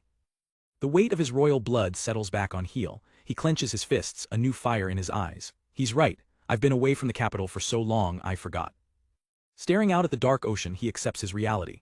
No, I was just looking away. My connection to Sandfills isn't in the past. It's right here, right now. Rihanna watches him, her face filled with concern for the burden he now carries. The next morning, the islanders gather at the port to see Camus and the Corvus tribe off on their journey home. With the repaired golem number 16 as an escort, their voyage to reunite with their families is sure to be a safe one. After their departure, Heel gathers the leaders of Sheol to share the heavy news. He bows his head, taking full responsibility. I'm sorry, the one behind the attacks on the Belden and Tibris tribes was the royal family of Sandfills. But they refuse to let him bear the blame. An orc slams the table. You have no reason to apologize. Varus, the werewolf chief, agrees. You are not at fault, Mr. Heel. The real question is, what do we do now? Elvin, the elder dark elf, ponders the future. Contact from your country is a problem we will have to face. One of the orcs flexes, ready for a fight. If they have a problem with monsters living here, we'll just send them flying. Elvin sighs, knowing it's not that simple, thinking that could very well start a war. Heel is horrified, realizing his presence has put them all in danger. Does this mean I've involved you all in something terrible? An orc immediately shuts him down. Boss, don't you dare talk about sending us away again. One by one, the faces of Sheol's residents appear, their voices joining in a single defiant chorus. Sheol is our home now. Their loyalty and resolve wash away Heel's fear. He stands tall, his voice ringing with determination. You're right, this is no time to be timid. I need your help for what's to come. Rihanna and the others cheer, their spirits lifted. Now you're talking, of course. Elvin begins to strategize. At the very least, they know about the island's resources. That means they'll eventually come to open up trade. He continues, let's be blunt. Coexistence between humans and monsters is rarely about understanding. It's about mutual interest. Elvin lays out their path forward. If Sheol can bring great riches to your country, it will justify your rule here. A dark elf warrior adds, but I doubt that alone will be enough to stop them from interfering. Varus cuts to the heart of the matter. What you're saying, Varus, is that we need to be strong enough to negotiate with the kingdom. Elvin nods grimly, yes. Rihanna asks the obvious question, so what do we do? Her friend answers with a fist pump, we develop the island even more. Varus contemplates their position. To negotiate, we first need to find out their true intentions. Heel agrees, recalling his conversation with Camus. Yes, and Camus and Rihanna already pointed to the answer. His gaze turns to the entrance of the caves. The key might be hidden in the ancient civilization lying underground. Elvin rubs his head in frustration. In the end, we know nothing about Sheol, if only we could decipher the books in that library. As Elvin laments their lack of knowledge, Heel looks at the cave king crest on his hand. He knows what must be done. He grabs his trusty pickaxe. Turning around, he sees that his friends have already assembled, ready for action. You're all here. They're all armed with pickaxes and tools. Even the Tibris tribe is ready to dig, their sharp claws primed. Heel stands before his loyal crew, werewolves, elves, spiders, and slimes. He proudly declares the formation of the Sheol Ruins excavation team. The dark elf warrior deadpans, isn't this just the same group that always mines? Heel laughs it off, it's all about setting the mood. Rihanna chimes in, exactly, it's like we can mine with a fresh feeling. As Heel prepares to lead the new Sheol Ruins excavation team, Rihanna sees him off with a packed meal. Take this portable ration, she says with a smile, but make sure you're back in time for dinner. Heel nods, grateful. I know, thank you, Rihanna. With his resolve hardened, Heel declares their mission. We are going to excavate new ruins. His mind is set on the goal ahead. My father is after the mystery of Sheol, he thinks, and since we don't know what it is, we'll just have to dig it out ourselves. Deep in the caves, Full looks around, pickaxe in hand. So how do we start looking for these ruins? Heel gestures to their surroundings. Well, first. He lays out the plan.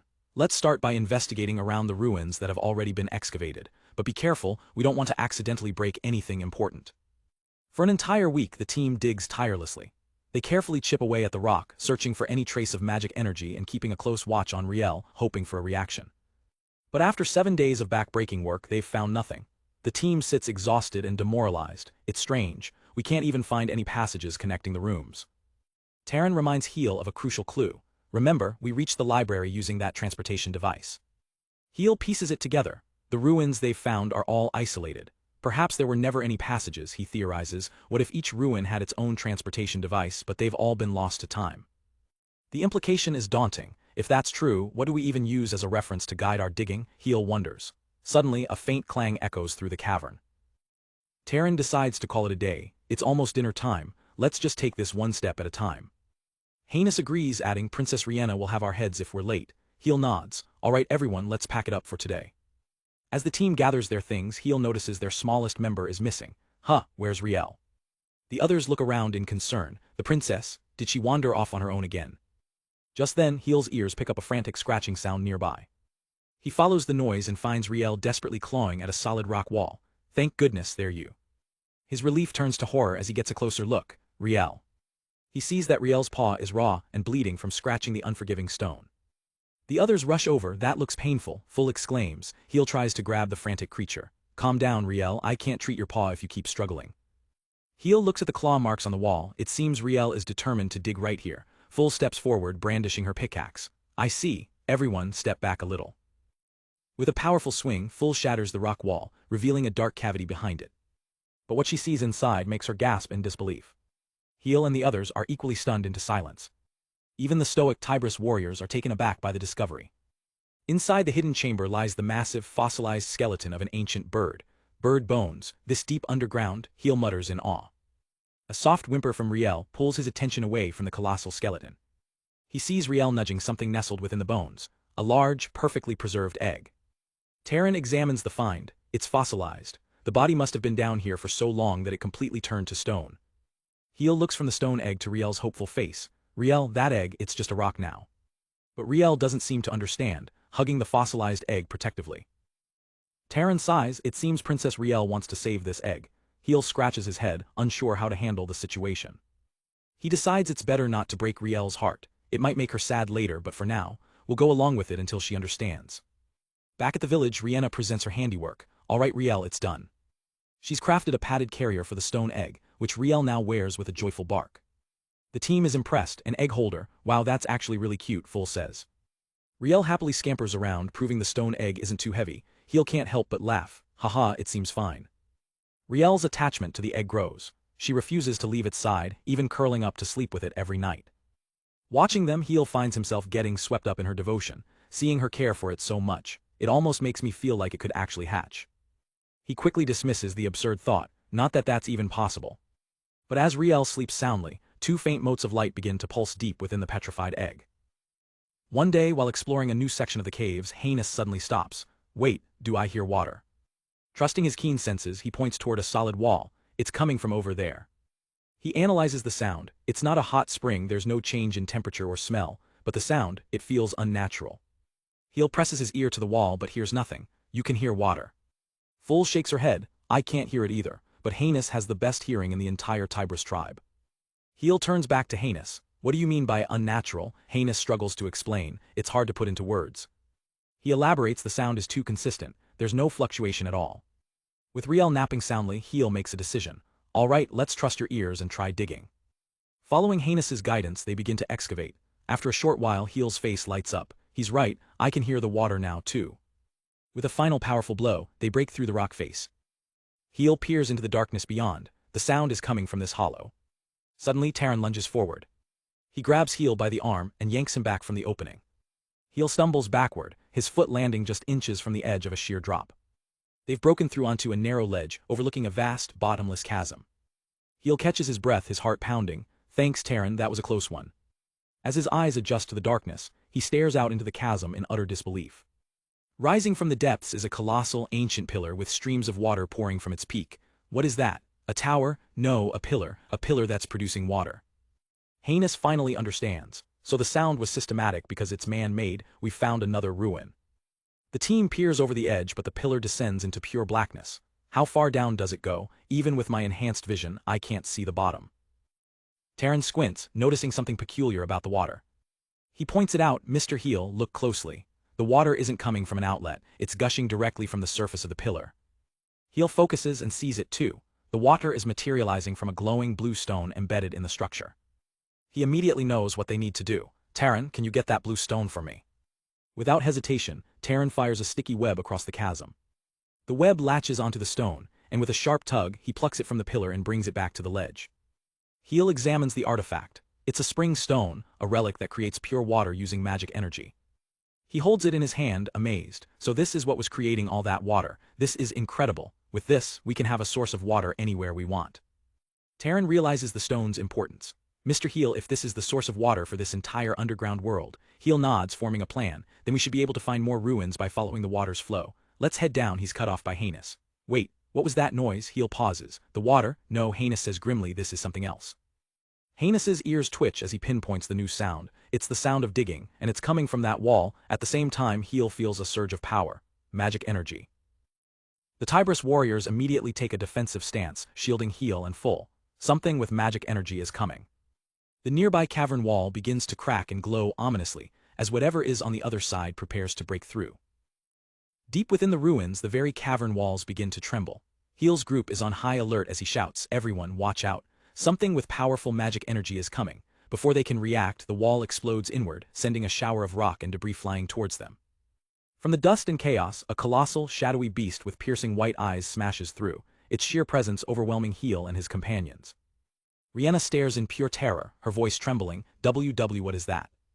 Heel is equally stunned, trying to make sense of the impossible creature before him. A lizard? No, this overwhelming size and intensity, is that a legendary? Varus finishes his thought, recognizing the mythical beast with a growl. Dragon. But instead of a roar, the dragon looks just as surprised as they are, letting out a comical yelp. Underground people, the group is floored. Varus can only mutter, it talked. In its shock, the massive dragon missteps, tumbling right off the ledge and into the chasm below. Help me, it screams. As it falls, Heel instinctively shouts, Terran. Terran's web shoots out, catching the dragon mid-fall, but the creature's weight is immense and the whole group struggles to hold the line. "Oh no, it's too heavy," Rihanna cries out, "it's going to drag us down." Straining against the weight, Heel grits his teeth. "Hold on for a second." He lets go of the web and sprints towards the cliff edge, prompting Rihanna to yell, "What is Mr. Heel doing?" Reaching the precipice, Heel slams his hand down on the rock. He activates his unique skill, Cave King, Process Rock. Instantly, massive stakes of solid rock erupt from the cliff face. With precise gestures, Heel continues to form more stakes, creating a makeshift staircase down the chasm wall. The falling dragon lands safely on one of the newly formed platforms. With the tension suddenly gone, the rest of the group tumbles backwards onto the ground. Having already made his way down, Heel calls up to the creature. "Are you all right? Climb the rock stakes." As they watch the dragon descend, Varus remarks, "We saved it without even thinking." Rihanna, still nervous, adds, "But it's not gonna eat us, right?" Safely at the bottom of the chasm, the group cautiously approaches the unbelievable sight, a talking dragon. The creature's massive clawed foot touches down on the cavern floor. It adjusts a pair of large goggles on its head, sighing in relief. "Eek, I thought I was dead." Lifting its goggles, the creature reveals a surprisingly friendly, lizard-like face. What are you people, the owners of the underground ruins?" The tense standoff is suddenly interrupted by a deafening growl from the dragon's stomach, startling everyone. The scene shifts to the surface, where the islanders watch nervously from the bushes as the dragon devours a massive feast prepared for it. The creature happily munches away. "Tasty, I've been eating nothing but preserved food lately. Good food is amazing." Rihanna approaches cautiously, asking, "Are you all right?" The dragon grins, confirming its identity. "Yep, Roydon the Earth Dragon." Heel watches Roydon chug a barrel of ale. "So you're Roydon." Mappa is in awe. "My goodness, to think I would ever lay eyes on a being I have heard about in legends so much." Rihanna smirks, but it's a little different than I imagined. Heel gestures back towards the cave. "Are those underground ruins yours?" Roydon shakes his head. That weird pillar in the shaft? No, I'm not from these parts. I came from the Elto continent. The name is completely foreign to Heel and Mappa." Roydon describes his home. It's a red-hot land where volcanoes explode, rivers of magma flow, and many territorial dragons fight all the time. Heel is stunned. Is that near here, that Elto continent?" Roydon thinks for a moment. "Anya, I dug through the bottom of the ocean and straight east for about a month." Heel can't believe it. "Be bottom of the ocean." Roydon nods. "You people scared me cause I've never seen people like you. Thanks for saving me." The sheer scale of Roydon's journey is too much for Heel to process. Rihanna smiles. I froze there for a second, but it's nice that we can talk. Roydon lets out a laugh. Ha ha, from your point of view it looks like I'm talking. He clarifies I'm communicating through thought. It's called telepathy. Heel is alarmed, so you can read our hearts. Roydon replies close but no. He explains when you talk you send out thoughts with your voice. I sense that and get the meaning. Mappa pieces it together, and the words we hear from you, you translate my thoughts into your own words inside your head. Roydon taps the horn on his helmet. I dunno about magic or crests, but we earth dragons read and send thoughts with this here horn. Rihanna gets excited. Is telepathy magic or some kind of crest power? Can I do it? Varus observes the horn closely. I see. Magic gathers in the horn. I expected as much from an ancient species like dragons. They have strange powers we don't. Having finished his explanation, Roydon's attention shifts. By the way, I'm curious. He gazes at the massive tree in the distance. That huge tree back there. Isn't that Yggdrasil? Heel is surprised. It is. You know about Yggdrasil. Roydon stares in awe. I knew it. I've heard about it a long time ago. It's more majestic than I imagined. He seems to be connecting the dots. If something like this is in front of me, that rumor might not be just a fairy tale either. Looking out at the island, he turns back to Heel. Hey Heel, is there a continent around here called Paradise? Heel is confused by the name. Roydon elaborates, yes. I heard it's a continent far in the east where humans and monsters and all sorts of races coexist, and it has a rich culture and it's full of nature. Rihanna whispers from the side, this is a small island, but it kinda matches those rumors. Heel racks his brain. Continent, Balon, that's farther north. There are humans and monsters there, but it's hard to call that coexisting. Roydon sighs, realizing he's in the wrong place. My original goal was a miss, but meeting you people might be a stroke of luck. Mappa asks, are you looking to move to a new place? Roydon shakes his head. So it was all fake. Well, I did hear from old Hei. He cuts himself off thinking, HN, now it's not that. Suddenly, a brilliant idea strikes him. He grabs a large woven basket from his back and presents it to the group. Gather round and take a look. With a click, he unlocks the basket. It's a rare selection of items from the faraway land of Elto. Roydon proudly puffs out his chest. Have a look at Roydon, the traveling merchant's incredible items. Heel is completely taken aback. Merchant. Roydon explains his business strategy. Business is poor in Elto 'cause of all the fightin', so I expanded to a new land. With a flourish, Roydon opens his compression basket, and an entire shop's worth of goods spills out. The group is stunned, marveling at the intricate vases, rings, and weapons. Heel inspects the wares, his eyes wide with realization. The vase was made from process scales, the knife is nails. Everything is made with exquisite dragon materials. No wonder I've never seen this before. Rihanna struggles to lift a giant fork, asking, but isn't everything a bit big? Roydon chuckles, oh dear. Everything is made to be used by dragons. Then Roydon presents his specialty item. How about this then? Heel recoils in shock. No way, dragon eggs. Roydon confirms, yep, fire dragon and wyverns. Mappa the Elder examines them closely. Fire dragon and wyvern, those are flying dragons. Heel is horrified at the implication. This is food. Roydon grins. That's 'cause they taste better fresh, right? You can boil them, roast them, or just eat them raw. Seeing their shocked faces, Roydon tilts his head in confusion. Something wrong, are mammals different? For dragons, it's perfectly normal to use the bodies of other dragon species as resources. An idea sparks in Heel's mind. Really? Will it become attached to us if we hatch it? Roydon shrugs, holding out an egg. Well, if you're not eating it, I guess you could warm it and hatch it. It's pretty tasty though. The others are immediately on board with the idea. How about we raise one, Mr. Heel? It'd be useful if it could fly too. They reason that the hatchling will see them as its parents. Heel's mind is made up. Roydon, I'll take an egg. How much do you want for it? Roydon's request is unexpected. Can I get some saplings from near Yggdrasil, trees? He explains his reasoning. Elto is a wasteland now, but it used to be a green continent a long time ago, full of nature, and there used to be a few of those Yggdrasil. Rihanna is touched by his noble goal. You want to make your home come to life again, wonderful. But Roydon reveals his true, capitalistic motive with a greedy cackle. Yep, think of how much I'll make when the time comes and I corner the market for saplings. The group's wholesome image of him is instantly shattered. The deal is struck. Heel trades the precious saplings for a dragon egg and a few other dragon items for Mappa to study. As a final gesture, Roydon offers a bonus, and I'll throw this in as thanks for the food.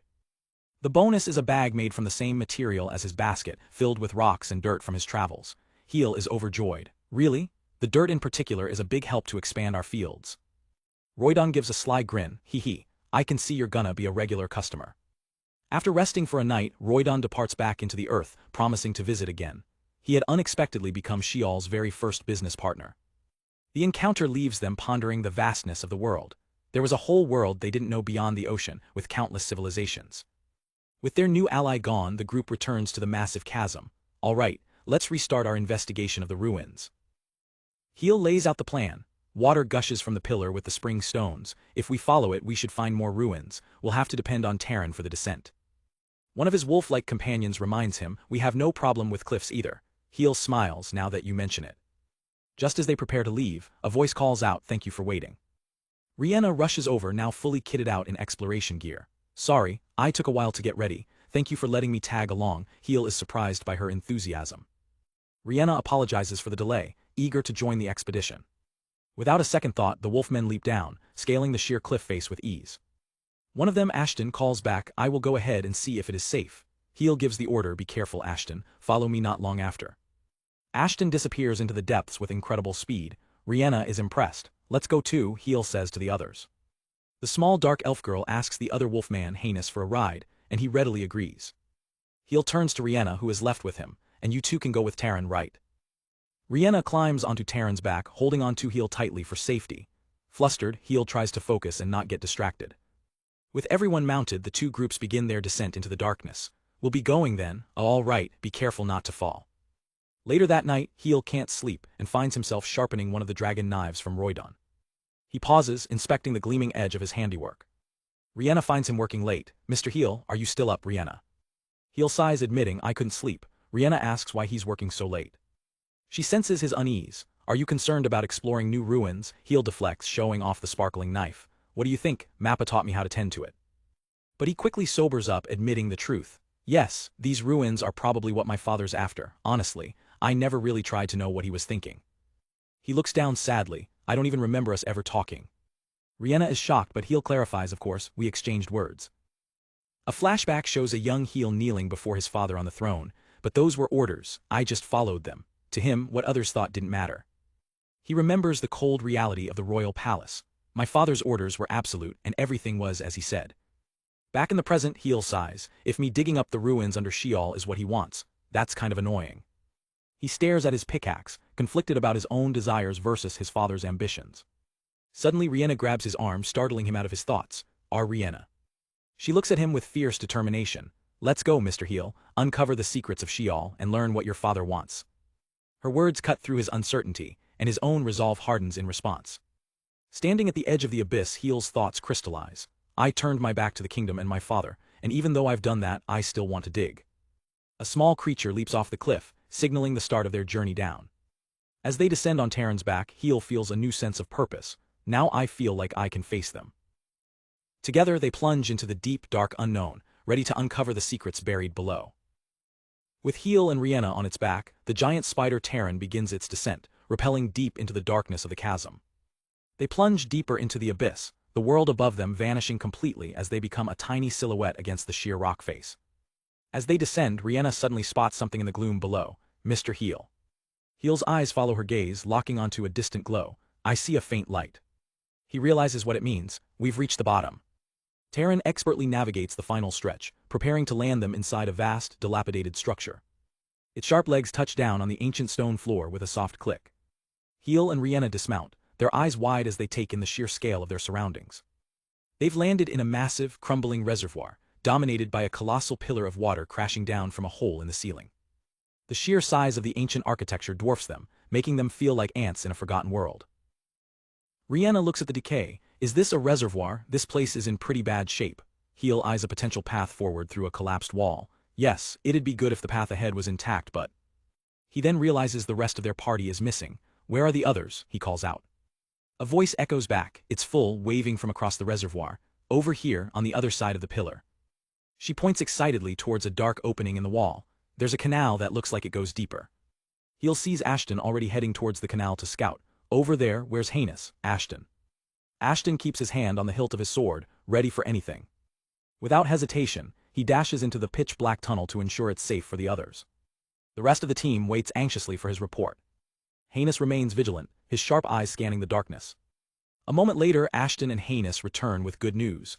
It seems fine, Heinous reports. It doesn't look like we have to worry about the canal collapsing. He turns to Heel with a warning, but it becomes more intricate as it goes deeper, so we need to be careful not to get lost. Heel is amazed by his perception. Why you can tell all that? Rihanna offers a clever solution. How about we leave pyroxene as a marker as we go? Heel immediately agrees. Good idea. Full meanwhile is just thrilled by the adventure. Hee, this is kind of exciting. And so the team ventures into the dark waterway, leaving a trail of glowing pyroxene to mark their path. As they walk, a strange shape shifts in the murky water, catching Heel's eye for just a moment. Whatever it was, it vanishes back into the depths. The group stops on a stone bridge, awestruck by the underground city. So there was a ruin this big down here this whole time, Heel muses. Who made this and why? Rihanna recalls something from her research. Probably humans. There was a relief of a human woman on the wall in the library. Heinous considers this. Maybe they are unknown to Balon, but their descendants are living in some other land. Heel laughs, haha, then maybe they really are the underground people Roydun talked about, and maybe they're building underground over there too. As they continue, Full suddenly freezes, sensing a presence in the darkness behind them. She whips her head around, startled. Heel notices her alarm. What's wrong, Full? She stammers, something just moved. One of their small companions speaks up calmly. Don't worry, Full, this smell. The source of the noise reveals itself to be a group of harmless slimes. Oh, it's slime, Heel says, relieved. Startled by the group, the slimes quickly bounce away. They ran away, Heinous notes. We scared them, Heel adds, but they're not harmful, so let's leave them alone. Rihanna smiles. So slime are living in the ruins too. This sparks a thought for Heel. Now that I think about it, I met Shell and Terran underground too.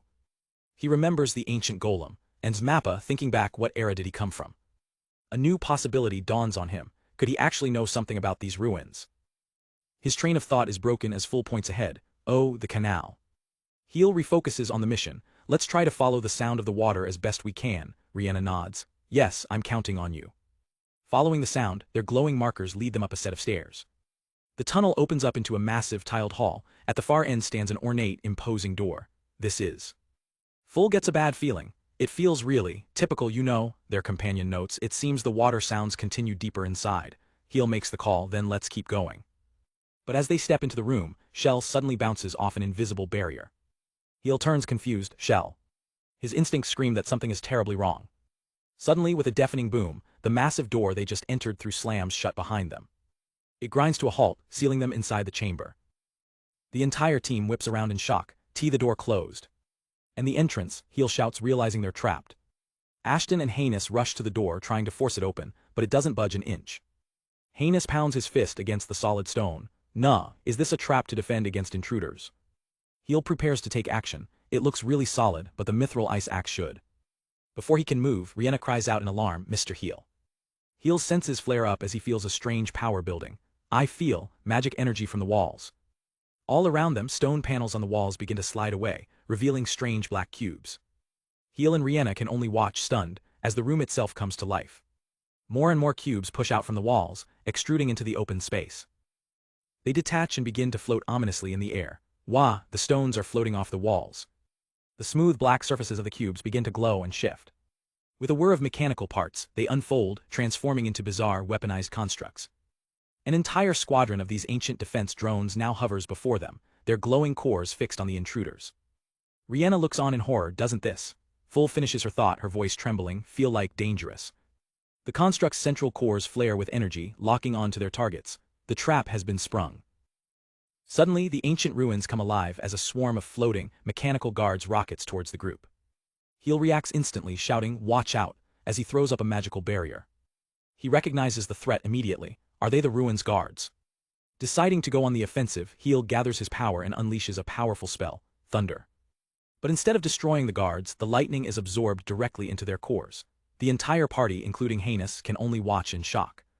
Heel can't believe his eyes. It absorbed my magic. The guard immediately fires the supercharged energy back, blasting Heel and shattering the ground around him. Rihanna helps him up, realizing their terrifying ability. What power! They turn the magic they absorb into their own strength. Full looks on in horror, her own magic shield being drained away. No way, it even sucked up the shield, she cries out as her defense vanishes. The terrifying reality of their situation sinks in. Wait, that means we can't attack. With their magic rendered useless, the swarm of guards closes in. This is bad. Just as the guards are about to overwhelm them, a flash of white fur blurs past. The guards halt their advance, turning their attention to the newcomer. Heel recognizes their protector, Ashton. Ashton sizes up the enemy, a plan already forming in his mind. If magic doesn't work, we must cut them down directly, he declares, turning to his brother. Heinous, cover the main force. With a powerful stance, he announces his presence. The captain of the Imperial Guard of the Tybris tribe, Gale Ashton, is here. He explodes forward, a blur of motion charging straight into the enemy swarm. Ashton becomes a whirlwind of steel and fur, effortlessly parrying and deflecting the guards' attacks. His eyes are sharp, tracking every enemy movement. He weaves through a barrage of energy blasts without a scratch. The guards' lasers miss their mark, unable to keep up with his incredible speed. In a stunning display of swordsmanship, Ashton single-handedly holds off the entire mechanical army. Watching from the back, Rihanna is in awe of his speed while Full cheers him on. Get him. Heel notices the guards are changing their tactics. They're all moving towards Ashton, he shouts, realizing they're trying to corner him. The guards begin to coordinate their movements, tightening their formation. Heinous places a reassuring hand on Heel's shoulder. Don't worry about us, Mr. Heel, rest easy. With that, Heinous leaps into the fray to support his brother. My brother is enough for the vanguard, he says with complete confidence. Ashton notices the change in their attack. Beams of light begin ricocheting between the guards, creating an inescapable net of energy. For the first time, Ashton is forced into a defensive stance. He analyzes their strategy mid-battle. It seems they are bouncing heat rays off each other. They don't just overwhelm with numbers, they're coordinated. Heinous, now surrounded himself, simply smirks. Interesting. Suddenly, several guards explode in mid-air, struck down by unseen projectiles. Heinous stands calmly amidst the chaos, knocking 4 arrows onto his bow at once. If it's coordination you want. He lets them fly, and each arrow finds its mark, shattering a guard. Without pausing, he draws another 4 arrows. Another volley, another 4 guards turn to scrap metal. That is our specialty, Heinous states, drawing his blade as he closes the distance. He unleashes his ultimate technique, Shadow Slash. In an instant, dozens of after images fill the hall, each one a phantom wolf warrior cutting through the enemy ranks. The result is absolute devastation. The entire swarm of guards is sliced to pieces simultaneously. Heel, Rihanna, and Full can only stare in utter amazement at the overwhelming display of power. Ashton turns back, his demeanor calm as if it were just another day's work. All done, Mr. Heel. Heinous regroups with them. Ashton, it seems everyone is safe. Heel immediately begins examining the wreckage. Are these a kind of golem? Yes, there are heartstones inside. Judging by their size, I'd say they're dolls. His mind is already racing with possibilities. Making them float, absorbing magic energy. I think I can use these parts to make something new. He holds up a glowing crystal. Here, this is why they absorbed our magic. It's a magic-absorbing crystal. Next, he points out a teardrop-shaped gem, a floating stone that uses magic to levitate. Finally, he shows them the fragments of their casing. Black iron, a metal resistant to intense heat. Heel pieces it all together. I see. The magic they absorb powers the floating stone, and they use black iron to withstand the heat from the crystals. Pretty well done. As he finishes his analysis, a heavy grinding sound echoes from the far end of the hall. Heinous is on alert. If something like this was guarding it, there might be something back there. The massive gate begins to open on its own.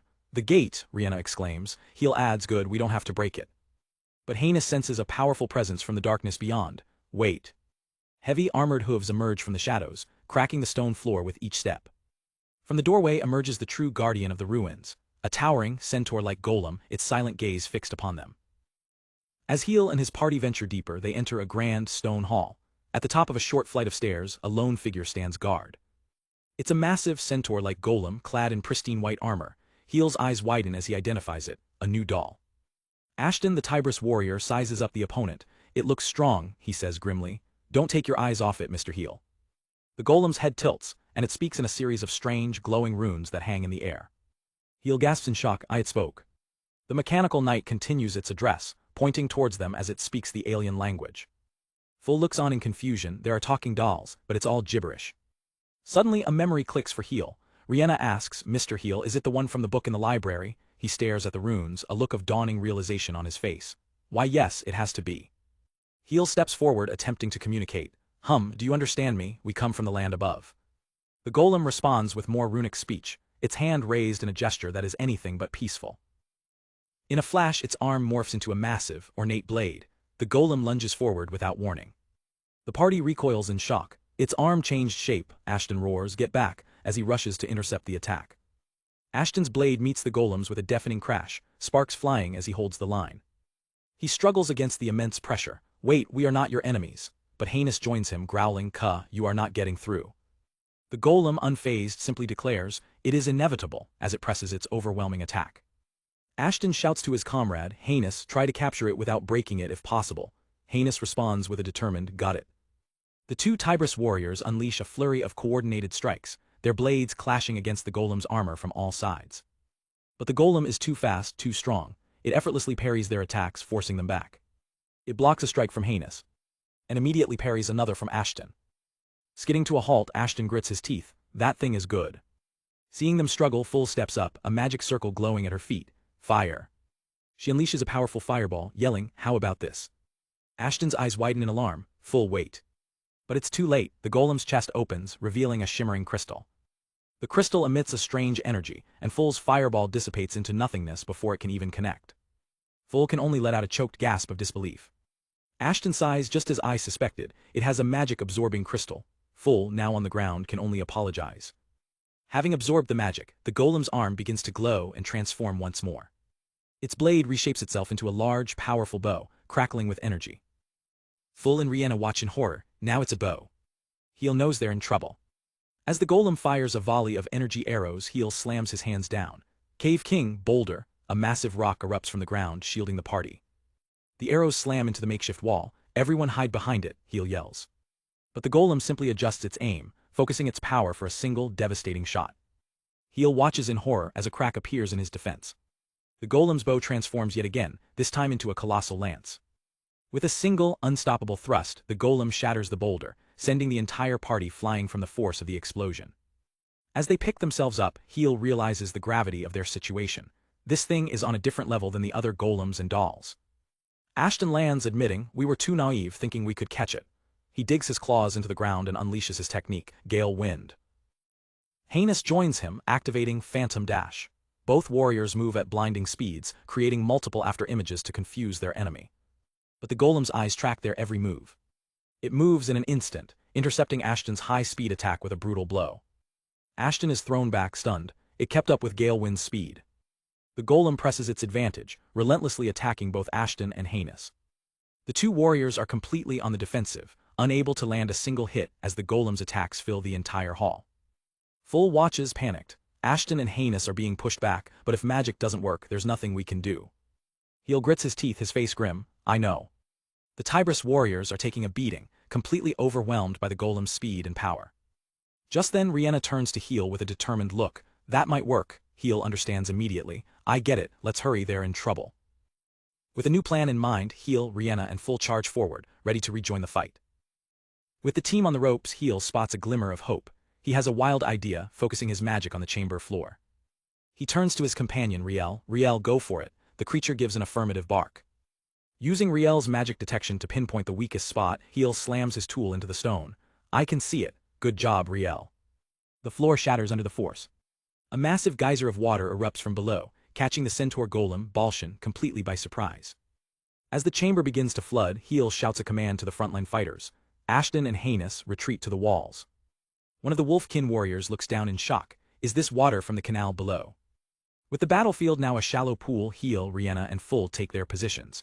Rihanna gives the signal, now Full. Together they unleash a powerful combination spell, Try Freeze. In an instant, a wave of ice spreads across the entire chamber. Ashton watches, impressed by the scale of the magic. The plan was a massive success. Heel looks on as the entire floor is covered in a thick sheet of ice. Balshan's hooves, designed for solid ground, find no purchase on the slick surface. The massive golem slips and slides, its powerful legs rendered useless. Heel grins, seeing his plan work perfectly. All right, those hooves can't move very well on the ice. Before Balshan can recover, Terran the spider shoots out a thick strand of silk. The sticky webbing wraps around the golem's legs, immobilizing it further. Seeing their opening, Heinous calls out, brother. Ashton responds instantly, yes. The two warriors dash forward, their blades ready to strike the helpless golem. They unleash a flurry of attacks, sparks flying as their weapons clash against Balshan's armor. They press their advantage, hammering the golem from both sides. Ashton lands a powerful blow, shouting, got you. But their victory is short-lived. The golem braces itself and begins to spin with incredible force. Ashton's confident expression turns to one of pure shock. Heel watches in horror as the situation turns on a dime. Heinous realizes their mistake too late. He's caught in the whirlwind attack. What? The spinning attack is a devastating cyclone of steel. In a single brutal move, both Ashton and Heinous are sent flying, crashing hard into the stone walls. Heinous struggles to get up, groaning, goo. How did it start moving all of a sudden? he doesn't see that Balshan's feet are now digging into the ice. The golem has adapted, its hooves have morphed into sharp, spiked feet giving it perfect traction. Its legs changed shape too. With its mobility restored, Balshan ignores the fallen warriors and charges straight for the biggest threat, Heel. Ashton cries out no. Rihanna screams a warning, Mr. Heel. Heel is frozen in place, the massive war machine bearing down on him. Suddenly a blur of blue leaps in front of him, it's Shell the slime Shell. Someone yells watch out. Balshan's massive blade arm swings down, but screeches to a halt just inches from Shell's face. The attack stops, Heel stares completely bewildered. Rihanna breathes out it stopped. The group rushes to Heel's side. Are you all right, Shell? Heel wonders aloud, but why did it stop attacking? Heel gently pats the brave slime, who seems perfectly fine. The golem Balshan lets out a series of strange runic sounds. But then a different, softer voice speaks. Rihanna realizes it's coming from inside that doll. The new voice continues to speak in the strange language. Heel is baffled, is that a different voice? Where is it coming from? With a hiss of steam, the armor on Balshan's chest begins to part. Heel and Rihanna can only stare in disbelief. As the armor retracts, it reveals a small, blonde-haired girl sleeping peacefully inside the golem's cockpit. She steps out stretching as if waking from a nap. The party is stunned into silence. Wah, a kid. The girl turns and speaks to Balshan in the runic language, her tone calm and familiar. Then she turns her attention to Heel and his friends. In perfect, clear speech she addresses them. You what? Rihanna stammers, completely floored. You can understand our words. The mysterious girl nods simply. You talk, I listen, I learn. The entire party is left speechless, trying to process the impossible situation. Heel thinks to himself, what is this kid? Heel and his party stare in disbelief at the small girl standing amidst the wreckage. You, what? He stammers. Heel's mind races. A kid just popped out of a golem in these ruins, and she's already speaking our language, just what is she? Ignoring their shock, the girl takes a step forward. But she immediately trips, splashing into the shallow water on the ground. The group flinches in surprise. Heel instinctively calls out, are you all right? The girl, however, looks completely unfazed by the fall. Lying on the ground, she speaks in a strange, melodic language to the giant golem, Balshan. The massive automaton gently scoops her up into its arms. Balshan carries her over to the fallen Tybris warriors, who are still recovering from the battle. She silently inspects their condition before turning her attention elsewhere. Her gaze falls upon the massive hole Heel's magic tore in the canal. I see, a hole in the canal, she observes calmly. She then speaks another command in her unknown tongue. Suddenly a loud mechanical whirring echoes through the chamber, putting Heel and Rihanna on edge. What's that noise? A nearby pipe opens up, and a strange substance begins to emerge. It pours out onto the ground, looking like some kind of quick-setting mortar. The girl holds up a hand, issuing another order. In response, a large, previously hidden door grinds open. A swarm of small, cube-like drones, the Argo dolls, fly out from the darkness. Full panics thinking they're under attack again. Wah, reinforcements. But the girl stops them with a simple command. Stop, don't attack Argo. Heel is bewildered. Argo, you mean these dolls? The Argo dolls ignore the party completely, their thrusters firing as they head for the canal. They swarm around the massive hole. Each doll extends mechanical arms and tools. In a display of incredible efficiency, the Argo dolls immediately begin repairing the damage, patching the hole with stone and mortar. Heel and Rihanna can only watch in amazement. They're repairing the canal, Heel mutters. He realizes the truth. Is that kid giving orders to the dolls? Now sitting comfortably on Balshan's arm, the girl turns her piercing gaze on Heel. What happened to the Argo in this passage? The invaders. Heel glances down at the pile of destroyed drones, the Cave King crest on his hand feeling heavy. He waves his hands frantically, trying to explain. No, they attacked us first, we had no choice. The girl's eyes narrow, fixing him with a terrifyingly intense glare that chills him to the bone. Heel immediately caves, sorry. Her expression softens slightly as a new thought occurs to her. Surface, she asks. Heel nods, yes, we live up there, in Sheol. We're sorry for damaging the ruins, but... He sees an opening and pleads his case. Please, tell me about this place. My father sent me here for a reason, and the answer might be down here. The girl seems to be processing the new information. Surface. She looks up at the high ceiling, a flicker of understanding in her eyes. I see, so this is underground. Heel is completely thrown off. What?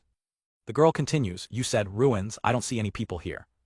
Full and Rihanna exchange confused glances. She doesn't even know where she is. One of the Tybris warriors speaks up. Excuse me, does that mean you don't know what this place is? Her reply is blunt and emotionless. I don't have that information. Heel tries to piece it together. Her memory is gone, then who are you? Why are you guarding this place with the dolls? She answers without hesitation. Because it's my duty. Standing beside her giant protector, she states her purpose. I remember that duty, protect this land. Just then Full interrupts, her teeth chattering. Sorry, I know I'm interrupting. Heel turns and sees her shaking uncontrollably from the lingering cold of his own ice magic. He turns back to the girl. It's because it's so cold here, I know it's our fault but… Full hugs herself tightly. It's super cold here. Heel asks sorry but can we go somewhere else? The girl simply asks why. Heel gestures to Shell. That Kavo, it protected you from Balshan's attack, why? He's referring to Shell, who had bravely shielded her. Are you talking about Shell? Shell is our friend, it saved us many times. The girl looks at Shell, silently processing Heel's words. After a moment she gives a single nod. Fine, come with us. Heel breathes a sigh of relief. Thank you. As they begin to follow, Heel calls out, wait, what should we call you? You said the doll's name is Balshan, right? What does he call you? Before she can answer, Heel quickly introduces his party. I'm Heel. This is Rihanna, Full, Ashton, Heinous, Riel, Shell and Taryn. The girl seems confused by the concept. You want to tell us apart. She considers it for a moment. You can call me that, Nane. Heel and Rihanna smile. Nane, what a nice name, nice to meet you. As they walk, Nane's eyes fix on Heel's hand. Heel, you have a strange feature. Heel looks down. Ah, this is the Cave King crest. The newly acquainted group follows Nane and Balshan down a long stone hallway. They venture deeper into the ancient structure. As they walk, the Argo dolls continue to buzz past them, carrying out their duties. Nane speaks to the passing drones in her language, causing Heel and Full to flinch. She glances back at them. Don't worry, they won't attack when you're with me. Full, now walking beside her, asks, Hey, what language do you speak? Nane replies, the name is unclear. Do you talk to anyone other than Balshan? Full asks. Nane's answer is a simple no. Full can't help but ask, really, don't you get lonely? Nane misunderstands completely. Lonely, there is no shortage of manpower. Rihanna whispers to Heel, amazed. Nane is becoming fluent in our language just by listening, that's incredible. Full's eyes light up with an idea. I know, let's take Nane to the library on the surface, if she can read those books. Nane cuts her off with a quiet finality. I can't leave. Full tries to convince her, but we'd all welcome you. We could discover the secrets of Sheol's past together. Nane explains her unwavering position. I don't have memories, but I have to carry out my duty. If I'm gone and the defenders lose control, that will be a problem. Seeing her resolve, Rihanna offers a compromise. Why yes, in that case we'll bring the books to you next time. Nane stops before a massive, ornately carved door. We're here, she announces. It's beyond this door. As Nane prepares to open the massive door, Heinous's head snaps up, his nose twitching. He growls softly, this smell. No, it can't be. Heel looks over confused, Heinous. Nane ignores them, speaking a single strange word of activation. With a deep groan, the ancient doors grind open, unleashing a blinding crack of light. The entire party recoils. What is this light? Heel shouts, shielding his eyes. The light floods the dark corridor, completely overwhelming them. Heel squints, his eyes struggling to adjust to the sudden, intense brightness. As their vision returns, they are met with an impossible sight. They stand at the entrance to a vast, sunlit cavern, a perfect, preserved world underground, complete with a forest, a river, and ancient ruins. Heel can only stammer, completely at a loss for words. He looks back at the gate they just came through, his mind reeling. Are we outside? Heinous stares in disbelief at the lush grass beneath his feet. The ground is full of greenery. Rihanna points to the stream, exclaiming, look, there are fish in the river. Heel gazes up at the massive, constructed dome above them. But the ceiling, we really are still deep inside the ruins. His eyes land on the source of the light, a colossal crystal embedded in the dome's center. Look at that big thing, is that a sunstone? Suddenly a sharp bark cuts through the air, startling Heel. It's Riel hopping excitedly through the grass. Heel notices the area is teeming with life. Hey Riel, even here there are slimes all over the place. As Riel sniffs around, a huge shadow falls over the clearing. A trio of massive golems marches through the forest, causing the little creature to yelp in fright. Heel's eyes widen in alarm. Gee, golems. He and Rihanna freeze, watching as the stone giant stomp past them. But instead of attacking, one of the golems simply begins trimming the nearby bushes with a giant pair of shears. Heel lets out a sigh of relief. They scared me. Rihanna observes, it looks like the golems are just looking after the place. Nane suddenly steps in front of Heel, her expression stern. What are you doing? Don't hurt the Kavo. Heel looks from Nane to the slimes. Kavo, so you look after them too? Nane nods. Protecting the Kavo is part of my duty. Heel's expression turns serious. Duty, he begins. I didn't get to ask before, but who assigned you this duty, Nane? Nane looks away, unclear or hard to say. Heel presses her. Do you remember something? After a moment of silence, Nane seems to make a decision. She turns back to him. It's faster if you just see. She leads them down a winding path where the trees have grown together to form a natural tunnel. Wah, it's like a tunnel of trees, Rihanna says in awe. Heel asks Nane, where does this path lead? The path opens up into a quiet, secluded clearing. Nane stops and turns to the group. This is the place where I woke up. Heel immediately understands, and where you received this duty. Nane begins to recount her first memories. At first it was dark. I woke up in darkness and couldn't see anything. It was cramped and dark. Her memory flashes back to the moment she emerged from within Balshan's very armor. The first thing I saw, she recalls, was Balshan kneeling next to me. And then, back in the present, she gestures for them to look forward. The second thing was a magnificent, towering statue of a woman, bathed in the light of the sunstone. Heel and Rihanna recognize her instantly. No doubt about it, Heel says, stunned. It's the same woman that was on the relief in the library. They stare, completely shocked by the connection. Heel turns back to Nane. Nane, who is she? But Nane shakes her head. Unclear, she's not in my memory. But when I first saw her, in her fragmented memory, she remembers hearing a voice speak a single command. I was given my duty, protect. It was only that one word, but strangely enough, I knew exactly what I was meant to protect. She adds, obviously, the stone statue doesn't talk. It must be a fragment of my memory. Nane falls silent, standing before the statue. She looks up, lost in thought. Heel watches her, a look of determination on his face. Nane, he says gently, you might be able to do your duty without your memory, but you still should try to regain it. At the very least, you should know who this person is, the one who gave you your purpose. The rest of the party seems to agree, watching the exchange intently. Even Heinous and the others nod in silent approval. Nane considers his words for a moment. Then she bluntly replies, Dino, your argument lacks a solid foundation. Heel flails, completely caught off guard. Well, it's about feelings. He scratches his head, flustered. It's just hard to express. Suddenly, Nane's head whips around, her eyes fixed on something at the base of the statue. Ignoring Heel, she walks through the flowers towards it. Nane. She stops in front of a broken stone tablet, half buried in the dirt. What is it? Heel asks, walking over. I never paid much attention to it, Nane says, staring at a carving on its surface. I didn't know what it meant. Heel follows her gaze, and his breath catches in his throat. His mind short-circuits as he stares at the symbol. Why is this here? Nane points to the carving, then looks at him. Heel. Heel's eyes dart from the ancient carving on the stone to the identical glowing crest on the back of his own hand. He's speechless. There, etched into the ancient stone, is the unmistakable crest of the Cave King. Heel's eyes go wide. Carved into a broken tablet at the foot of a statue is a familiar symbol. The Cave King crest, he mutters in disbelief, on a statue in these underground ruins. Full stares up at the moss-covered statue. Wait, did this woman have the Cave King crest too? Ashton shakes his head, his gaze sharp. No, rather, could it be an inscription? Rihanna picks up on his thought. An inscription, Ashton clarifies, like a signature basically.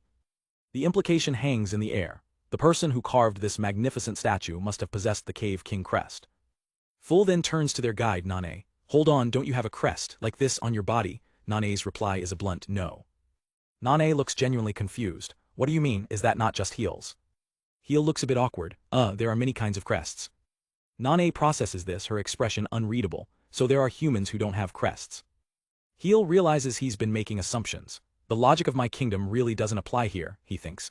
I didn't even know monsters could have crests before coming here.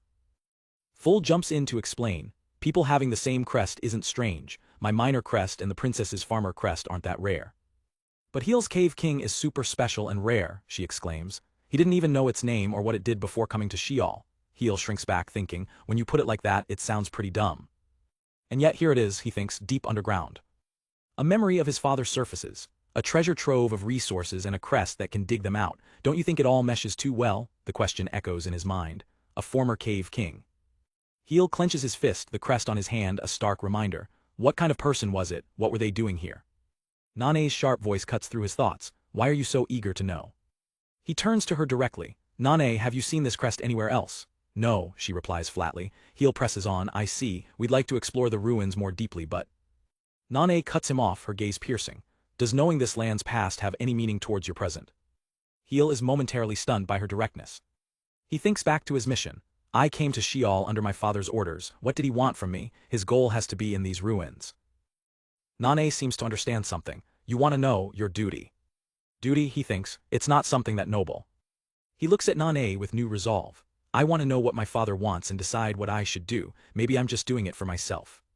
Nane's expression softens slightly as she takes in his honest answer. After a moment of silence, Nane turns and speaks to her armored guardian in their unintelligible language. As she continues, the rest of the group can only watch on in confusion. The others start to panic. Is everything all right? Heel asks nervously. Full frets, what if she changed her mind and wants us executed? Nane turns back to them. Fine, you have permission to investigate, but only if I accompany you. You Nane, Heel exclaims. She stares him down. You'll investigate only under my supervision. And don't make a mess of this land with so many people. At most, 4 people can explore at the same time. Heel quickly agrees. All right, I understand, thanks Nane. He turns to the others. Are you all right with that too? 4 people, obviously you're one of them so. Full is already pumped, tying up her hair for the expedition. Suddenly the light from the massive sun stone in the ceiling begins to dim. Is it getting darker? Full asks. Heel is amazed, it even simulates a day and night cycle. Nane states it will be night soon, investigate tomorrow. As Nane and her guardian retreat into the woods, the thought occurs to them that the day was so hectic, they completely lost track of time. Rihanna speaks up. We figured we should return to the surface, but I actually brought this just in case. From a tiny pouch, she pulls out an impossible amount of food and supplies. Rihanna, is that bag? Heel asks, amazed. She smiles proudly. Yes, I reused that compression package we got from Roydon. And just like that, the decision is made. They're camping in the underground garden tonight. Ashton speaks up. People up there might get worried. I can easily make a round trip if I'm alone. So Ashton volunteered to race back to the surface and let everyone know their plans. Meanwhile, back at the camp, Rihanna is already busy preparing a hearty meal. She looks up and spots a lone figure in the woods, Nane. Do you want to join us? She calls out. We're having dinner, we're inviting you to eat with us. Nane glances at the sizzling food but shakes her head. I don't need it. As Nane walks away, Full complains, hey, the princess went out of her way too. Rihanna cuts her off gently. Full, I'm sure Nane is busy. Rihanna approaches her anyway, holding out a wrapped bundle. Nane, I packed this for you so if you want. Nane looks down at the offering and silently takes it. Before disappearing into the trees, she gives a final instruction. Be near the fountain in the morning and don't wander too much until then. Back at the camp, Full sighs. Geez, didn't even say thanks. Rihanna smiles knowingly. She's not used to dealing with people. Heel is still trying to wrap his head around it. I'm more surprised that such a small girl can live all alone underground. One of the wolf men chimes in. About that, don't you think these ruins were originally created for people to live here? He gestures to the surroundings. Water, vegetation, bugs, fish, and even a day and night cycle. Rihanna realizes he's right. It does feel exactly like the surface. Full's expression turns sympathetic. But isn't it awful? Nane was left here alone and was just told to protect this place. Rihanna looks at their dinner spread with a hopeful smile. I hope that as we investigate the ruins, we find clues about Nane's memory too. Later that night, Full wanders away from the campsite for a moment. Suddenly she stops, feeling a strange sensation. Her eyes catch a faint, glowing light deep in the forest. What, something's shining. Then another light appears, and another, pulsing gently in the darkness. Her eyes widen in surprise. She immediately turns and sprints back to the camp. Mr. Heel, Mr. Heel. Deep in the forest. The rest of the group looks up, alarmed by her frantic shouting. What is it? They follow her gaze and are stunned. The entire forest is filled with countless floating orbs of light. What's this light? Heel gasps. Suddenly, he feels a strange vibration from behind him. He turns to see Shell, their friendly slime, is also glowing from within. Shell is shining, Rihanna asks concerned. Are you all right? Shell's light seems to pulse gently, not in pain but in resonance. Full watches closely. It doesn't look like it's feeling bad or anything, but I've never seen this before. Rihanna looks back at the magical scenery. Are all those slime? Heel marvels. Wow, it's like a starry sky in the forest. Rihanna watches Shell's gentle glow, but this light feels a bit lonely. Her thoughts drift to the solitary guardian of this place. And deep in the forest at the base of the ancient statue, Nane sits alone. The glowing slimes gather around her, bathing her in their soft, silent light. The next morning the group gathers in the surreal underground garden. Heel remarks, morning underground feels weird. Ashton chuckles, haha, but at least we didn't oversleep. Suddenly, a colossal metal foot slams down right next to Heel. It's the guardian Balshan. Heel stammers, gee good morning Balshan. The automaton's voice booms, where's Nane? With a mechanical hiss, Balshan's chest cavity opens, revealing a very groggy Nane inside. Yes, she yawns, mornings can be rough. The compartment seals shut again. Now standing before them, Nane gets straight to the point. So, who is going to investigate? Before Heel can answer, Heinous cuts in. Hold on, Ashton will be back. Rihanna calls out, Mr. Heel. Heel perks up, recognizing a voice in the distance. That voice. Bursting through the grass is Ashton, moving at full speed with the elderly Varus riding gleefully on his back. Ashton pants, I'm sorry, was I too fast? Varus, however, is thrilled. I am much obliged, Mr. Ashton. Rihanna looks over, so you came right along, Varus. Varus beams, I could not help visiting the ruins. The general also wanted to come, but Elvin has to guard the surface. His eyes then land on Nane and he's completely starstruck. Ooh, are you Lady Nane? This sight exceeds my expectations. There is so much I want to ask. And with the enthusiastic scholar Varus joining them, the 4-member investigation team is assembled. Heel, Rihanna, Heinous, and Varus, with Nane as their guide. Full and the others stay behind in the garden as a backup team. Let's stay here and behave, okay Riel, she says, hugging her teddy bear. Nane gives the remaining members a stern look. Balshan will keep an eye on you. She adds a chilling warning. Balshan has orders to eliminate you if you harm this land. Full breaks into a cold sweat, stammering, why yes, we'll be good. With the teams decided, Heel turns to their guide. Sorry to get going right away, but can we look around the garden? As they prepare to leave, Heel senses a presence behind him. He turns to find his slime Shell has quietly followed them. Shell bounces eagerly, clearly wanting to join the expedition. Nane notices the slime. Do you want to come? She asks it directly, though she seems hesitant. But we already. After a moment's thought, she relents. I can overlook one Kavo. Heel is relieved. Thanks. He mutters, thinking to himself, she's pretty soft on slime. With Shell now part of the group, the investigation team advances through the expansive forest of the underground garden. They soon reach a massive, ornate wall on the opposite side of the entrance. Nane speaks a command in an ancient tongue, and the large doors grind open. They step into a grand corridor, lined with imposing statues standing guard. Heel recalls Nane's words, realizing these silent sentinels are likely part of the ruins' defense system. He thinks to himself, the passages still feel like a labyrinth and there are doors we can't open. I'm actually glad to have Nane along. The party continues deeper, passing by ancient architecture and flowing fountains. Their path leads them into a vast, open area. It's a massive amphitheater, clearly built for a large population. This really does feel like it was built so humans can live here, Rihanna observes. Taking a short break on the stone steps, she adds, but said inhabitants aren't here anymore. Nane takes her orders very seriously, but Varus, ever the scholar, pulls out a book he brought from the surface library. The ruins past, Nane's memories. I hope we can find something out. Nane takes the book and begins to read aloud. We can't, I'm married. Lady, you can't lie to your feelings. It's a trashy romance novel. Varus shrieks in embarrassment. Stop, I apologize. After the awkward moment, Nane leads them to their next destination, an incredible workshop filled with advanced machinery, spare Argo parts, and shelves of minerals. Heel is speechless. Nane explains, a workshop, the Argo you broke will be repaired soon. Heel scratches his head sheepishly. Sorry, they're too complex for a cave king to fix. Varus's attention is drawn to a large vat containing a shimmering, liquid substance. Lady Nane, what is this? Ryukin, she states simply, a metal that can freely change shape. Ashton's eyes widen in realization. Nane confirms it. Yes, Balshan's armor is made of it. Heel wanders the workshop, amazed. The civilization of the ruins is really shocking, he thinks, eyeing the mineral samples. Mappa would be thrilled to see this. His eyes land on a pile of discarded parts and crates tucked away in a corner. Sensing something is hidden, he turns to Heinous. Heinous, can you help me with that? Yes. Together, the two of them manage to move the heavy debris out of the way. Behind the pile, they uncover a large, heavily reinforced door. I knew it, there's a door, Heel says. Nane, what's behind? Nane cuts him off. That door doesn't work. She speaks a command in the ancient language, but nothing happens. The door remains sealed tight. Oh, Heel hums, intrigued. Nane turns to him, her expression serious. It won't open. There are places in this land beyond even my authority. Heel looks at the door, a hint of disappointment on his face. He stares at the challenge before him, a door that won't open. A classic Heel idea begins to form. He says with a grin, Nane, about this door if I tried, breaking it just a little. Nane's eyes narrow into a death glare that could freeze fire. Heel immediately throws his hands up in surrender. No, I get it, I won't, I'm not. Flustered, he turns to leave, trying to play it cool. Let's go check out another room. But as he turns, the Cave King crest on the back of his hand suddenly flashes with a brilliant light. A heavy clunk echoes from the sealed door.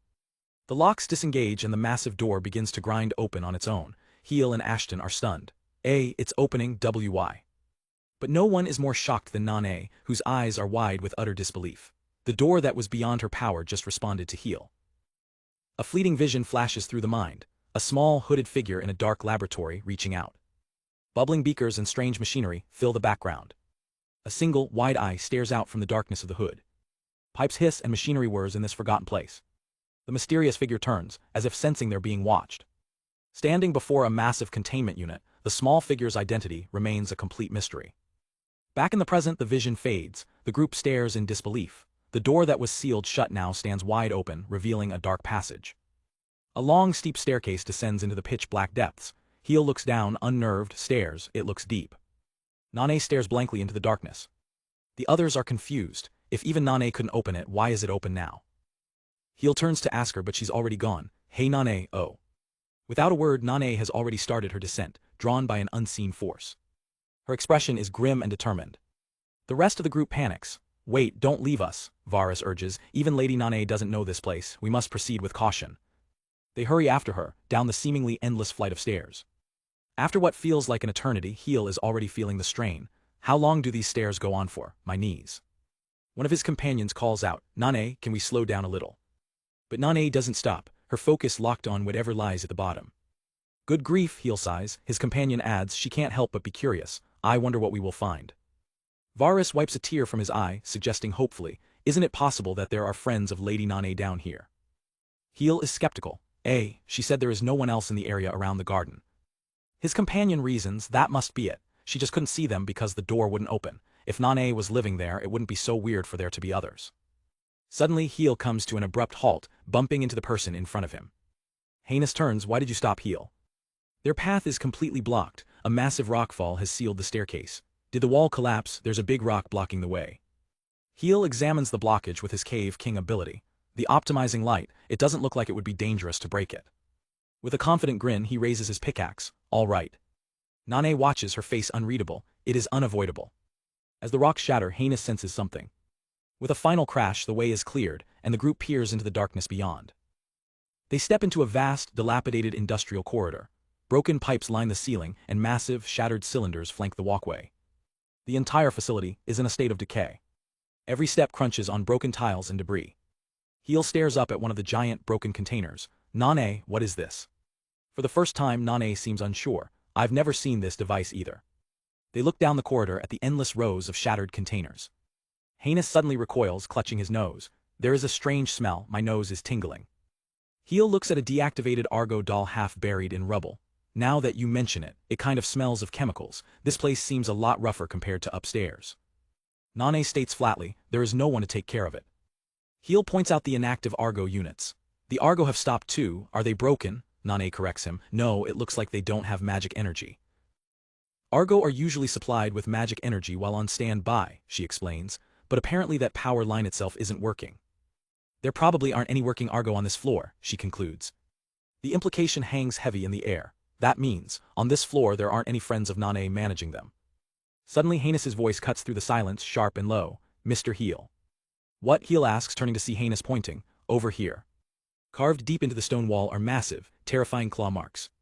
The group gathers around, horrified. What are these marks? They look like claws and there are bloodstains. Heel examines them closely, his face grim. They don't appear to be that old. The chilling realization dawns on them. There might be something on this floor. Now on high alert, the party advances with extreme caution. Heel complains, it's hard to walk. Nane replies, it's just until we're sure that it's safe. Heel asks Heinous, how's your nose? Heinous shakes his head. The smell is bothering it, but I don't hear anything suspicious. They venture deeper into a pillared hall. More claw marks scar the ancient pillars. An overwhelming sense of dread begins to creep in. The more it feels like there is something here, Heel thinks, stepping in something foul.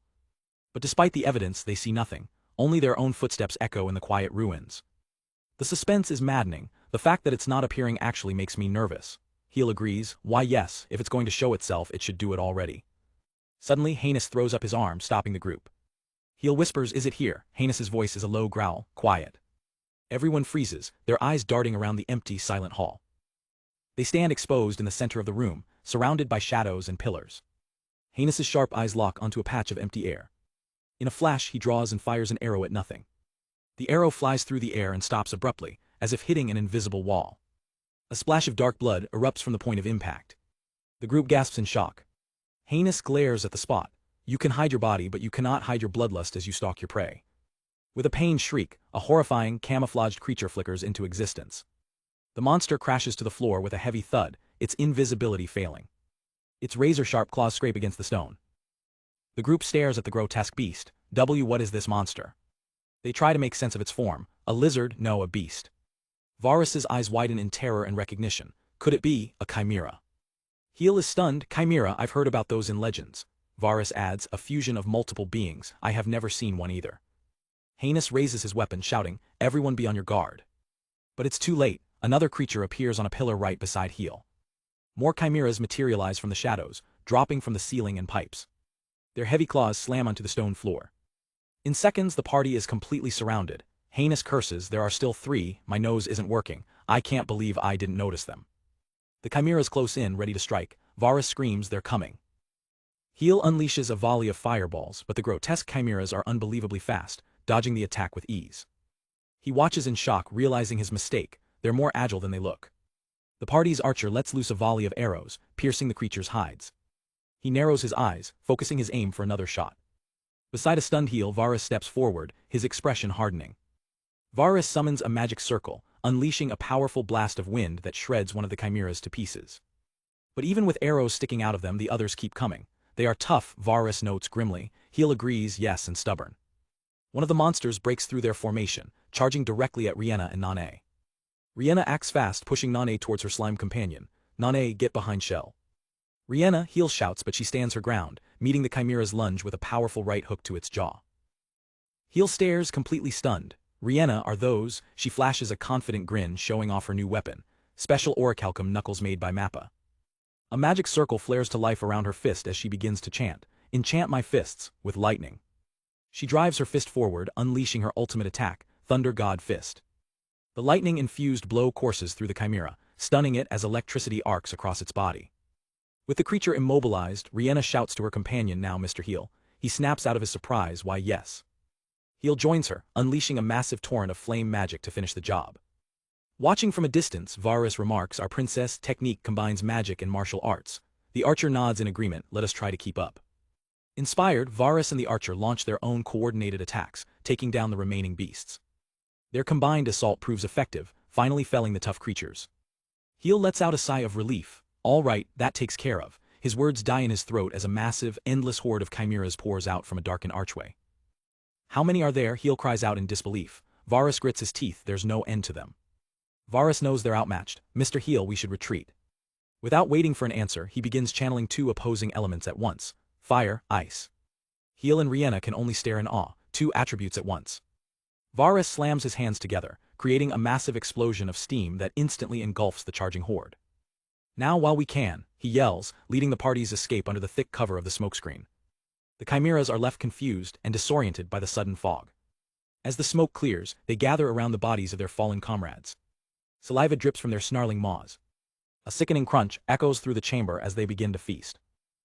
Having escaped, the party catches their breath. "We managed to lose them," Heel pants. Varus shakes his head, "We can't investigate like this." Heel turns to the one person who might have answers. "Nane, do those things protect the ruins like the Argo?" "I don't think so," she replies calmly. "This floor has its own Argo guardians. There's no need for creatures like that to be here." As Varus contemplates the difficulty of exterminating an unknown number of monsters, Nane suddenly points. "There's something over in that corner." The party's archer immediately raises his weapon, ready for another fight. Heel jumps, startled by the sudden development. From the deep shadows, the silhouette of a small, cloaked figure emerges. It pauses for a moment in the darkness. Then it steps out into the light, revealing a small, hooded person. The entire party is shocked. "A person," Heel exclaims. He turns excitedly to Nane. "Nane, there's someone like you." Nane looks at the figure, completely unimpressed. "Like me." Heel cautiously approaches the stranger. "Are you all right? This place is full of monsters." When he gets no reply, he sighs, "I guess you don't understand me." He turns back to his party. "Nane, try talking to them, and translate please." Before she can, the archer suddenly lunges forward, screaming, "No." His eyes are wide with pure terror, sensing a danger the others can't. The small figure raises a hand as its cloak begins to smoke and tear. "Stand back, that's a chimera." The disguise disintegrates, revealing a monstrous humanoid beast that immediately lunges at Heel. The hooded figure lunges, revealing its monstrous form. As it closes in on Heel, Rihanna screams out in terror, "Mr. Heel." But before the beast can land a fatal blow, Heinous intervenes. "Don't think about it," he shouts, loosing a volley of arrows that slam directly into the creature's open maw, knocking Heel out of harm's way. Heel smashes hard against the stone wall from the force of the impact. Varus rushes towards the downed pair, calling out, "Mr. Heel, Princess Rihanna." Heinous stares at the creature, arrows still embedded in its flesh, and realizes the horrifying truth. It can't be a chimera that can mimic a human. Rihanna fusses over Heel, but he pushes her concern aside. "That was crazy, Rihanna. I'm fine, more importantly that." They all turn their attention back to the chimera. The arrows Heinous fired are still lodged in its body. But to their shock, the wounds begin to steam and seal themselves shut. Rihanna watches in horror, the wounds. The creature's form begins to contort and expand, its body enveloped in a blinding, transformative light. Heel can only watch, paralyzed by the terrifying spectacle. The light fades, revealing the monster's true form, a gigantic chimera, a terrifying fusion of a lion, a goat, and a serpent for a tail. It towers over them, filling the entire corridor. Rihanna gasps, that's its true form. Heinous readies his weapon, undeterred by its sheer size. It's overwhelmingly large, but... Without a second of hesitation, Heinous explodes into action, charging the colossal beast head-on as the others cry out his name. The chimera swipes with its massive paw, but Heinous is a blur of motion, easily dodging the attack and closing the distance. He moves like a phantom, weaving around the beast's defenses and landing a series of devastating strikes that draw blood with each hit. His attacks connect with brutal force, sending sparks flying with every impact. He leaps into the air, driving his weapon deep into the chimera's head. Heel is stunned by the display. He really is fast. Mr. Heinous's maneuverability is perfect for tight spaces like this. But as he watches, the wounds on the chimera begin to steam and seal shut once again. Heinous lands, noting the impossible healing factor. It really is regenerating, he thinks, but it is still a living being. He decides to end it in one blow, activating his special ability, Crest Hunter. His senses sharpen, allowing him to perceive his prey's vital spots. Pierce. But what his hunter's eye reveals is not a single core, but a horrifying legion of souls trapped within the beast, a writhing mass of countless lives.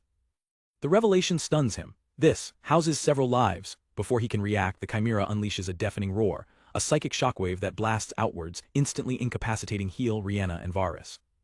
Heinous is caught in the epicenter of the blast, sent flying like a ragdoll down the corridor and slamming into the wall with bone-shattering force. Heinous! Heel screams, watching his strongest ally fall. Amidst the rubble, Heinous stumbles, wounded. Rihanna cries out his name in panic. Heel immediately takes command. Rihanna, heal Heinous. Varus with me, synergistic magic now. Varus instantly agrees. Together they weave their magic, unleashing a massive combined spell, Double Blizzard. A torrent of ice and snow hurtles towards the chimera. But the beast is unfazed. It draws a deep breath, fire gathering in its throat. The chimera unleashes an absolute inferno, a wave of fire that crashes against their ice magic in a violent explosion of steam and pressure. The sheer power is unbelievable. The blizzard is completely overwhelmed by the roaring flames. Varus strains against the heat. Wah, what power, Heel yells, hang on Varus. Rihanna watches in terror. No, at this rate they'll be burned to a crisp. Even wounded, Heinous tries to force himself up to help, but Rihanna holds him back. Heinous, you're still wounded.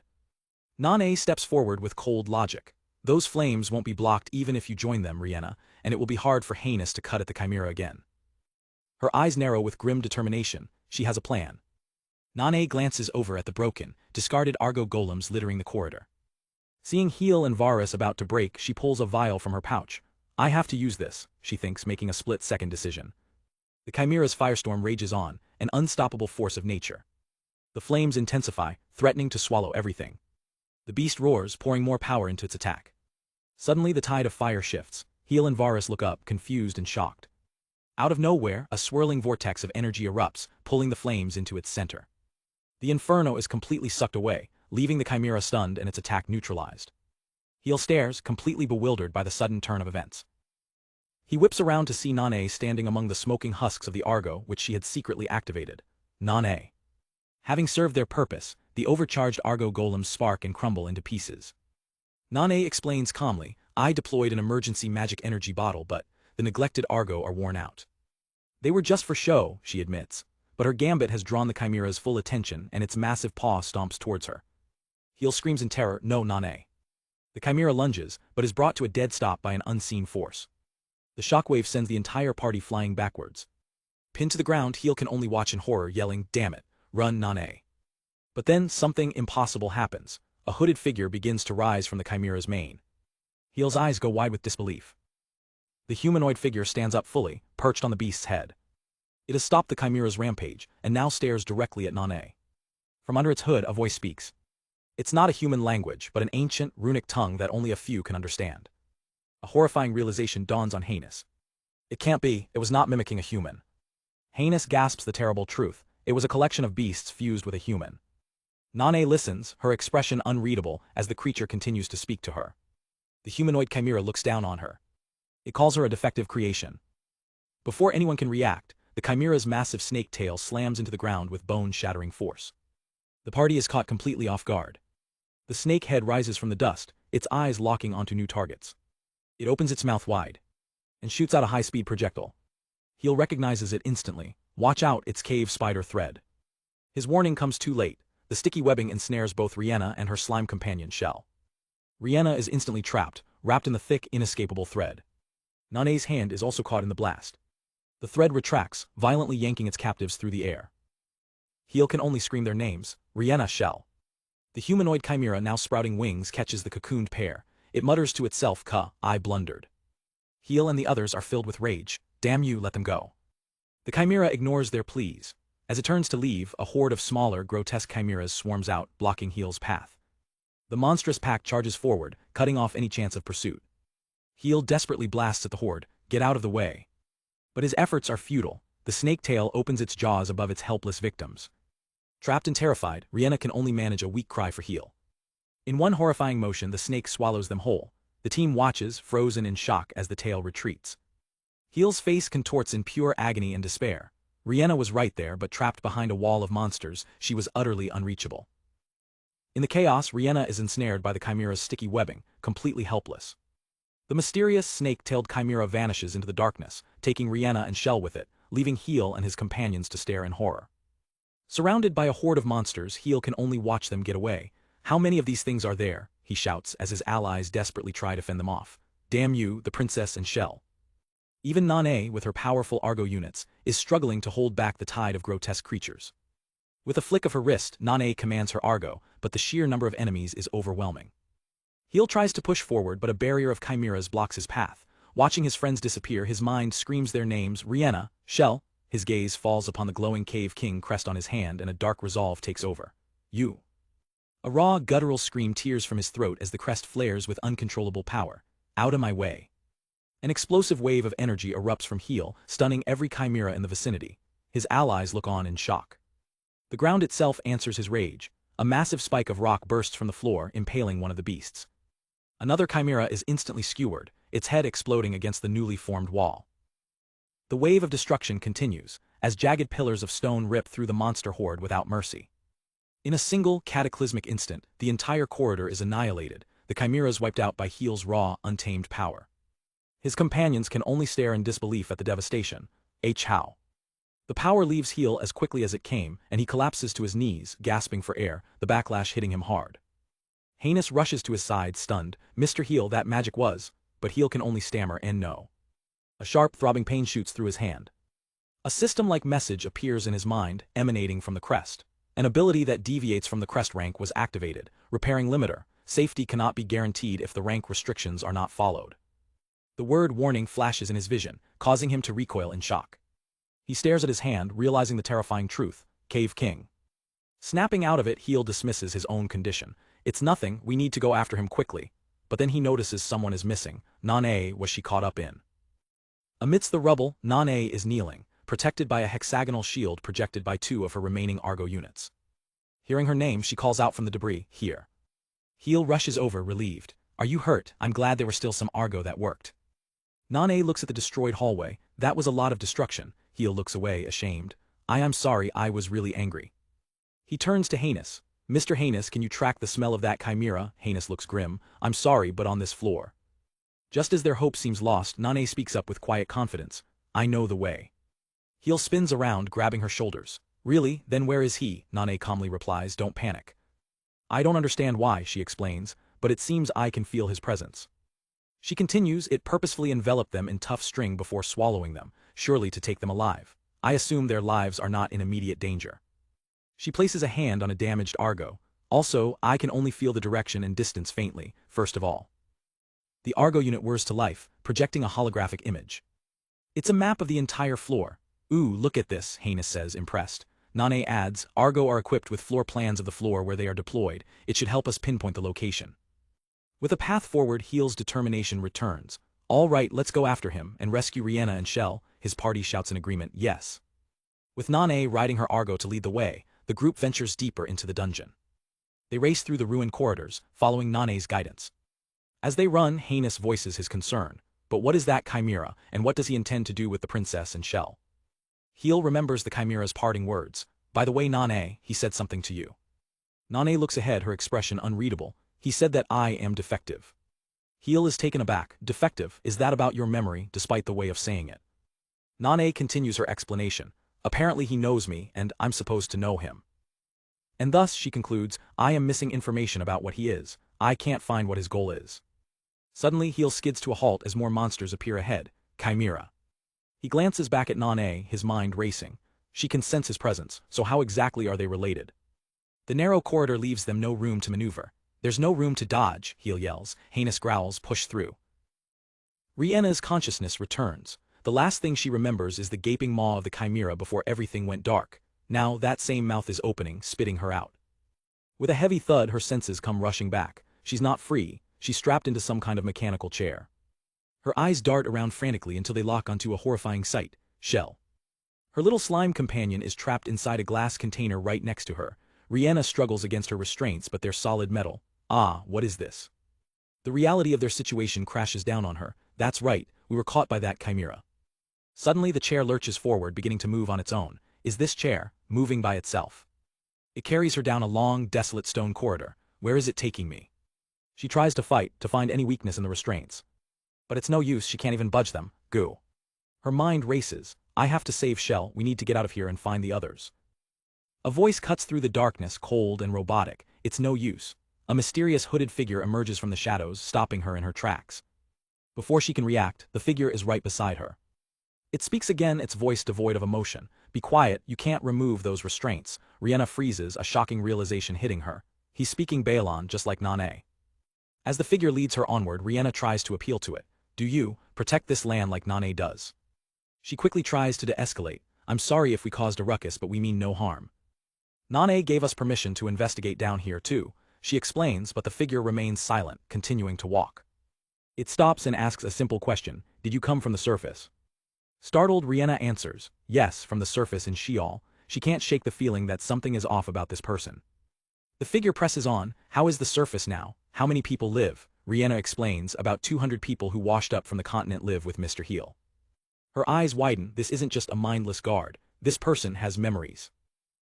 The figure stops, grabbing its own hood. It mutters the name with a strange detachment. Nane, is that what it calls itself? Then Riena holds her breath, watching intently. The figure pulls back its hood, revealing a face almost identical to Nane's but with dark skin and an icy stare. Sira, is what I will call myself. Riena's mind short-circuits. Nane. She quickly notices the differences. No, her skin is different, but her face, they're so similar. Of course we look alike, Sira states flatly. We are the same type, Aduz Machina. I am Sira, number Alpha. She adds, or in your words, dolls. Riena is floored. Dolls, you mean Nane is a doll too, but she seems so human. Sira continues her tour. Did she not tell you? No, perhaps it's because you never asked. Her devotion to her mission should be absolute even without her memories. But if that's true, why didn't she eliminate you? Why did she invite you in and even guide you? Sira seems to be calling Nane defective, and for a moment, Riena almost agrees. But she quickly leaps to Nane's defense. That's because we insisted. Nane takes her mission very seriously. Sira looks at Riena with a flicker of something new in her eyes. People are incomprehensible. Very few empathize with Machina like you. A small, chilling smile appears on her face. For Nane's actions, this time I'm thankful. Sira leads her to a massive, arched gate, the purpose of which sends a shiver down Riena's spine. Riena's apprehension grows with every passing second. The gate opens to reveal a horrifying sight. A massive laboratory lined with countless glass tubes, each containing the twisted form of a chimera. She stares in absolute horror. These are the chimeras. They're obsolete now, Sira explains. They were part of a weapons research program, but they were too powerful and couldn't be controlled, so the project was scrapped. Isn't that dangerous? Riena exclaims. Sira just shrugs. The ones that escaped disposal ran off and multiplied. It's not my concern. Sira's tone is utterly dismissive. They are just beasts. They know not to challenge something stronger than them. Riena gulps, a terrifying thought crossing her mind. Just what is Sira? They arrive at another, even more ornate gate. Here, Sira announces. The grand doors swing open, bathing the corridor in an ethereal light. Steam hisses from pipes as they enter a new, even larger chamber. The room is a cathedral of twisted science, and in the center, suspended in a massive tank, is the body of a human. Riena can't believe her eyes. Wah, a human. Sira's voice is cold as ice. Not a person, a vessel. Riena's confusion turns to pure dread. As she looks around, she realizes it's not just one tank. There are hundreds, maybe thousands, stretching as far as the eye can see. Zalma, Sira says, living vessels. She gestures to the entire room, and failures. They are empty containers without an arum, without a heart. Rihanna can only whisper the word back, trying to comprehend the scale of this horror. Failures. Sira explains they can barely hold their shape inside the fluid. The moment they touch the outside air, they crumble. They are useless as weapons. I have poured everything into the completion of the Zalma, but... Sira turns, her eyes locking onto Rihanna with a terrifying new purpose. That research could end today. The implication hangs heavy in the air. What do you mean? Rihanna asks, her voice trembling. Her face pales as she realizes what Sira wants with her. Sira says nothing, simply leading her deeper into the heart of the laboratory. Meanwhile, in another part of the labyrinth, Heel and his team race through a corridor littered with the corpses of chimeras. They press on through the carnage. These things just keep coming, we have to hurry. One of the warriors voices her concern. Should we really be chasing them like this? That humanoid chimera was on a completely different level, she warns Heel. If you face it again, there's no guarantee you'll survive. But their horned companion roars back, his resolve unshaken. We know that, if we can't beat him, we'll tear his eyes out and take Rihanna and Shell back. The wolf-like warrior agrees. Mr. Heel, if it comes to it, I can carry everyone to safety. Heel's fear is replaced by burning determination. Yes. He shouts for all to hear, his voice echoing in the halls. We will save Rihanna and Shell. His companions grit their teeth, their resolve hardened by his words. They are ready to risk it all to save their friends. In a vast circular chamber, a strange mechanical device whirs to life. A segmented tube extends from a large apparatus hanging from the ceiling. With a sharp click, it locks into place, ready for its purpose. Rihanna finds herself restrained in a large chair at the center of the room as Sira watches. Shell, Sira calls out to the slime. Rihanna struggles, demanding, what is this device? Rihanna focuses her energy, a magic circle glowing at her fingertips. If I can't break it by force, she thinks, preparing to unleash a powerful spell, then magic. But as she casts, a powerful surge courses through the chair, shocking her. A distant observer senses her plight, thinking, is Rihanna in trouble? Sira looks up at the machine with a cold, knowing expression. I told you, you can't remove those restraints. Rihanna watches in horror as the magic she summoned is pulled away from her hand. It's being drawn into a dark crystal embedded in the chair. It's sucking in the magic. This chair has a magic-absorbing crystal. Powerless, Rihanna can only grunt in frustration as the device holds her fast. She glares at her captor. What do you want to do with us? She demands. Sira simply stares back, her expression unreadable. Sira begins to speak, her voice echoing in the chamber. The creation of vessels is full of difficulties. She recounts her long history of research, gesturing to the grotesque, failed bodies in tanks, the Zalma. I have spent all the knowledge and techniques I possess on Zalma research. And while I was engrossed in that research, I created mountains of failures. Rihanna listens, a cold sweat on her brow as Sira continues. Who would have thought? The surface became prosperous with people again. A determined glint appears in Sira's eye. Now I can finally fulfill my duty. Her voice booms with conviction. The day has come to revive the people of the Empire. Rihanna is completely lost. Empire. Suddenly the slime in the nearby container begins to glow brightly. Rihanna recognizes the light instantly. Shell, this is that light. Sira explains the horrifying truth. The arum of a citizen rests within the cavo. Rihanna struggles to comprehend the terms. Arum, vessel, containers without arum, you mean. The realization hits her like a physical blow. The lights within the slime are human souls. Sira nods. I don't know who sleeps within this cavo. If Nane were normal, she might be able to tell. But well, it's not a big issue. Sira's expression shifts as she senses an arrival. I knew it, she says, looking towards the entrance. Nane is coming. She turns back to Rihanna with a chilling smile. Your friends, new vessels are being brought here. Far away, Rihanna desperately tries to send out a warning. A pulse of light travels from her location, carrying her thoughts. No, Mr. Heel, you can't, she pleads mentally, don't come here. Meanwhile, the heavy, ornate doors to another chamber grind open. Heel and his party rush through the corridors. Are we close, Nane? He asks urgently. Nane, sitting atop her block, replies, right ahead. Heel stops dead in his tracks, his eyes wide with shock.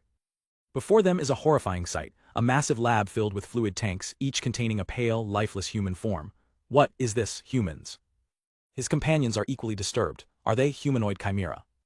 Another recognizes the sight from ancient texts. They look like homunculi mentioned in alchemy books. In any case, the technology of this underground civilization is incredible.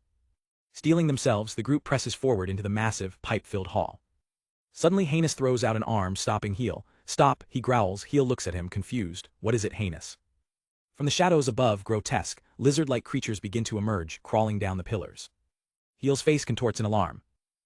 The creatures drop to the ground, their movements fast and unnatural.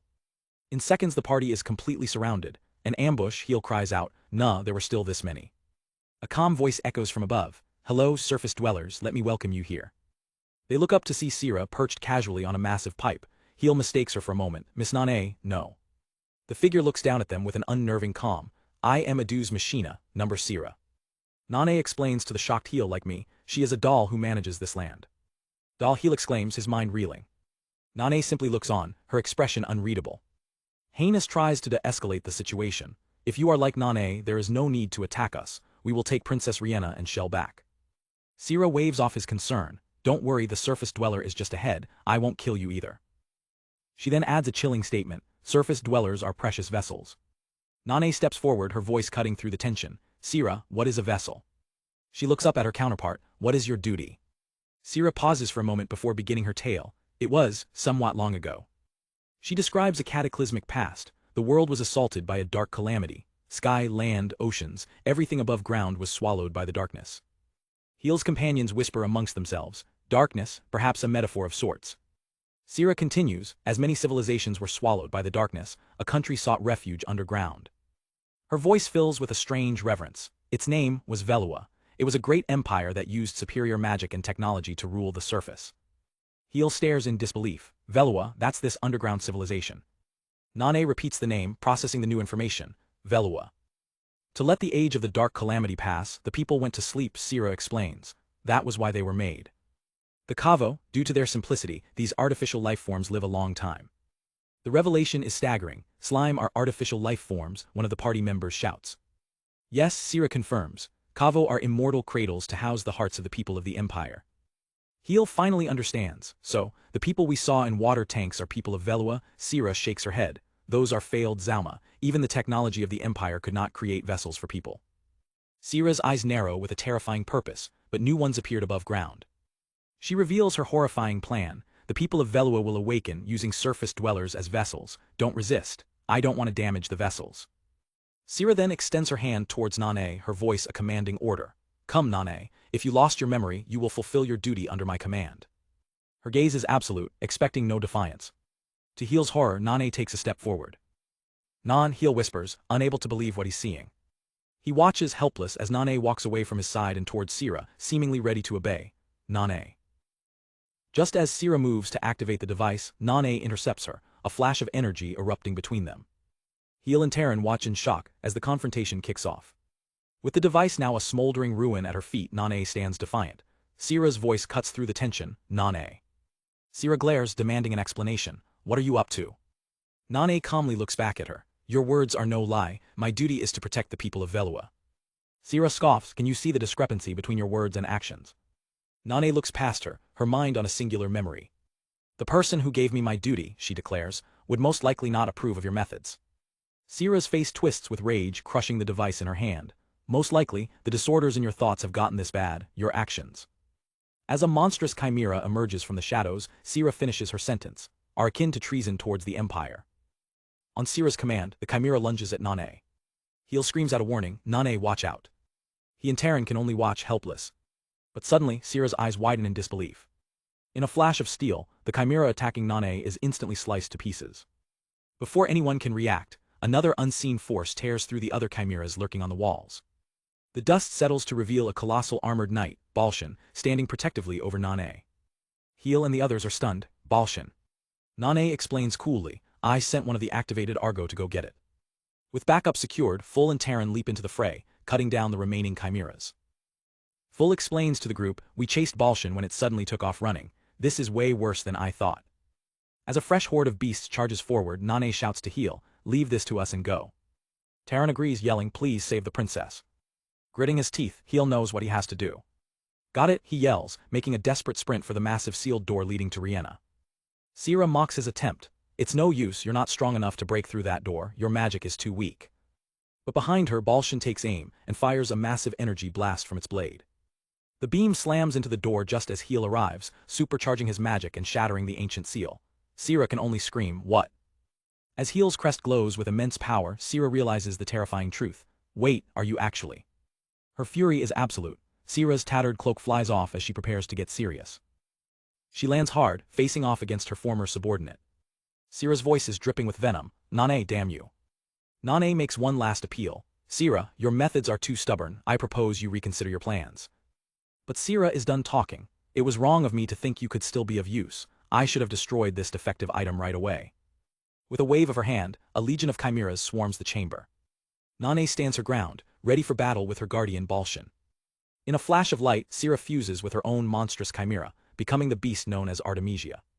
Nane and Balshan brace for the incoming onslaught. The two titans stare each other down, ready to clash. Nane's eyes narrow, her resolve unshaken. With a deafening roar, the epic battle begins as Balshan charges Artemisia head-on. Meanwhile, in a different plane of existence, Rihanna finds herself standing at the edge of an infinite white void. She's completely alone in the vast emptiness. Where am I, she wonders. Panic begins to set in. Wherever I go, there's nothing. I don't have any sense of direction or time either. Her very existence feels like it's fading away. How long? Suddenly, a familiar shape appears in the distance. It's Shell. Rihanna runs towards her friend, relieved. Thank goodness, Shell, you're all right. She immediately asks for help. Where are we? Do you know the exit? But Shell doesn't respond. Instead, its body begins to warp and change shape. It transforms into a mirror. Rihanna stares, confused. Shell, why a mirror? She looks into the glass, and her eyes widen in pure shock. The reflection staring back at her is not her own. It's the mysterious woman from the ancient statue. Before Rihanna can process what's happening, the reflection's eyes open, and a hand reaches out from the mirror's surface. The hand grabs Rihanna's own, pulling her into the cold, liquid-like surface of the mirror. Back in the real world, Heel bursts into the chamber, screaming Rihanna's name. He finds her unconscious and bound to a throne-like machine. Just as he reaches her, Rihanna's eyes snap open, revealing they are no longer her own. They now glow with an otherworldly light in a strange, terrifying pattern. With a thunderous crash, the ancient stone door gives way. Heel charges down a long, eerie corridor, his footsteps echoing in the silence. He doesn't slow down, smashing through a final barricade with his pickaxe, determined to find his friends. He bursts into a colossal chamber dominated by a towering, temple-like structure. Desperate, Heel screams out, Rihanna. As he cautiously ascends the steps, a cold mist swirls around him. What is this place? A temple? He wonders aloud. Suddenly, a loud bam echoes from the top of the structure. Heel's head snaps up there. Without a second thought, he sprints up the massive staircase. He vaults over the final ledge, his eyes wide with anticipation and fear. And then he sees it, a horrifying sight. Rihanna, Shell, both are trapped inside glowing containment pods. Heel rushes forward, his face a mask of disbelief and rage. Inside the main pod, Rihanna is unconscious, her face hidden in shadow. He gets right up to the glass, his voice filled with urgency. I need to free you too. Without hesitation, Heel smashes Shell's smaller container to pieces. As Shell wobbles free, Heel apologizes. Sorry for being late, Shell, I'll get Rihanna out of there. But before he can move, a loud hissing sound makes him freeze in shock. He looks up just in time to see Rihanna's containment unit cracking and shattering from the inside. With a surge of power, her hands snap the restraints holding her. She slowly rises from the chair, free from her prison. Rihanna stumbles forward, collapsing right into Heel's arms as he rushes to catch her. Rihanna. He holds her close, his heart pounding. Heel checks her over frantically. Thank goodness she's breathing, she doesn't look hurt either. Are you awake? Are you all right? He asks, but her eyes are vacant, lifelessly reflecting his own worried face. Her expression is completely blank, devoid of any recognition. She slowly raises her hand, a strange symbol glowing on it. Her fingers twitch and then, with inhuman strength, she shoves Heel with a single hand, sending him flying. He crashes hard onto the stone floor, completely overpowered and stunned. As she stands over him, he gasps, Rihanna, what are you? But the words she speaks are not her own. It's an ancient, runic language he's never heard before. Heel's eyes widen in terror, those words. She pins him down, continuing to speak in the alien tongue. A dark prophecy flashes through his mind. People of Vela will awaken, using surface dwellers as vessels. The horrifying truth hits him like a physical blow. The soul of a person of Vela that was inside Shell is in Rihanna. He stares up at the possessed girl, his mind racing. Then Rihanna's soul is. Desperate to reach his friend, Heel screams, Rihanna, can you hear me? Wake up. His shout seems to startle the entity, who flinches back for a moment. It looks down at its own hand, then back at Heel, still speaking in that strange language. The entity seems confused by its own reaction. As she reaches for him again, Heel manages to shove her hand away. He scrambles backward, trying to create distance. No, I need to get it out of her body. But she's too fast, overpowering him and pinning him against a pillar, her face inches from his. He struggles against her iron grip, his mind screaming, I need to get it out of her body. She grabs his face, her expression intense and unreadable. A single word escapes her lips, person. Heel is completely bewildered. What are you? He stammers, as she continues to speak in the runic language. Then she leans in and kisses him. Heel's mind goes blank with shock. In that instant, a vision flashes in his eye, an image of the real Rihanna. The entity pulls back, her eyes wide with confusion, touching her lips as if she doesn't understand what she just did. She seems to be questioning her own actions, looking between her hands and a stunned Heel. She clutches her head, muttering to herself. Heel watches, confused, as she seems to be fighting an internal battle. She groans, gripping her shoulder as if in pain. She closes her eyes, concentrating. Suddenly, a flood of Rihanna's memories, of Heel, of their friends, of their entire journey, courses through her mind. Seeing a flicker of recognition, Heel asks with a sliver of hope, "Rihanna, are you back?" She stands silently for a moment, her face still hidden. Then in a calm, clear voice he can understand, she says, "I see, so that's what's going on." Heel is completely floored. She turns to him with a chilling smirk. "Sadly, this is Rihanna's body, but I am the one controlling it." Heel is horrified. "How is she speaking our language? Who are you anyway?" The entity scoffs. "Who am I? Learn some manners, Heel." He recoils in shock. "You know my name." She taps her temple knowingly. "I read Rihanna's memories. I more or less understand what is going on. So I entered someone else's body. Even I didn't expect Sira to go that far." She turns her back on him, her tone dangerously casual. "Yes, you want Rihanna's body back, don't you?" She glances back over her shoulder, her eyes glowing with malice and a cruel smirk on her face. "What if I say no?" Inside a control room, the situation grows tense as one of the party members confronts the possessed Rihanna, shouting, "What? How can you?" The entire chamber suddenly shakes from a distant impact. "What is, Sira?" he yells, struggling to keep his balance. Rihanna, however, remains perfectly calm. "They're really going at it," she comments dryly. As she speaks, a strange device lowers from the ceiling. It whirs to life, casting a bright light into the room. A massive projection appears on the wall, showing a live feed of the battle raging outside. Their friends are in serious trouble. On the screen, Full, Terran, Heinous, and Varus are completely overwhelmed, fighting a desperate battle against a horde of vicious chimeras. Heinous struggles against the tide of monsters. "They just keep coming."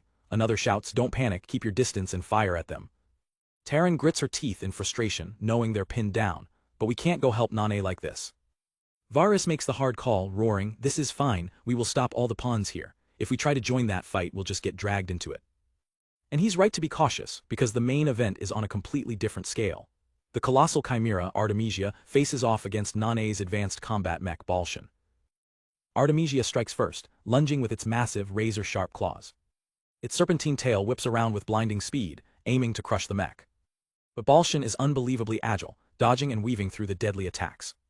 The mech moves like a phantom, using the surrounding pillars as cover while parrying the beast's relentless assault. Seeing an opening, Balshan rockets forward to meet the beast head-on. The clash of steel against claw creates a massive explosion of sparks. The two combatants land, the ground cracking under their weight as they size each other up. Fused with the chimera, Sira watches Balshan's movements with curiosity. It seems to move better than the Balshan I know. Did you modify it?" She quickly analyzes its performance. "No, the power and speed themselves match my records." Then a wicked grin spreads across her face as she understands. "HMPH, I see. The truth is one word, Nane." The scene cuts to Nane, wired into a virtual cockpit, her mind directly linked to the machine. "As you guessed, Sira," she states calmly, "my calculation functions are directly connected to Balshan." Nane reveals her strategy. "From there, your combat records are being analyzed. The way to deal with Artemia is being optimized as we speak." Sira is unimpressed, as Artemisia's form begins to shift. She taunts Nane directly, "Nice plan, but you lost your memory, you're lacking critical information." To prove her point, a horrifying scorpion tail armed with multiple missile launchers erupts from Artemisia's back. "I'll show you some of my cards," Sira declares. A massive volley of missiles streaks towards Balshan. Nane's system instantly begins calculating trajectory as the mech returns fire. Balshan's cannons light up the sky, successfully shooting down dozens of the incoming rockets. But the sheer number of missiles is overwhelming. One slips through the defenses and scores a direct hit. Balshan is engulfed in a series of explosions, disappearing into a thick cloud of smoke. But it's not over yet. Balshan bursts from the smoke, slicing through a smaller chimera that tried to ambush it. With renewed ferocity, it carves a path through the lesser monsters. It charges full speed through the chaos, heading straight for the main target. Balshan smashes another beast aside, closing the distance to Artemisia in an instant. Inside the cockpit, Nane makes a split-second decision. Unable to designate blind spots due to monsters lurking within, speeding up and striking. Balshan rushes forward, firing its weapons as it closes in.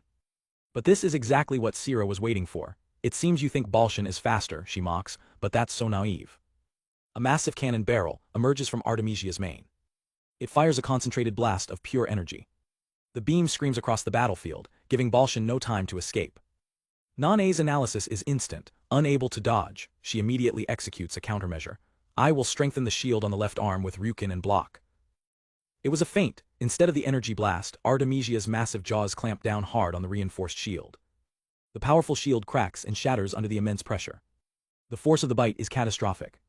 Balshan is sent flying backwards, crashing violently into the ground. Watching the horrific scene on the monitor, Terran screams out her friend's name, Nanae. Artemisia looms over the downed and heavily damaged mech, victorious. Nanae feels the devastating feedback as sparks fly around her cockpit.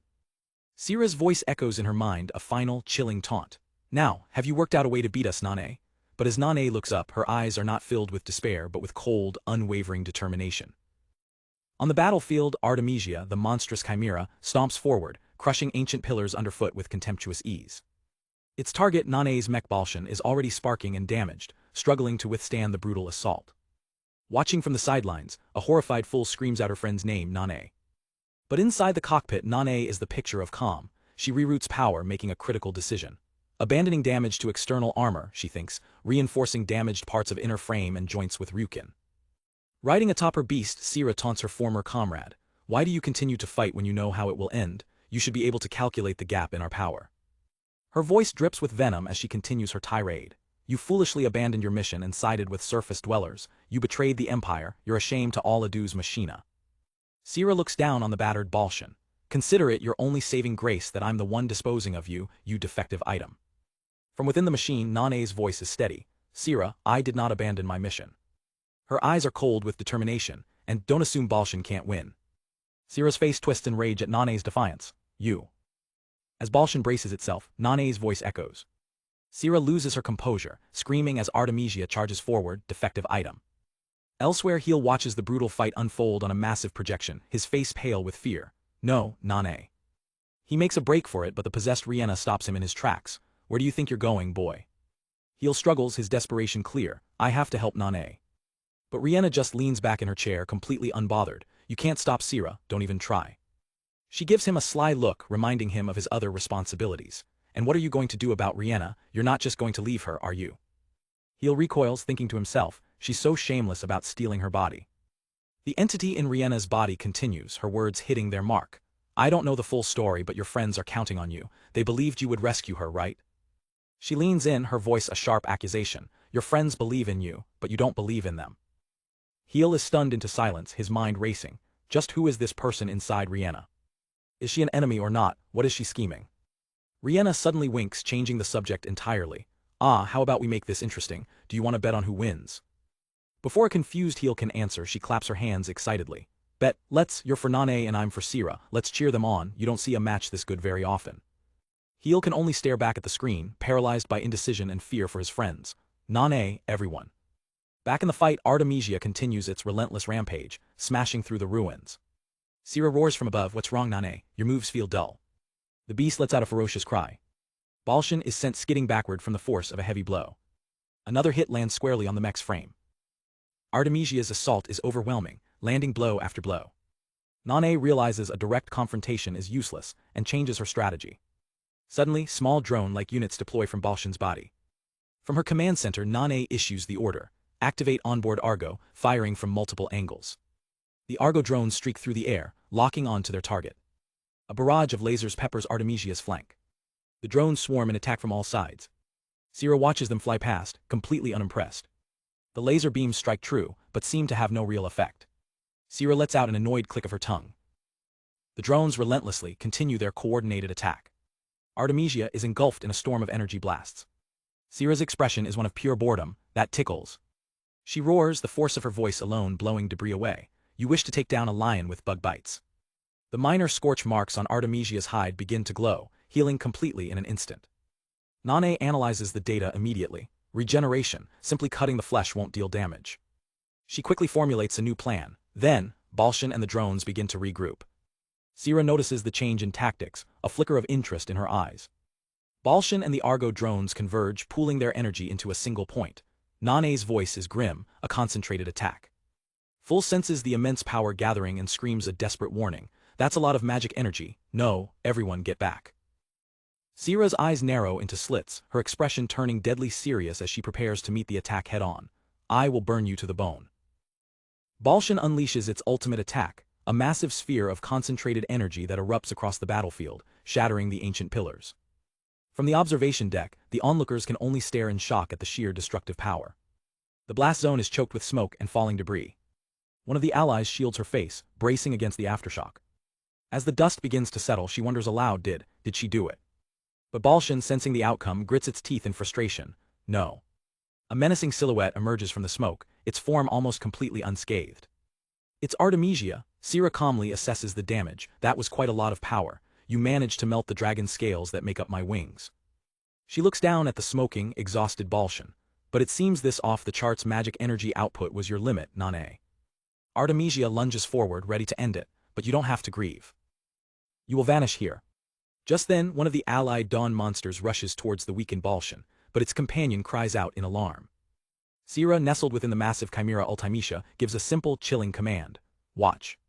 Suddenly, the allied monster begins to contort, its body grotesquely melting and dissolving. It screams in agony as it's absorbed into Artemisia's monstrous form. The sight is too much for the onlookers. What's that thing? Nane inside Balshan recognizes the horrifying process. Absorption. Sierra's voice echoes from the beast. Yes, Artemisia fuses with what it eats and makes their power its own.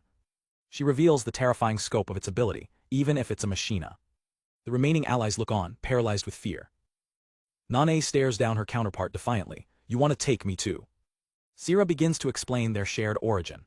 You forgot about it, but we are machina who were given a single mission split in two. Protect the harem of the people of Vela and awaken them when the time comes. If you are defective, I will take over your part. She reveals the grim conclusion of her own work. Endless. I have been doing endless research and experiments, but my computational functions only proved that creating a vessel for people is not possible. Sierra declares her new, ruthless plan. Reviving the people of Vela is the duty we must fulfill. There is no other way than to use the surface dwellers. Give that body and power to me. I will fulfill your duty. Nane seems to concede the point. You have memories, so it would be logical for you to carry out the mission. Her friends cry out, fearing she's giving up, in Nane. But Nane's resolve hardens as she clenches her fist. But you have no right, and a Deuce machina like me has no reason to hand over her duty to you. She taps into her final reserves. Balshan, use my reserve magic energy. Balshan powers up for one last gambit. It's the final attack. Suddenly, Balshan begins to multiply, creating numerous smaller copies of itself. A swarm of miniature Balshans charges forward, a mechanical tide against the massive Artemisia. The tiny drones smash into the ground, creating chaos. An ally recognizes the technique. Ryukin, she turned Argo into Balshan with Ryukin. The swarm descends upon Artemisia, relentlessly attacking the giant beast. Sierra scoffs at the display, unimpressed. I was wondering what ace you had up your sleeve, just a cheap trick. But one of the drones speaks with Nane's voice, revealing her strategy. Did you forget? A Deuce machina can sense each other's presences through machina signals. The drone zeroes in on Sierra's location within Artemisia and strikes her directly. You're the real one. As the drone is caught, the allies scream her name in terror, Nane. They watch horrified, believing she's been captured. Sierra, having caught the drone, gives a final order. Don't let it get away, Artemisia. Eat her along with Balshan. The captured drone speaks, its voice calm. I knew you would pinpoint me, and attack. In that instant, Sierra's eyes widen in shock as a blade pierces her from behind. She realizes the horrifying truth. The drone was a decoy, a disguise, then Balshan. The real, full-sized Balshan stands behind her, its arm plunged through her chest. Sierra gasps in disbelief. It can't be, and a Deuce machina used herself as a decoy. Nane's voice echoes from the true Balshan. I grabbed the Heartstone, don't move, Balshan has sharp claws. As Balshan holds the Heartstone, Sierra's body begins to destabilize and dissolve. Nane can only watch, calling out her name, Sierra. Sierra grits her teeth, furious at Nane's hesitation. Too naive, Nane, you should have crushed it right away. The allies realize the absorption is failing. Nane's voice projects through Balshan, speaking not to Sierra but to the beast itself. Are you sure about this? Is our duty really to sacrifice people on the surface? From the control room, the question is echoed. Is that really what the people of Vela want? The possessed Rihanna watches intently, a flicker of doubt in her eyes. Sierra screams in pain and frustration. Quiet, you're a defective item that forgot her duty, don't talk like you. Nane calls out to her loyal machine, Balshan. Artemisia's eyes glow, its consciousness swayed by Nane's words. Sierra looks on, her control slipping away. The massive chimera begins to crumble into dust. Sira falls to the ground as her power source disintegrates. The onlookers are stunned by the sudden turn of events. Sira is in utter disbelief. Wah! Ultimecia lets out a final, mournful roar as it vanishes. Its remaining chimera minions also begin to retreat. The tide of the battle has completely reversed. An ally notes the chimera are backing down. Nane looks at the fading beast. What are you doing, Ultimecia? She understands its final act. Ultimecia always takes action to protect you. By fusing, it seems it got through, that I am not your enemy. With both sides disarmed and wounded, Nane slowly approaches Sira in the silent arena. Nane looks at her counterpart with an expression of sorrow. Sira stares back, confused and weakened. Nane begins to speak, her voice soft. Sira. I didn't understand it. No, we were lonely, we were the same in that. Sira's eyes widen, completely caught off guard. Nane bows her head, apologizing for the burden Sira carried alone. While I didn't remember my duty, you had to fight by yourself. Sorry. As Nane hugs her, Sira can only process the foreign emotion with logic. You really are a defective item. We Machina don't have those emotions. Watching from afar, Rihanna offers a faint, knowing smile. The battle ends in a draw, with neither side victorious, but with a flicker of understanding finally passing between the two lonely guardians. With the battle over, the party scrambles across the rubble-strewn floor. Nane, they cry out, rushing towards their fallen comrades. They gather around Nane's still form. Are you all right? One of them cradles Sira, confirming the worst. She is unconscious, Sira too. Varus examines the gaping wounds, a grim realization dawning on him. What do we do? Healing magic won't work on a doll. Meanwhile, high above in a control room, Heel and the possessed Rihanna watch the entire battle unfold. Heel stares at the projection screen showing his friends in distress. And Nane is she. But the woman in Rihanna's body just smirks, completely unfazed. Don't worry, she isn't dead, neither are. She calmly explains the situation. Nane is out of magic energy, Sira's magic circuits are damaged, so there was an emergency shutdown. Either way, their cores are safe. Heel lets out a shaky breath, relieved. I see. The possessed Rihanna rests her chin on her hand, a calculating look in her eyes. But I was not expecting Sira to stop. She continues her analysis of the fight. Sira's confidence was the real thing, she just didn't have the power to beat Ultimecia. Nane, on the other hand, never intended to beat him. She wanted to negotiate. But it was Ultimecia who responded, she muses. She didn't count on that. Heel clenches his fist, cutting her off. It's not about counting on it. No, Nane, Sira too. They did what they thought was right, that's what they were determined to do. The woman's voice overlays the image of the two fallen dolls. Both are dolls, Machina, but they don't just follow their duties, they have a will that goes beyond that. That's how I felt after watching Nane's determined choice. She smiles, a genuine and slightly unnerving look of fascination on her face. Yes, I find that delightful. Suddenly, a mechanical arm whirs to life beside her, startling Heel. Her eyes widen with a manic glee as she activates a communication link. Down below, the party is trying to figure out their next move. Let us go after Mr. Heel for now. If we stay here, those chimera might come again. A voice suddenly echoes through the chamber, startling Terran. Ahem, can you hear me? Everyone looks around, confused. That voice, Princess W. Where? A small drone zips down from the ceiling. It projects a live feed, revealing Rihanna and Heel safe and sound. The party erupts in relief. Princess, Mr. Heel and Shell too, they are all right. Rihanna's projection addresses them with an unsettling enthusiasm. That battle was wonderful. It got my blood boiling for the first time in a long time. I commend you for fighting bravely. Terran looks up at the projection, a deep sense of unease washing over her. Princess. Rihanna continues, you can have a drink as a token of my gratitude, but first there is something I need you to do. There was a Machina studio upstairs, correct? I want you to take Nane and Sira there, the Argo should fix them. Varus eyes the projection with suspicion. Understood, that is not a problem. Terran can't hold back her concern any longer. Princess, is something wrong? You're acting strange. Rihanna's image just smiles. Oops, I forgot to mention. Her expression turns cold and sharp. I am not Rihanna, I am a Veluan who is possessing her body. The bombshell drops and the entire party reels back in pure shock. Wah. They stare at the projection, completely stunned by the revelation. Watching their reaction, Heel's hand tightens into a fist, trembling with frustration. He steps forward, grabbing their attention. Everyone. Heel confirms the horrifying truth. She's telling the truth. Rihanna's mind is apparently sleeping deep within her body. He grits his teeth in regret. Sorry, I keep being too late. But I'll bring Rihanna back, I promise, he declares with absolute conviction. For now, he pleads, take care of Nane and Sira, get them fixed. Terran whispers his name, understanding the weight of his promise. The Veluan, now identified, gives one last cryptic order. Fufu, when Sira is awake, tell him to go to the Dryad room. Varus is baffled. Dryad room, where is that? Her voice continues, Sierra knows, if you follow him he will take you there. Well then, good day to you all. The projection winks out of existence. Wait, Varus yells, but it's too late. Enraged, Varus draws his weapon and lunges forward. Damn you. But the massive automaton Balshan steps in his way, blocking the attack. Balshan relays a message, its voice a series of mechanical tones. Varus lowers his weapon, defeated. Balshan says, let us trust Mr. Heal, we will have Nane and Sierra repaired and then follow him. With a new plan, the group carefully lifts their fallen friends. As they prepare to move, Terran voices a lingering fear. Sierra isn't going to wake up and attack us, right? Back in the control room, the Veluan turns to Heal. Nicely said, that whole I'll bring Rihanna back speech, so how do you intend to expel me? Heal looks her dead in the eye, admitting, I don't know yet, but I'll find a way. She considers his answer for a moment before simply stating, fine. She gives him a sly, appraising look. Then she strikes a dramatic pose. Rejoice, boy, I permit you to accompany me. Heal's blank stare is not the reaction she was hoping for. That is not much of a reaction, and here I am trying to reward you for winning the bet. Heal flashes back to her casual bet during the fight. Ah, you were serious. It's actually a fine line, she declares. Let us say Nane won by decision. Heal can only think how patronizing she sounds. He quickly puts the pieces together. By accompany, you mean to that dryad room, what is that? Just some minor business, she says dismissively, and you will also help. Then she dangles the one thing he can't refuse, and if I am successful, I could give Rihanna her body back. Heal's eyes go wide. Really, she nods, I promise. She explains her goal. To do it, we probably need to use a device of the ruins, a way to retrieve souls. But I don't know how to use it, she admits.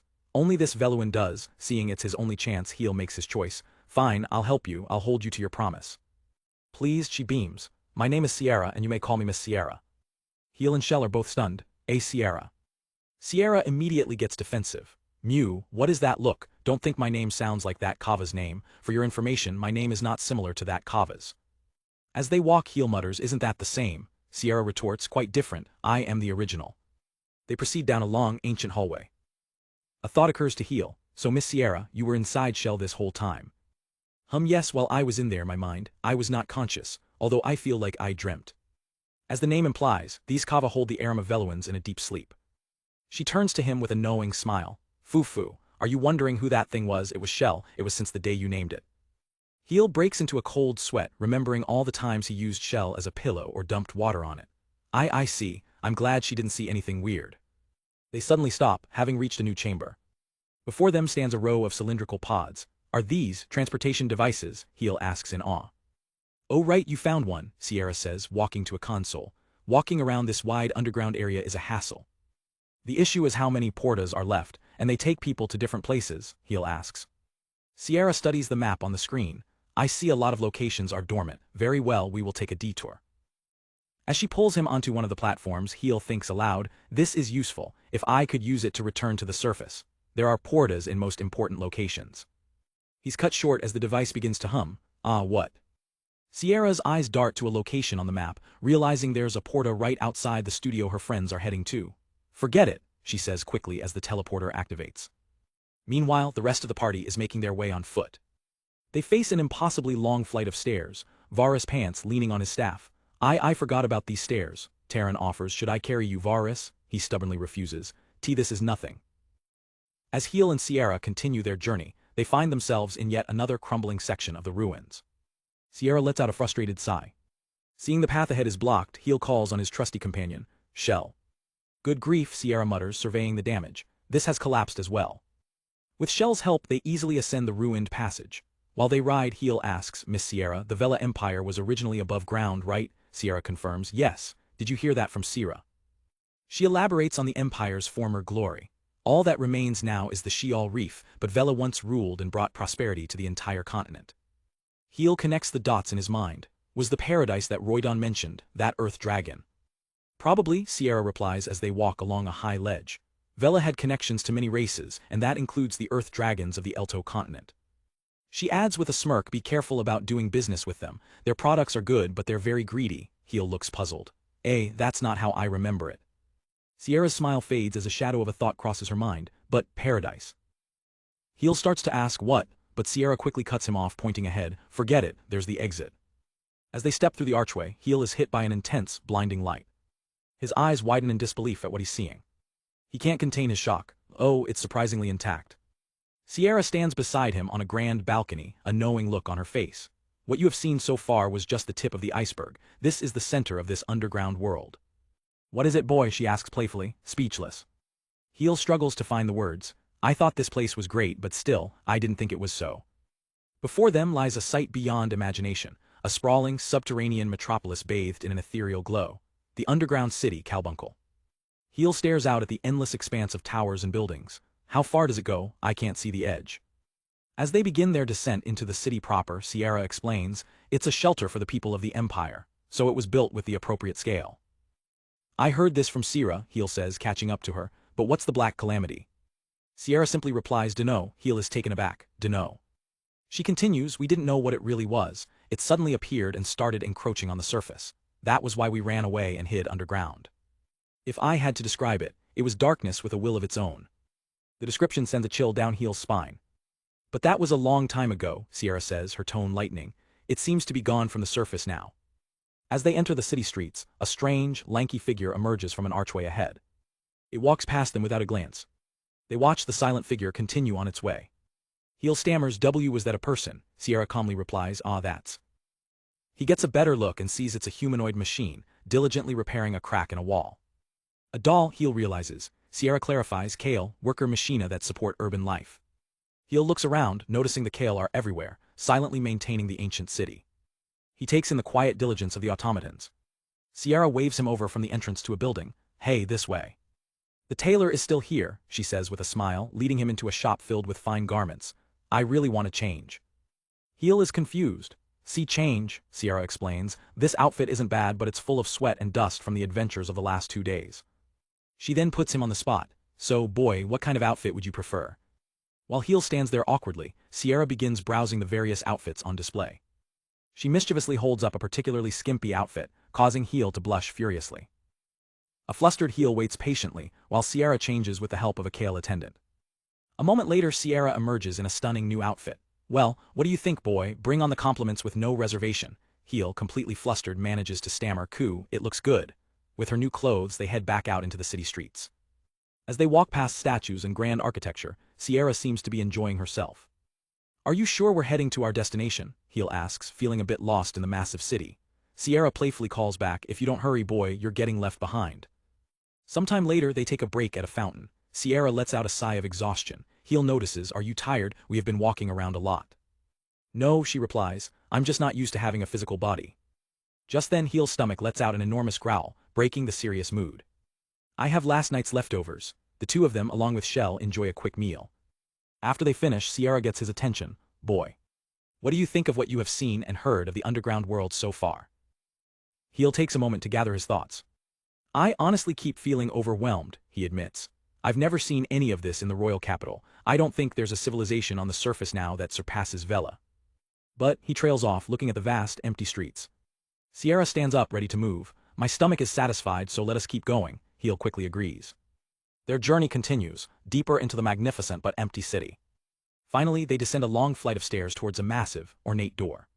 It's here, Sierra announces. She turns to Heel with a serious, almost predatory grin. This is the door to the Dryad Room. I'm counting on you, Cave King. Heel is stunned. She knows about Cave King, while Rihanna knows. With a deep groan, the ancient doors swing open. They step inside a vast, circular chamber. In the center stands a colossal, glowing formation reaching toward the ceiling. A shining tree, Heel wonders aloud before correcting himself. Number, is that a mineral? They gaze up at the crystalline structure, which twists and branches like an ancient tree made of light. Suddenly, Heel's eyes lock onto something within the mineral, and his jaw drops in shock. Encased within the heart of the shining mineral is a woman, her eyes closed peacefully as she holds a glowing orb aloft. Heel recognizes her instantly. It's the woman from the statue in the garden. Sunlight streams through the curtains of a luxurious canopy bed as birds chirp outside. In this opulent room, Rihanna slowly awakens, a haze of confusion clouding her features. Her mind is a blank, trying to process where she is. Suddenly, reality snaps back into focus. Her eyes fly open in shock. Looking around the vast, ornate bedroom, she can only think one thing: where am I? She slips out of bed, her bare feet sinking into a plush carpet. This room is amazing, she marvels, still completely lost. Drawn by the light, Rihanna walks towards a grand set of glass doors leading to a balcony. She cautiously opens the door and peeks outside. Her breath catches. Spread before her is a magnificent, sprawling city under a bright, open sky. Her mind reels trying to reconcile the sight with her last memory. Wait, I was in the underground ruins. The impossibility of it all hits her at once. Wah, a town, what a sight. The scene flashes back to the dark, oppressive architecture of the underground. Back to the true present, in the depths of the underground city carbuncle. Here Heel and Sierra have reached their destination. They stand in a chamber labeled the Dryad Room, before a massive, tree-like crystal. And encased within it is the serene figure of a woman, holding a glowing orb. Heel stares in disbelief. A person coming out of a tree? No, wait, it's a statue carved in the trunk. A flash of recognition hits him. This woman, he's seen her likeness before in the statues scattered throughout the ruins. But he thinks, gazing at her peaceful face, this one feels different from the others. I feel something coming from it. Sierra smirks, breaking his concentration. Now, don't stare at a naked lady so much. Heel flushes, completely flustered. Don't make fun of me, just tell me, what is this tree? Sierra's playful demeanor vanishes, replaced by a serious expression. Dryad, she says plainly, in your words it would be a spirit tree. Heel looks back at the crystalline structure. Spirit tree, this room itself also has a great sense of holiness to it. Sierra taps the crystal. Well, we call it a tree, but as you can see, it's a mineral, and that is the reason why I brought you here. Your job is to destroy Dryad. Heel freezes, the command not computing. Did you say destroy? Just now, he stammers. It's simple, Sierra says with a confident smile. She gestures to his hand. It should take you one swing with that cave king of yours. And then Rihanna gets her body back, she declares, striking a pose. Isn't it a good deal? Heel steps back, refusing. Wait, you can't just tell me to destroy it all of a sudden and not tell me why. Isn't this spirit tree precious? He points to the figure. It's like the one in the garden, it's the same person, right? Nane, she's been protecting her words like they're precious this whole time. If she was here, she'd be against destroying it for sure. He looks from the statue's face to Sierra's, his resolve hardening. I don't want to hurt this person. Sierra is taken aback by his sudden defiance. Her eyes widen in genuine surprise. Then she stifles a small laugh. What's so funny? Heel asks, annoyed. Nothing, Sierra replies, waving it off. But the Dryad has to do with us Velans, she states coolly. You shouldn't concern yourself with it. Of course I do, Heel shouts back, clenching his fist. If I did it, it would be by my hand. After coming all this way, I can't say I'm not involved anymore. He looks her dead in the eye, his voice filled with passion. I want to know more about Vela, Miss Sierra. Faced with his unwavering determination, Sierra lets out a sigh and a small smile. Fine, if you insist, I will speak a little about the past, although I don't know if it will convince you. She turns back to the crystal. First, this woman, as you pointed out, she is the one that was also in the library and garden. Her name is Dominus Vela, the last Empress of Vela. Heel is stunned. Empress of Vela, no wonder there are statues. Sierra's gaze darkens. Yes, the last. When the Black Calamity ended the world and the Empire was sent underground, she was the one who saw it happen. The scene shifts back to Rihanna, standing on the sun-drenched balcony. She's still trying to make sense of it all. And then, I was wandering in an empty white void, I saw Shell, and then what? It's no good, I can't just think about it, I need to act. I'll start by checking my surroundings. As she turns, the sound of the doors opening behind her makes her jump. 3 robotic dolls glide silently into the room.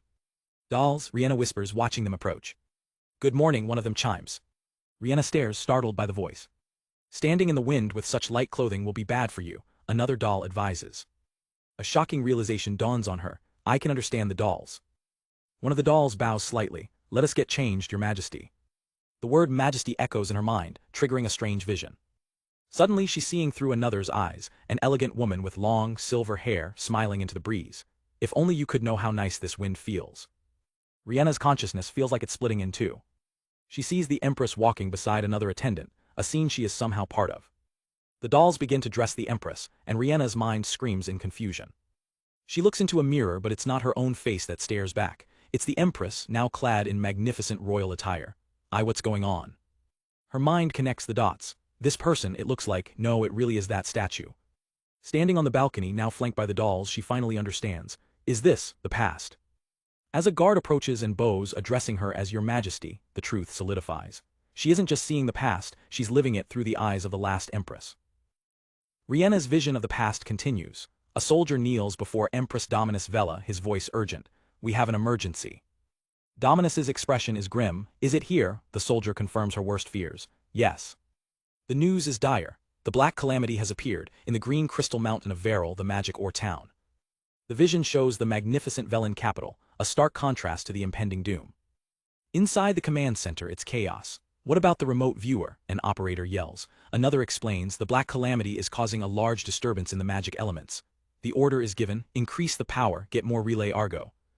Empress Domina strides into the room demanding answers. Status report. An advisor approaches her, his head bowed. Your Majesty, the Akina Army Corps reports that 60% of civilians have been evacuated, but the rest. Suddenly, a distorted image flickers onto the main screen. We are getting a visual through a scouting Argo. The image stabilizes, revealing a horrifying sight. A massive, amorphous black entity is swallowing the entire town whole. Buildings crumble and are absorbed into the writhing darkness, a tide of pure destruction. Rihanna, witnessing this through the Empress's memories, is horrified. Dominus herself remains stoic, but the tension is palpable. Even the hardened operators can't stomach the sight. Ooh, how repulsive. The vision fades and we're back in the present. Sierra explains the history to Heal. According to the records, the Black Calamity was discovered during the reign of a king generations ago. At first, she continues, it was small. People and animals were simply swallowed by darkness, disappearing from the local geography. But then the reports began to ramp up, as did their scale. It consumed people, then villages, then entire towns. During Empress Dominus's time, the whole world was threatened by this calamity. Where did it come from? Why? No one knew. All we knew was that it reacted to life and preyed on it to grow. We used our machina to fight it, but as it grew big enough to swallow towns, our forces were no longer enough. Heal connects the dots, horrified, and you were left without a place on the surface. Even the power of Vela couldn't handle it. It's not as though we had no plans, Sierra replies coolly. She looks at him pointedly. Do you know what the cornerstone of Velan civilization is, boy? Heal is taken aback. Sierra chuckles, foo-foo, surely someone who lives in Sheol knows. The realization dawns on Heal. Yes, Sierra confirms as images of their advanced technology flash by. Or is the power of Vela. Its unique properties were researched, bringing rapid advances to our science and magic. It is said that long ago, a meteor fell on this land. Heal's eyes widen. A meteor fell? Are you talking about the legendary celestial stones? Sierra dismisses his excitement. Well, leaving your country's astronomy aside. Our geologist said that when the meteor crashed, it shattered and mixed with the Earth.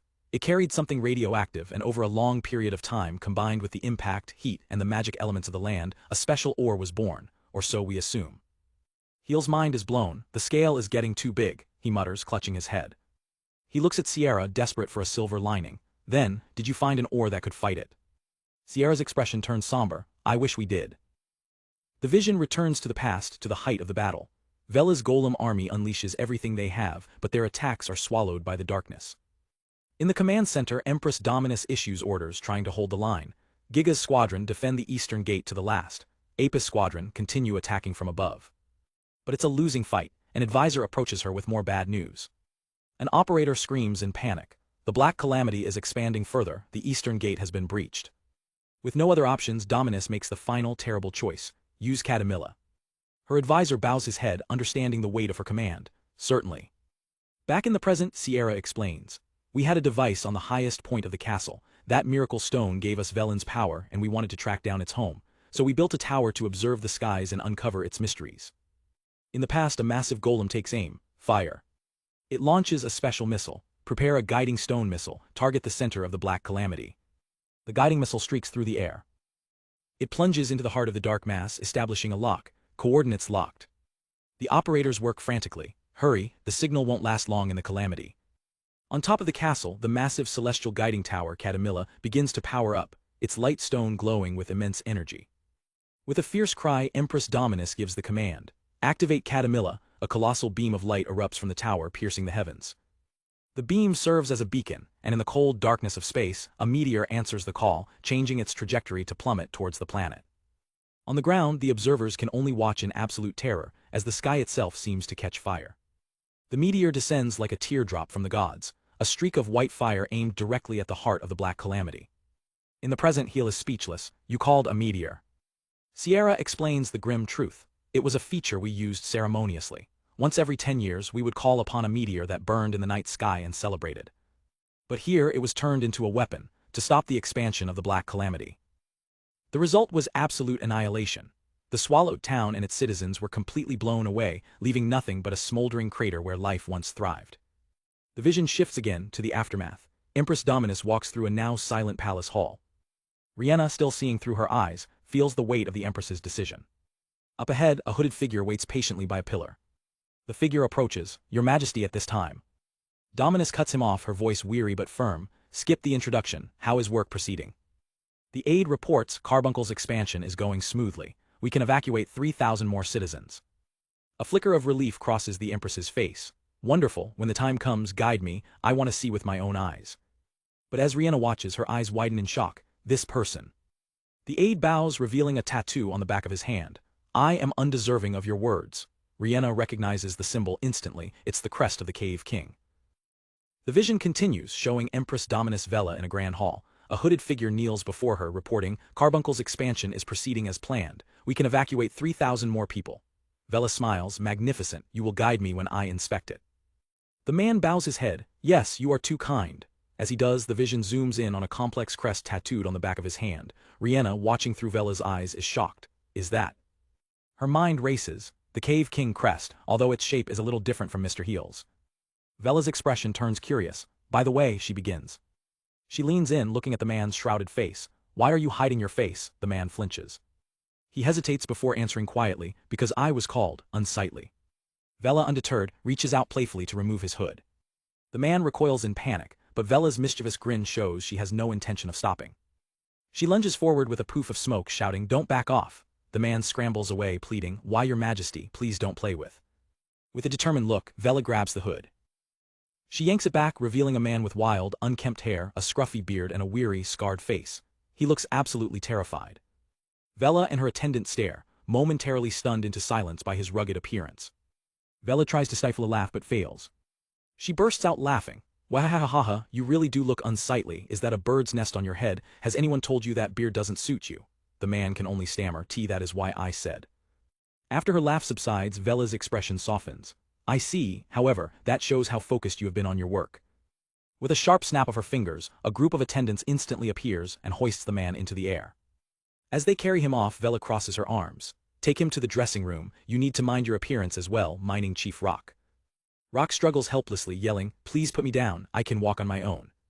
As the scene unfolds, Rihanna's consciousness questions her situation. She all reef in the past, but why is my conscience inside the Empress? A memory flashes in her mind, the drawing of the crest she found earlier. I saw that Cave King mark in the underground garden. Putting it all together, she realizes, but Rock, that's him. The man from the statue. Suddenly the vision distorts violently. Rihanna's consciousness cries out, the scenery just, what? The feedback is too intense. Back in the present, Sierra in Rihanna's body clutches her head. Heel is startled as she suddenly stumbles. She loses her balance, falling onto the soft, gelatinous body of a nearby slime. Heel rushes to her side in the dryad room. Miss Sierra, what's wrong? Sierra waves him off, regaining her composure. Just light dizziness, I haven't been in a body in a long time. Heel is still worried, but you almost collapsed all of a sudden. Sierra, however, seems more interested in her landing spot, and more importantly, Shell is quite comfortable. She pats the slime beside her, a playful look on her face. And this chilly, jiggly feeling, how about you sit next to me, boy? Changing the subject, she begins her story. Fufu, the dreaded black calamity. She explains it seemed to have vanished, but it sprung up from nowhere. All we could do was delay its encroachment of the land, but still, we had to buy time. Until Carbuncle was complete. Images of a massive underground metropolis fill the air. There was a giant underground area because there had been mining since the founding of Vela. We turned it into a city where people could evacuate. Sierra continues, in those 30 years we evacuated roughly 70% of the surviving population, 600,000. Heel is stunned by the number, 600,000, that's a lot. What are you talking about? It was possible precisely because it was underground. She reveals the secret to their success, through the Cave King crest. Heel instinctively looks at his own hand as the vision shifts again for Rihanna. Rihanna finds herself in a dark, cavernous space. What? The world suddenly shook. She looks around in shock. Before her, a massive underground excavation is underway, with workers and golems clearing rock. She's bewildered. Is this underground? When? Her attention is drawn to the hooded figure of Rock, who raises a glowing pickaxe. Ice axe, he shouts. With a single powerful swing, he carves an enormous, multi-storied building directly out of the cavern wall. His men cheer, that's our chief. The wall of rock became a living area so fast. The sound of his power echoes through the cavern. Rock turns to his crew, all right, you can finish up. They respond with a resounding yes, leave it to us. He then walks over to where Empress Vela is waiting. Thank you for waiting, he says, there was work I had to finish. Rihanna gasps. The man who stands before them is the same mining chief, but now he's cleaned up, confident and handsome. Well then, allow me to guide you through Carbuncle, your majesty. Rihanna is completely lost. Our rock, he's completely, but what is this? Did time shift? Meanwhile, Vela chides him, don't call me that, I want to lay low while looking around. As they walk, Rock speaks with pride. This power was made to support the mining civilization of Vela, and although I am unworthy, I will use it to the best of my abilities. Vela looks on, I haven't seen your skills in a while. She glances at his hand. That Cave King crest, it's a good thing you inherited it, Rock. Her words echo into the present, shocking heel. Cave King was made. Sierra confirms it. Yes, crests themselves were made by Vela. I'm not an expert, so I can only give a rough explanation. It's a blend of magic and genetic engineering. Crests use information like abilities, techniques, and experience to create a shape that's carved into the body. And I should mention that they are inherited. Heel repeats inherited, Sierra elaborates. Even if the owner dies, someone with the same crest will be born, and the previous owner's achievements can be inherited. And among them, Cave King is the oldest crest. She continues, throughout the long history of Vela, different generations inherited it, kept digging, achieving, and slowly its power grew. Sierra looks at Heel's hand. It could be called a cornerstone of Vela, aren't you proud, boy? Heel looks away, flustered. It's complicated, I didn't do those things. Sierra smiles knowingly. Fu, it's nice to be modest, you haven't mastered the crest yet, have you? She then turns pensive. But it's strange. Have so many generations gone by that something as big as the Cave King and the fact that crests can be inherited was not known? Heel looks over at Sierra, his curiosity getting the better of him. Miss Sierra, he asks, what was the Cave King actually like? Sierra pauses, a thoughtful and slightly uncomfortable look on her face. Well, he was quite talented, but... The vision flashes back to a younger, more rugged Rock, proudly presenting his masterpiece to Empress Vela. Please take a look, Miss Vela. This is the extent of my current power, he boasts, gesturing to a colossal statue of the Empress herself. He explains with immense pride how he personally handled every detail from design to construction to create a worthy symbol for their new underground city. Back in the present, Sierra deadpans, kind of a creep. The vision pans across the magnificent, sprawling city of Carbuncle, built deep within the earth. For a time, it was a thriving metropolis. Citizens filled the streets, shopping at markets and living their lives. It was a marvel of engineering, a perfect replica of the capital they had left behind on the surface. Life went on, with unique subterranean vehicles carrying people through the grand avenues. But decades spent without seeing the sun began to take their toll. A deep melancholy settled over the people. The once bustling streets started to feel hollow, haunted by the weary faces of those who had forgotten the warmth of sunlight. Despair began to fester in the shadowed corners of the city. On a grand balcony, Rock turns to the hooded Empress Vela. What do you think of Carbuncle? He asks. She replies softly, it's splendid. Vela looks out over the city lights. You've done a good job recreating the capital underground. I have no complaints about the houses or facilities, though one thing was not necessary. Her gaze falls upon the giant statue of herself in the distance. Her companion marvels at the sight. It really is incredible. If it wasn't for the ceiling, I would have forgotten we're underground. She hesitates, her expression turning somber, but... Suddenly Vela overhears the citizens below. Hey, is that the Empress? One whispers. Another citizen recalls, the last time I saw her, I was on the surface. That was 20 years ago. She was about your age then. Vela overhears their conversation and closes her eyes in sorrow as her companion tries to comfort her. A child's voice cuts through the murmur, full of longing. That's nice. I want to see the surface one day. Vela's expression hardens with resolve. The vision stutters violently, the memory becoming unstable. As Vela and Rock stand on the balcony, the hopeful words of the citizens echo around them. Rock's face is a mask of grim determination. Vela's companion looks on, a deep sense of worry in her eyes. The vision fades, returning to the present. Heel pieces it together. I guess even Carbuncle wasn't ideal. Sierra explains, yes, people are beings that live under the sun. As they lived underground for too long, their exhaustion became visible on their faces. She continues grimly, but as long as the black calamity remained, they could not return to the surface. And that was why it was put into motion, Sierra says as Heel looks towards the statue. The Dryad Plan. The vision shifts again, and Rihanna clutches her head as another wave of memories crashes over her. The scene changes to a high-tech laboratory. Empress Vela stands with her retinue looking around. Where are we now? She asks. A young, white-haired researcher explains their critical problem. Preservation methods failed until now because we were thoughtless about Aram. An Aram, a soul, can only exist in a living being. If its body stops, it breaks. The researcher Sierra gestures to a containment pod. Therefore, we should store them separately.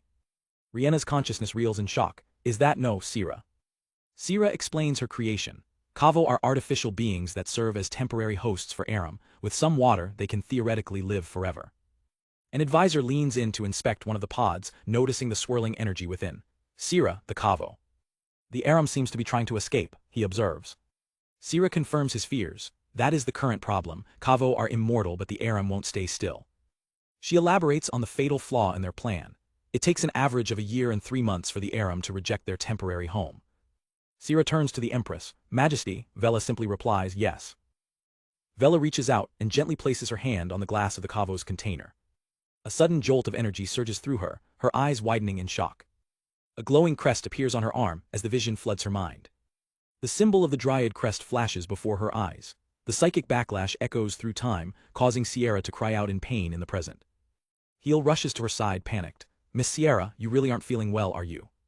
Sierra clutches her head, sweat beading on her brow but forces herself to speak. I'm fine, just listen. She points a trembling finger at the large statue before them. You see that orb she's holding? The vision zooms in on the orb, revealing the intricate symbol within. On its surface is the Dryad crest. Heel's eyes go wide. Did you say crest? Sierra's voice is strained with urgency. If you don't destroy it, the power of Dryad will, the Aram of the people. Her words trail off as the pain intensifies. Heel can only shout her name in alarm, Miss Sierra. The vision explodes into a chaotic montage of the past. In the war room, reports flood in. The Black Calamity has appeared in the Golden Brown Valley. Reporting, the Black Calamity is in the mining town of Andorra. Vela realizes with horror, it's in 2 places at once. Rock immediately starts issuing orders to hasten construction and expand medical facilities. The empire crumbles under the strain. Crime rates are rising, food supplies are critical, and advisors plead with the Empress to reconsider her plans as time keeps running out. The memories become a torrent of pain and chaos, overwhelming Riena's consciousness. My head hurts, stop, it's swallowing me. Flashes of the final moments appear, a strange wind whipping through the palace halls. Sierra looks on with cold detachment. Nane. Her companion Nane stares in wide-eyed terror. Her face contorts in a silent scream of no. A monstrous shadow, the true form of the Black Calamity, looms over the capital city, ready to descend. The memory shatters like glass. The psychic feedback is too much for Heel, who collapses to the ground, crying out in pain. He looks up, gasping, was that Rai? He sees Sierra clutching her head, fighting to stay conscious. Riena, he yells. The scene cuts abruptly to a massive castle under a starry sky, the royal castle Illumina in the kingdom of San Fails. Deep underground, within its foundations, a king and a young man stand before a glowing pedestal. The king warns him sternly, don't touch it carelessly, Leslie. If the seal is lifted, we will have no way to suppress it. Leslie looks at the floating object. There is still nothing on the surface, right, father? The king glares, replying, nothing. Leslie suddenly grabs the crystalline prison containing a swirling black mass, a fragment of the Calamity. A manic grin spreads across his face as dark markings appear on his skin. We cannot, he says, his voice dripping with ambition, we conquer. Back in the Dryad's chamber, Heel finally catches his breath. He now understands, the crystal before him isn't just a tree, it's a battery. If not for the Dryad's power, the people's Aram. Suddenly Sierra, who had been recovering beside him, gasps and glows with a faint light. The shared memories are too much for her. She collapses in pain as Heel cries out, Miss Sierra. A wave of energy hits him too, and his world goes white. When his vision clears, Heel is no longer in the crystal chamber. He's standing on a path in a lush green garden. Ah, that light. In the distance, he sees 2 figures. A jolt of recognition hits him. Wa'e, the underground garden here. He's witnessing a memory, watching 2 people he knows only from history. Heel's eyes widen. Over there, is that the Empress of Vela and the big guy next to her? He watches as the man, mining Chief Rock, raises his hand, and the crest upon it begins to glow with immense power. Rock focuses his energy, his expression calm and determined. A ribbon of pure power peels away from his crest, swirling in front of the Empress. The energy coalesces, forming a beautiful, glowing pendant right before her eyes. Heel, a ghost in this memory, can only watch in awe. The crest just created that. Rock presents the finished piece to his Empress. It is done. Empress Vela nods in approval. Yes, well done. But Rock's expression turns serious. You really won't change your mind. The Empress smiles, holding the pendant. You gave me a fragment of Cave King. You know what that means, right, Rock? She continues, we're the same. In fact, if we were to compete, you would have a big disadvantage. Rock can only sigh in resignation. Well. The weight of her words hits Heel. So that really was a piece of Cave King. Empress Vela's mood shifts, a playful glint in her eye. How about we make a bet for old time's sake? She points at Rock, her confidence absolute. Of course, I'm betting on my victory, and you on yours. Rock looks at his Empress, a mix of admiration and sorrow in his eyes. Your Majesty. Then a brilliant, determined grin spreads across his face. I accept, and I will win. With their bet made, Rock gives a final, respectful bow to his queen. He turns and begins to walk away, heading directly towards the invisible Heel. For a moment it seems like Rock can see him, his expression faltering. But he's just a memory, Rock's form passes straight through Heel's body. Heel stumbles back shocked. Yua, he went right through. As he watches Rock walk away, a chilling realization dawns on him. That was the last time I saw his back. Rock vanishes, but Heel notices someone else has appeared by the Empress's side. That voice. His heart stops. It's a vision of Rihanna. At the sight of her, the memory shatters like glass. The garden dissolves and Heel finds himself plunging into a vast, bizarre space filled with glowing honeycomb structures. He tumbles through the abyss, his fall strangely slow. Yua, I'm falling or not. Landing softly on one of the structures, he's completely lost. What's going on? He cautiously explores the strange, hexagonal walkway. He peers into one of the cells. That's a weird wall. These things are all lined up in narrow spaces. Looking down, he sees the structure stretches into infinity. It's like a beehive. Is it like this all the way down? A familiar voice echoes around him, explaining the purpose of this place. Time stone stops a material's power. This way, we could preserve bodies. Heel looks up and sees the source, the vision of Rihanna, preserved in a crystal pod at the very top. Her voice continues, detached and cold, but Aram couldn't be contained in a stopped vessel. Heel desperately calls out to her, "Hey Rihanna, it's me, Rihanna." But she doesn't hear him. The memory continues its explanation. That's why we needed the power of the Dryad crest. He stares in disbelief. Can't she hear me? He realizes this isn't his Rihanna, just another echo of the past. The scene shifts again, pulling him into a massive circular chamber lined with strange pods. The Dryad's power is to rest souls. And there he sees a much younger Nane. Nane, her voice young but clear, explains their grand project. We made a device to replicate that power, a Dryad replica. The vision pulls back, revealing the full scale of the plan. We put the souls in Kavo to sleep to wait out the age of the Black Calamity. That was the Dryad plan. But the memory turns grim, showing scenes of chaos and failure. But development of the replica was difficult, and we had little time left. The people of Vela were panicked, their time running out. A war map shows the Black Calamity consuming the world. The Black Calamity spread at an alarming rate, refugees increased, supplies dwindled, even the Empire was being worn down. Heel watches the tragedy unfold, horrified. Rihanna, wait. The Empress's voice now narrates the desperate final act. We started the plan without waiting for the replica to be completed, because it was clear Carbuncle was reaching its limit. The Empire was overwhelmed, unable to support the flood of people seeking safety. Their civilization was crumbling, their people perishing before their eyes. The vision returns to the Empress and young Nane standing in the Great Hall. But mostly, the Empress's voice echoes, because I had already made up my mind. She explains her fateful choice. I gave the go-ahead for the device after hearing everyone's advice, but wasn't there a simpler way from the start? Young Nane looks up at her queen, sensing the gravity of her words. Majesty. Heel watches, a terrible understanding dawning on his face. Nane spots the pendant in the Empress's hand. Is that Shell? Empress Vela gives her a sad, resolute smile. She gently places a hand on Nane's head, a final, tender gesture. Nane, I'm leaving the Aram of the people of Vela with you. With her final words spoken, the Empress stands alone in the center of the chamber. She lifts the pendant Rock made for her. And without hesitation, she swallows the fragment of Cave King. An earth-shattering wave of power explodes from within her. Shards of crystal erupt from the light, forming around her body. In a blinding flash, Empress Dominus Vela sacrifices her own body, transforming into the great crystal Dryad to power the salvation of her people. As the vision fades, Heel is left staring at the very same crystal, now understanding the true weight of the history sleeping within it. Heel recoils as the vision ends, the psychic feedback hitting him like a physical blow. He gets his bearings, his mind racing. What was that? His thoughts spiral as he sees Rihanna's collapsed form. The past, Miss Sierra's memories, but Rihanna was there. Snapping back to reality, he rushes to her side. Rihanna. The girl groans and slowly pushes herself up, her voice weak. No. She looks at Heel, a weary expression on her face. Sorry, it's still me. Heel breathes a sigh of relief, but his concern deepens. Miss Sierra. Sierra stands, brushing herself off. You kept quiet about what the Dryad really is, if I destroy that. Good grief, did you see my memories? She asks. I figured you would hesitate. She turns away from him, her tone suddenly grave. It seems I have less time than I thought. Sierra grits her teeth, a wave of pain washing over her. Rihanna's body is rejecting the foreign substance, it's rejecting my Aram. Heel is stunned. Rejecting, Sierra explains that possessing another's body was a new, untested field of Aram research. She looks down, admitting her own recklessness. My Aram will probably break if I stay here. Well, I did have it coming. The real issue is Rihanna, Sierra clarifies. Her consciousness is becoming muddled with my Aram. If I break, I might end up taking her with me. She gestures to the massive crystal. And we're trapped. It's because of the barrier created by the Dryad. It blocks the Aram from leaving.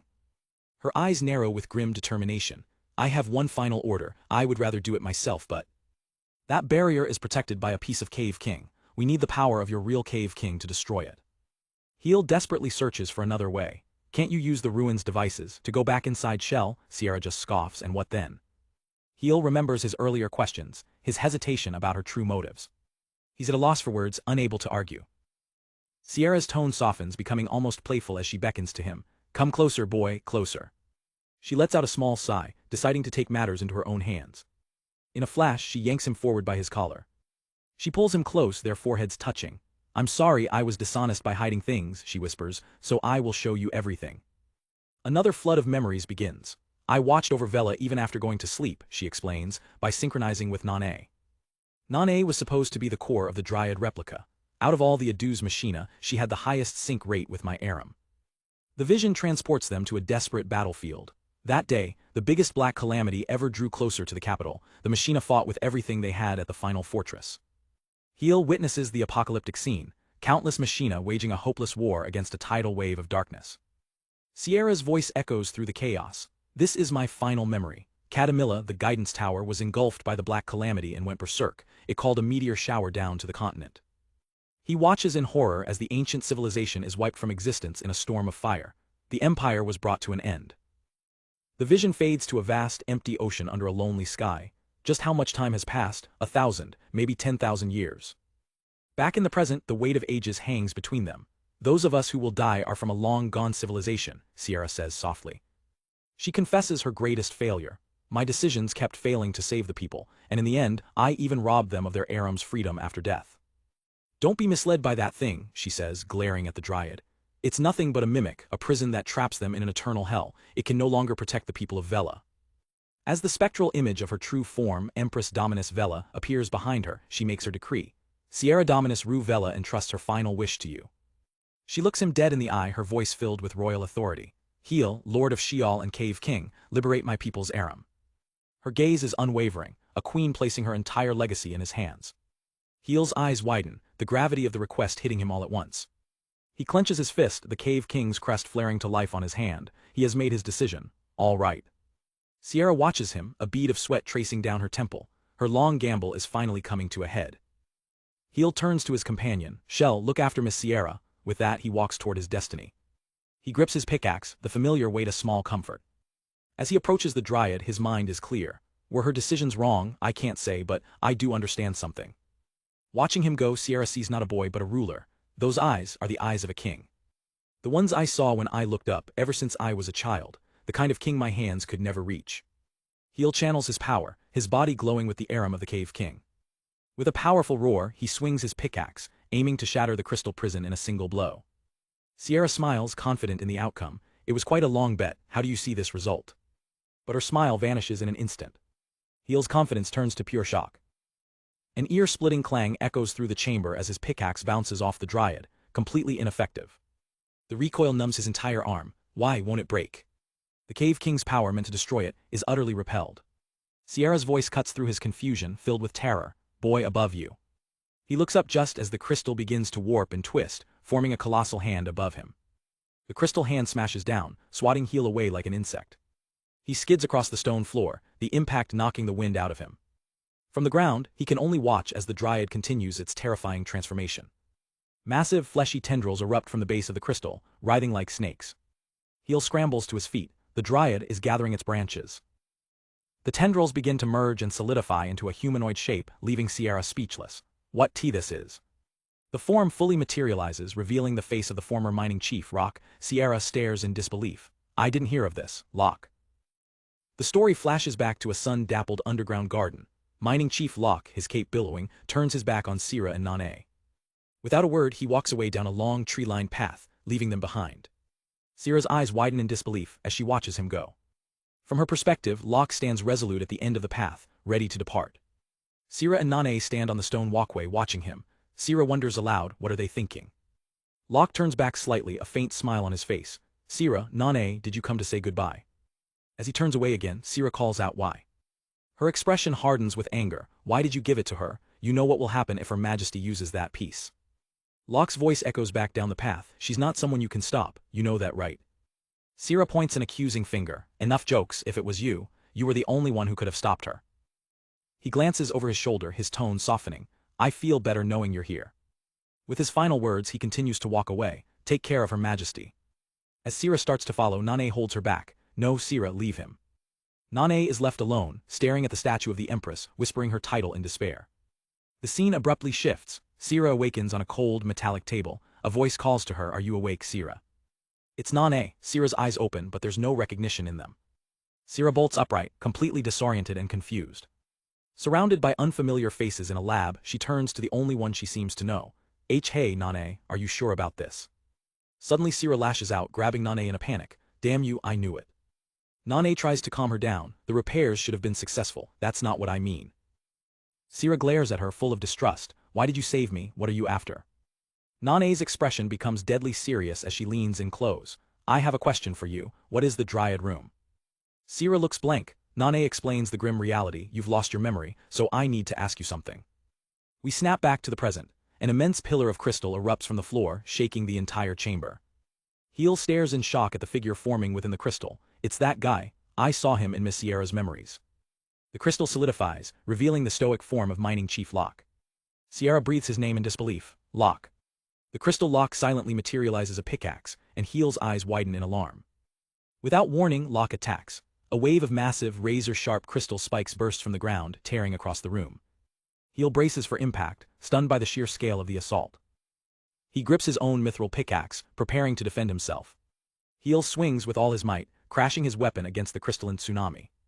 The force of the impact sends him flying backward. He's completely overpowered, thrown aside by the relentless crystal tide. Stunned, Heel can only gasp, wah.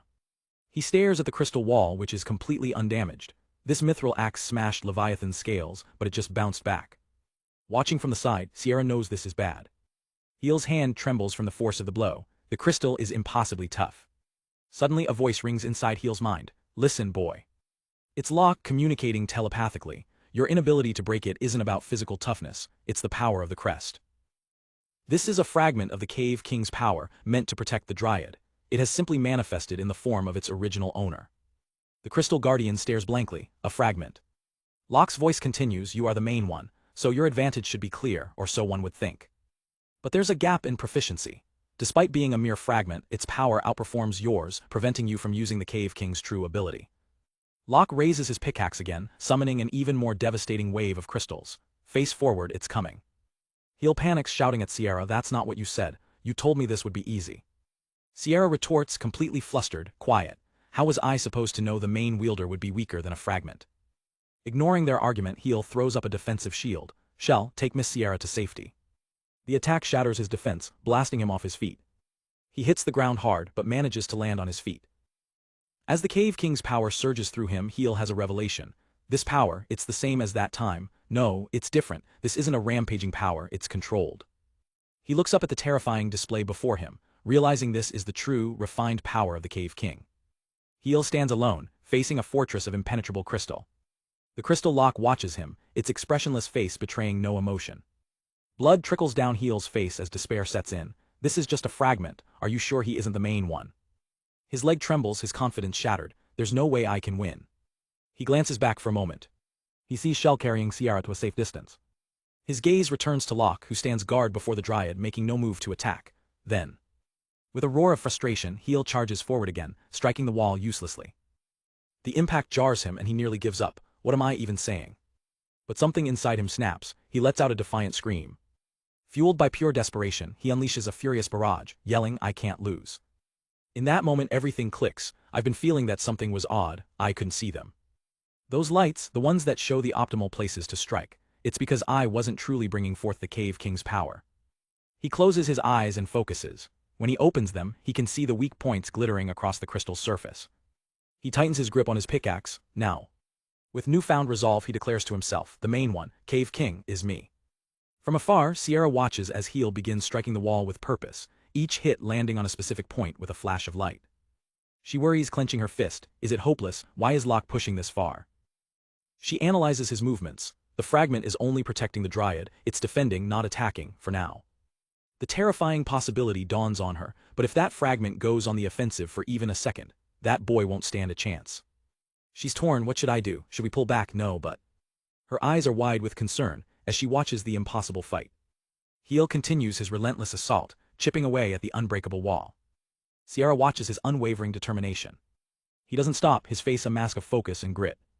A painful smile forms on Sierra's face as she understands. Ah, in a situation like this, I see now, it makes sense that he's the one who inherited the Cave King's power. Suddenly an intense pain shoots through her body, causing her to cry out. She clutches her chest, her body spasming. I can't delay this body's rejection any longer. A vision flashes in her mind, the trapped spirit of Rihanna. No, not yet, Rihanna's consciousness is trapped inside my Aram. She realizes the horrifying truth. At this rate, when my Aram is destroyed, it will pull Rihanna's soul down with it. Watching Heel fight for their lives, Sierra makes a choice. If nothing else, I need to stop this.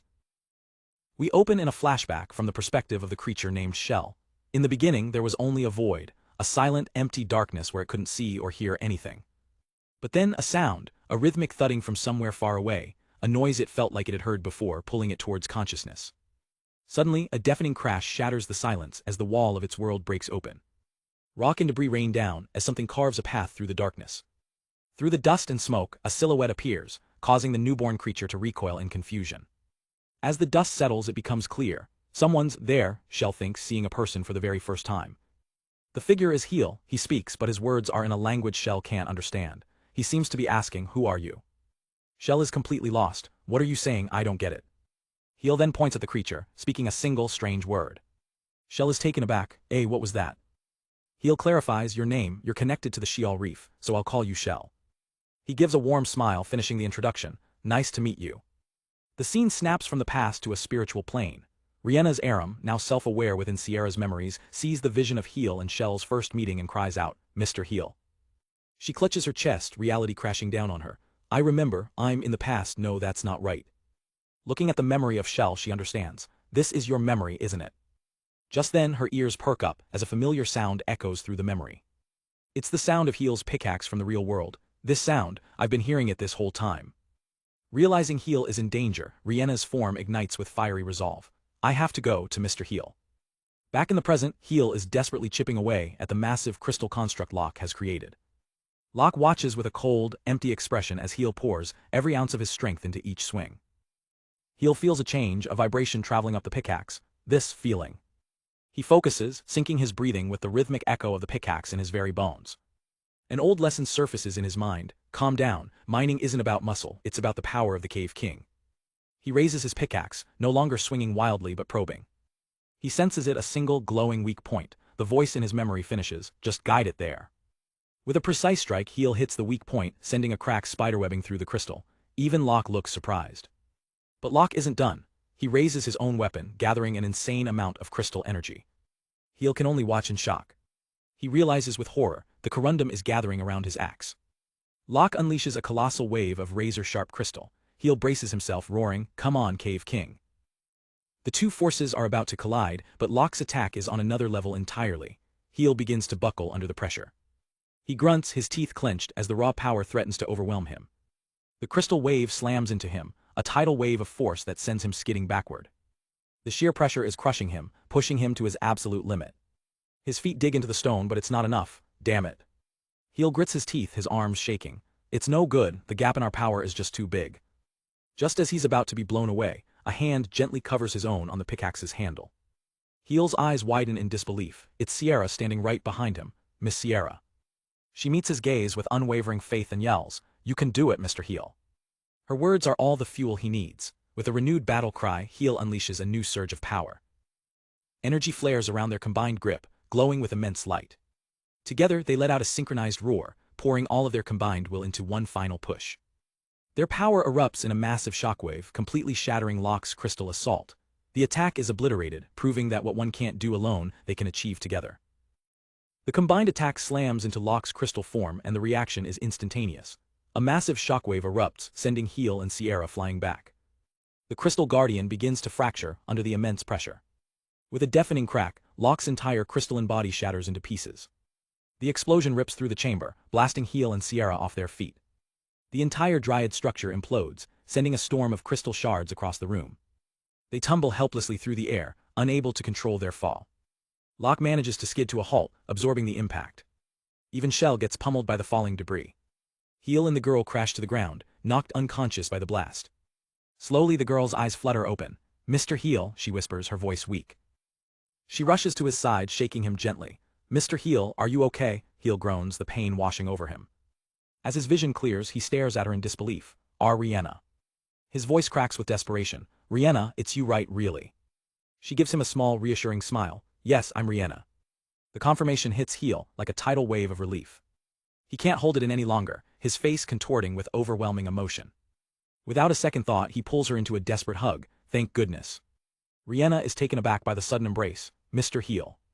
He buries his face in her shoulder, his voice muffled. "I was so scared, I thought I lost you." Hearing his raw confession, Rihanna closes her eyes, a blush creeping onto her cheeks. Then reality snaps back into place. Heel's eyes shoot open as he realizes how close they are. His face turns beet red, completely flustered by his own actions. He practically leaps away from her. "Sorry, I hugged you all of a sudden." He can feel his heart pounding in his chest. But Rihanna gently pulls him back, pressing his head against her chest. Heel stammers, "Our Rihanna, your chest is." She smiles softly. "Can you hear it?" Heel, utterly confused, can only manage an A. "I am right here," Rihanna says calmly, "and I am not going anywhere." Her words wash over him, calming his frantic heart. "Rihanna." A moment later, Heel chuckles, noticing their little companion. "Haha, I see, Shell is here too." But their reunion is cut short by a heavy footstep that shakes the ground. From the dissipating crystal dust, the glowing, ethereal form of Locke emerges. Rihanna recognizes him instantly. Locke, he's a fragment of the Cave King, the protector of the Dryad. Heel braces for another fight but realizes he's completely spent. "This is bad, that last attack took everything I had." Locke raises his arm, not to attack, but as if to offer something. Heel instinctively flinches, preparing for the worst. A band of light forms around Locke's wrist and shoots directly towards Heel, wrapping around his hand. The energy sears into his skin, forming a complex crest. "This is," Heel stares at the new mark, feeling a surge of unfamiliar power. Locke's voice echoes through the chamber. "The fragment accepts you as Cave King, boy." Heel whips his head around. That voice. He looks up towards the crumbling structure. Locke's spiritual form is already beginning to fade away. As Locke vanishes, the entire crystal structure around them begins to disintegrate. The great mountain of Corundum, the heart of the Dryad, is no more. The fragment's power is gone, Heel realizes with a start, but then what about the Empress? As the last of the crystal falls away, it reveals the preserved form of Empress Dominus Vela, cradling the harem of Vela. Rihanna gasps, "The Empress." Heel clenches his fist, unsure of what comes next. Rihanna places a comforting hand on his shoulder, both of them watching intently. But just as she's revealed, her physical form crumbles into dust and light, fading away completely. Silence falls over the ruined chamber. The Dryad is gone. Heel speaks into the quiet, a hint of melancholy in his voice. "This is good, isn't it, Miss Sierra?" Just then, the grand doors at the far end of the room begin to rumble open. They swing wide, revealing figures on the other side. And in the doorway stands Sierra, her face a mask of pure, unadulterated rage. Heel's eyes widen. "Sierra." Nane and the Zalma rush in behind her, trying to keep up. "Sierra, wait." The rest of the group arrives, taking in the scene. "Mr. Heel, Princess, is this the Dryad room?" But Nane's attention is fixed on her partner, Sierra. Ignoring everyone, Sierra explodes with fury, launching herself directly at Heel. "How dare you destroy the Dryad?" Heel shoves Rihanna to safety, bracing for the attack. "Sierra, wait." Suddenly, a brilliant, ethereal light erupts between them, stopping Sierra in her tracks. It's Nane, projecting a barrier of energy to halt the attack. Sierra's rage turns to shock as she's held back. But it wasn't just Nane. From the light, the majestic spirit of Empress Dominus Vela materializes before them all. Sierra freezes, completely stunned. The Zalma stare in utter disbelief. "Is that?" Heel and Rihanna are just as shocked. Rihanna whispers her true name, Miss Sierra. Nane simply watches, her duty fulfilled. The Empress smiles warmly at her loyal knight. "It's been a while, Sierra." Overcome with emotion, Sierra collapses to her knees. "Your Majesty." Dominus chuckles softly. "Hey, I can't see your face if you kneel. Come here, Nane." Sierra's voice is thick with shame. "I apologize, I was unable to protect the people of Vela." Dominus dismisses her apology. "What are you talking about? The calamity that day was unstoppable, it destroyed everything. But this room, the Dryad, is still here, and that is only because you protected it." She then turns her gaze to Nane. "And you, Nane, good job watching over the Cavo. Because of you the harem sleeping inside were at peace." Empress Dominus Vela's ethereal form kneels before her two most loyal subjects, Sierra and Nane. With a gentle smile, she places her hands on their heads. "Well done," she says warmly. "You fulfilled the mission I gave you and protected the harem of Vela." Sierra and Nane look up, stunned, as their Empress declares, You two are my pride. Heel and Rihanna watch the touching reunion from a distance. Vela then turns her attention to the others. You have all done a lot for me. She addresses Shell, the slime. It must have been taxing being my cradle for so long. It was very comfortable and I had nice dreams. Next she faces Rihanna. I'm sorry for borrowing your body without permission. But Rihanna smiles back. Actually no, I had fun seeing the Empress's memories even for a short time. Finally, Vela looks at Heel. Boy, good job undoing Dryad's barrier. I thought you were a little unreliable, but you have the makings of a good cave king. Heel looks down at his crest, shaking his head. I couldn't have done it alone. Rihanna saved me, you all did. Vela considers his words, a thoughtful look on her face. Yes, that might be one way to do things. She winks playfully. Just make sure you know how to escort a lady by the time the main event comes. Heel is completely flustered. He quickly changes the subject, his expression turning serious. Miss Sierra, what will happen to the people of Vela? Vela gestures to the glowing Kavo orbs. Of course, without Dryad's barrier, they will follow the providence of this world. They will shortly. Boy, will you listen to one last selfish request? Go where they are supposed to.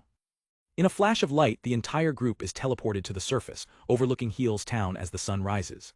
Vela gazes out in wonder. I saw it in Rihanna's memories, but I wanted to see the surface with my own eyes. That world that was swallowed by the Black Calamity has recovered its light and is active with people. Seeing this makes me truly happy. Sierra and Nane approach her from behind. Your Majesty. Nane asks the question on both their minds. Are you leaving? Sierra adds, we are finally able to speak again. Vela turns to them, a bright smile on her face. Sierra and Nane, I have a new task for you. Sierra is taken aback. A task? Vela's expression becomes serious. Listen closely, this will be your most difficult yet, starting today. Live to your heart's content. The two are utterly bewildered. For soldiers who have only known duty, the command is incomprehensible. Live. Vela chuckles softly. You look like you don't understand, you can mull it over a lot, I know you can do it. Her form begins to glow intensely, her edges starting to blur. Heel watches concerned. Miss Sierra. Vela turns to the group. I'm sure you have a lot of questions, but the time has come. She looks directly at Heel. I have one piece of advice as your precursor, the basics of being a king lie and how you deal with people. As she speaks, the glowing orbs of the Velan Aram begin to rise from the town. They ascend into the morning sky, a brilliant cascade of light. The entire group can only stare in awe at the beautiful spectacle. Wow, this is all. Sierra takes a step forward, unable to accept the farewell. She walks towards her fading empress. Her hand reaches out, trying to grasp Vela's one last time. But Vela's form is already translucent. Sierra's eyes widen as her hand passes right through. There is nothing left to hold on to. She can only watch as her queen, her purpose, ascends to the heavens. Vela's final thoughts echo through the air. I have no regrets, the successor of the crest is alive on this land of the future. That is what her voice fades as her essence becomes one with the light. On the ground, Sierra clenches her fist, trembling with unspoken emotion. She turns away from the group without a word. Heel calls out her name, but she continues walking towards a nearby cave. Nane speaks up, I will also return underground, I can't leave the machina. Sierra stops and looks back at Heel. I have no memory, I don't remember my past with that empress. But I want to think about the last task she gave me. And with that she disappears into the darkness, leaving the others behind. The old man chuckles grimly. To your heart's content, a difficult task indeed, one that can take us our whole lives. Heel stares at the cave entrance worried, but still those two. Suddenly familiar voices shout from the village. Boss, welcome back. His people rush to meet them, confused. What was that all about? Light came out of the slimes. Heel scratches his head. Where do I start? Just then a loud growl echoes from Heel's stomach, startling everyone. Rihanna claps her hands together, breaking the awkward silence. Everyone, how about we eat first? The idea is met with immediate agreement. They hadn't had time to relax and eat, and there was much to discuss. Gathered around a table laden with food, the group begins to share their stories. They talk about the vast underground city, the still operational machina, and the incredible sights they witnessed in Empress Vela's memories. As they talk, Mr. Varus diligently writes everything down. It will be useful to tell the others if we sum it up in writing, he explains. One of the warriors looks on, amazed. So there was something that awesome down there. But he quickly gets overwhelmed. My head can't process all this stuff about old Vela, the dwarf agrees, same here. Varus stops writing and looks up. Mr. Heel. We need to carefully consider what to do with the legacy of Vela, correct? The conversation turns to the more dangerous parts of that legacy. Machina are one thing, but are we okay with those chimera? It would be very dangerous if they came to the surface. Full panics, they only obey Sierra. Could we ask Sierra? Rihanna holds a small creature, her expression full of concern. Sierra and Nane, they must still be in shock after losing Miss Sierra. I'm a little worried. Heel listens to everyone's concerns, deep in thought. Suddenly his eyes light up. Everyone, I have an idea. The next morning, the village is bustling with activity. A large pile of supplies is being gathered. Heel looks at the mountain of crates and barrels. Is this a bit too much? Rihanna worries. Taryn can't carry all this. Full suggests, how about we rein it back a little? Heel decides, well, we prepared all this, so we might as well get Slimes to help. Just then, one of his men runs out of the cave entrance. He's in a complete panic. Mr. Heel asks, what's wrong? You're all flustered. The man stammers, hum, we have a visitor. Heel turns to the cave, his eyes widening in surprise. Stepping out of the darkness is Nane, but she's not alone. Floating behind her is an entire army of Kale Machina, their single eyes glowing ominously. Heel can only stammer, Nane, wait, wah.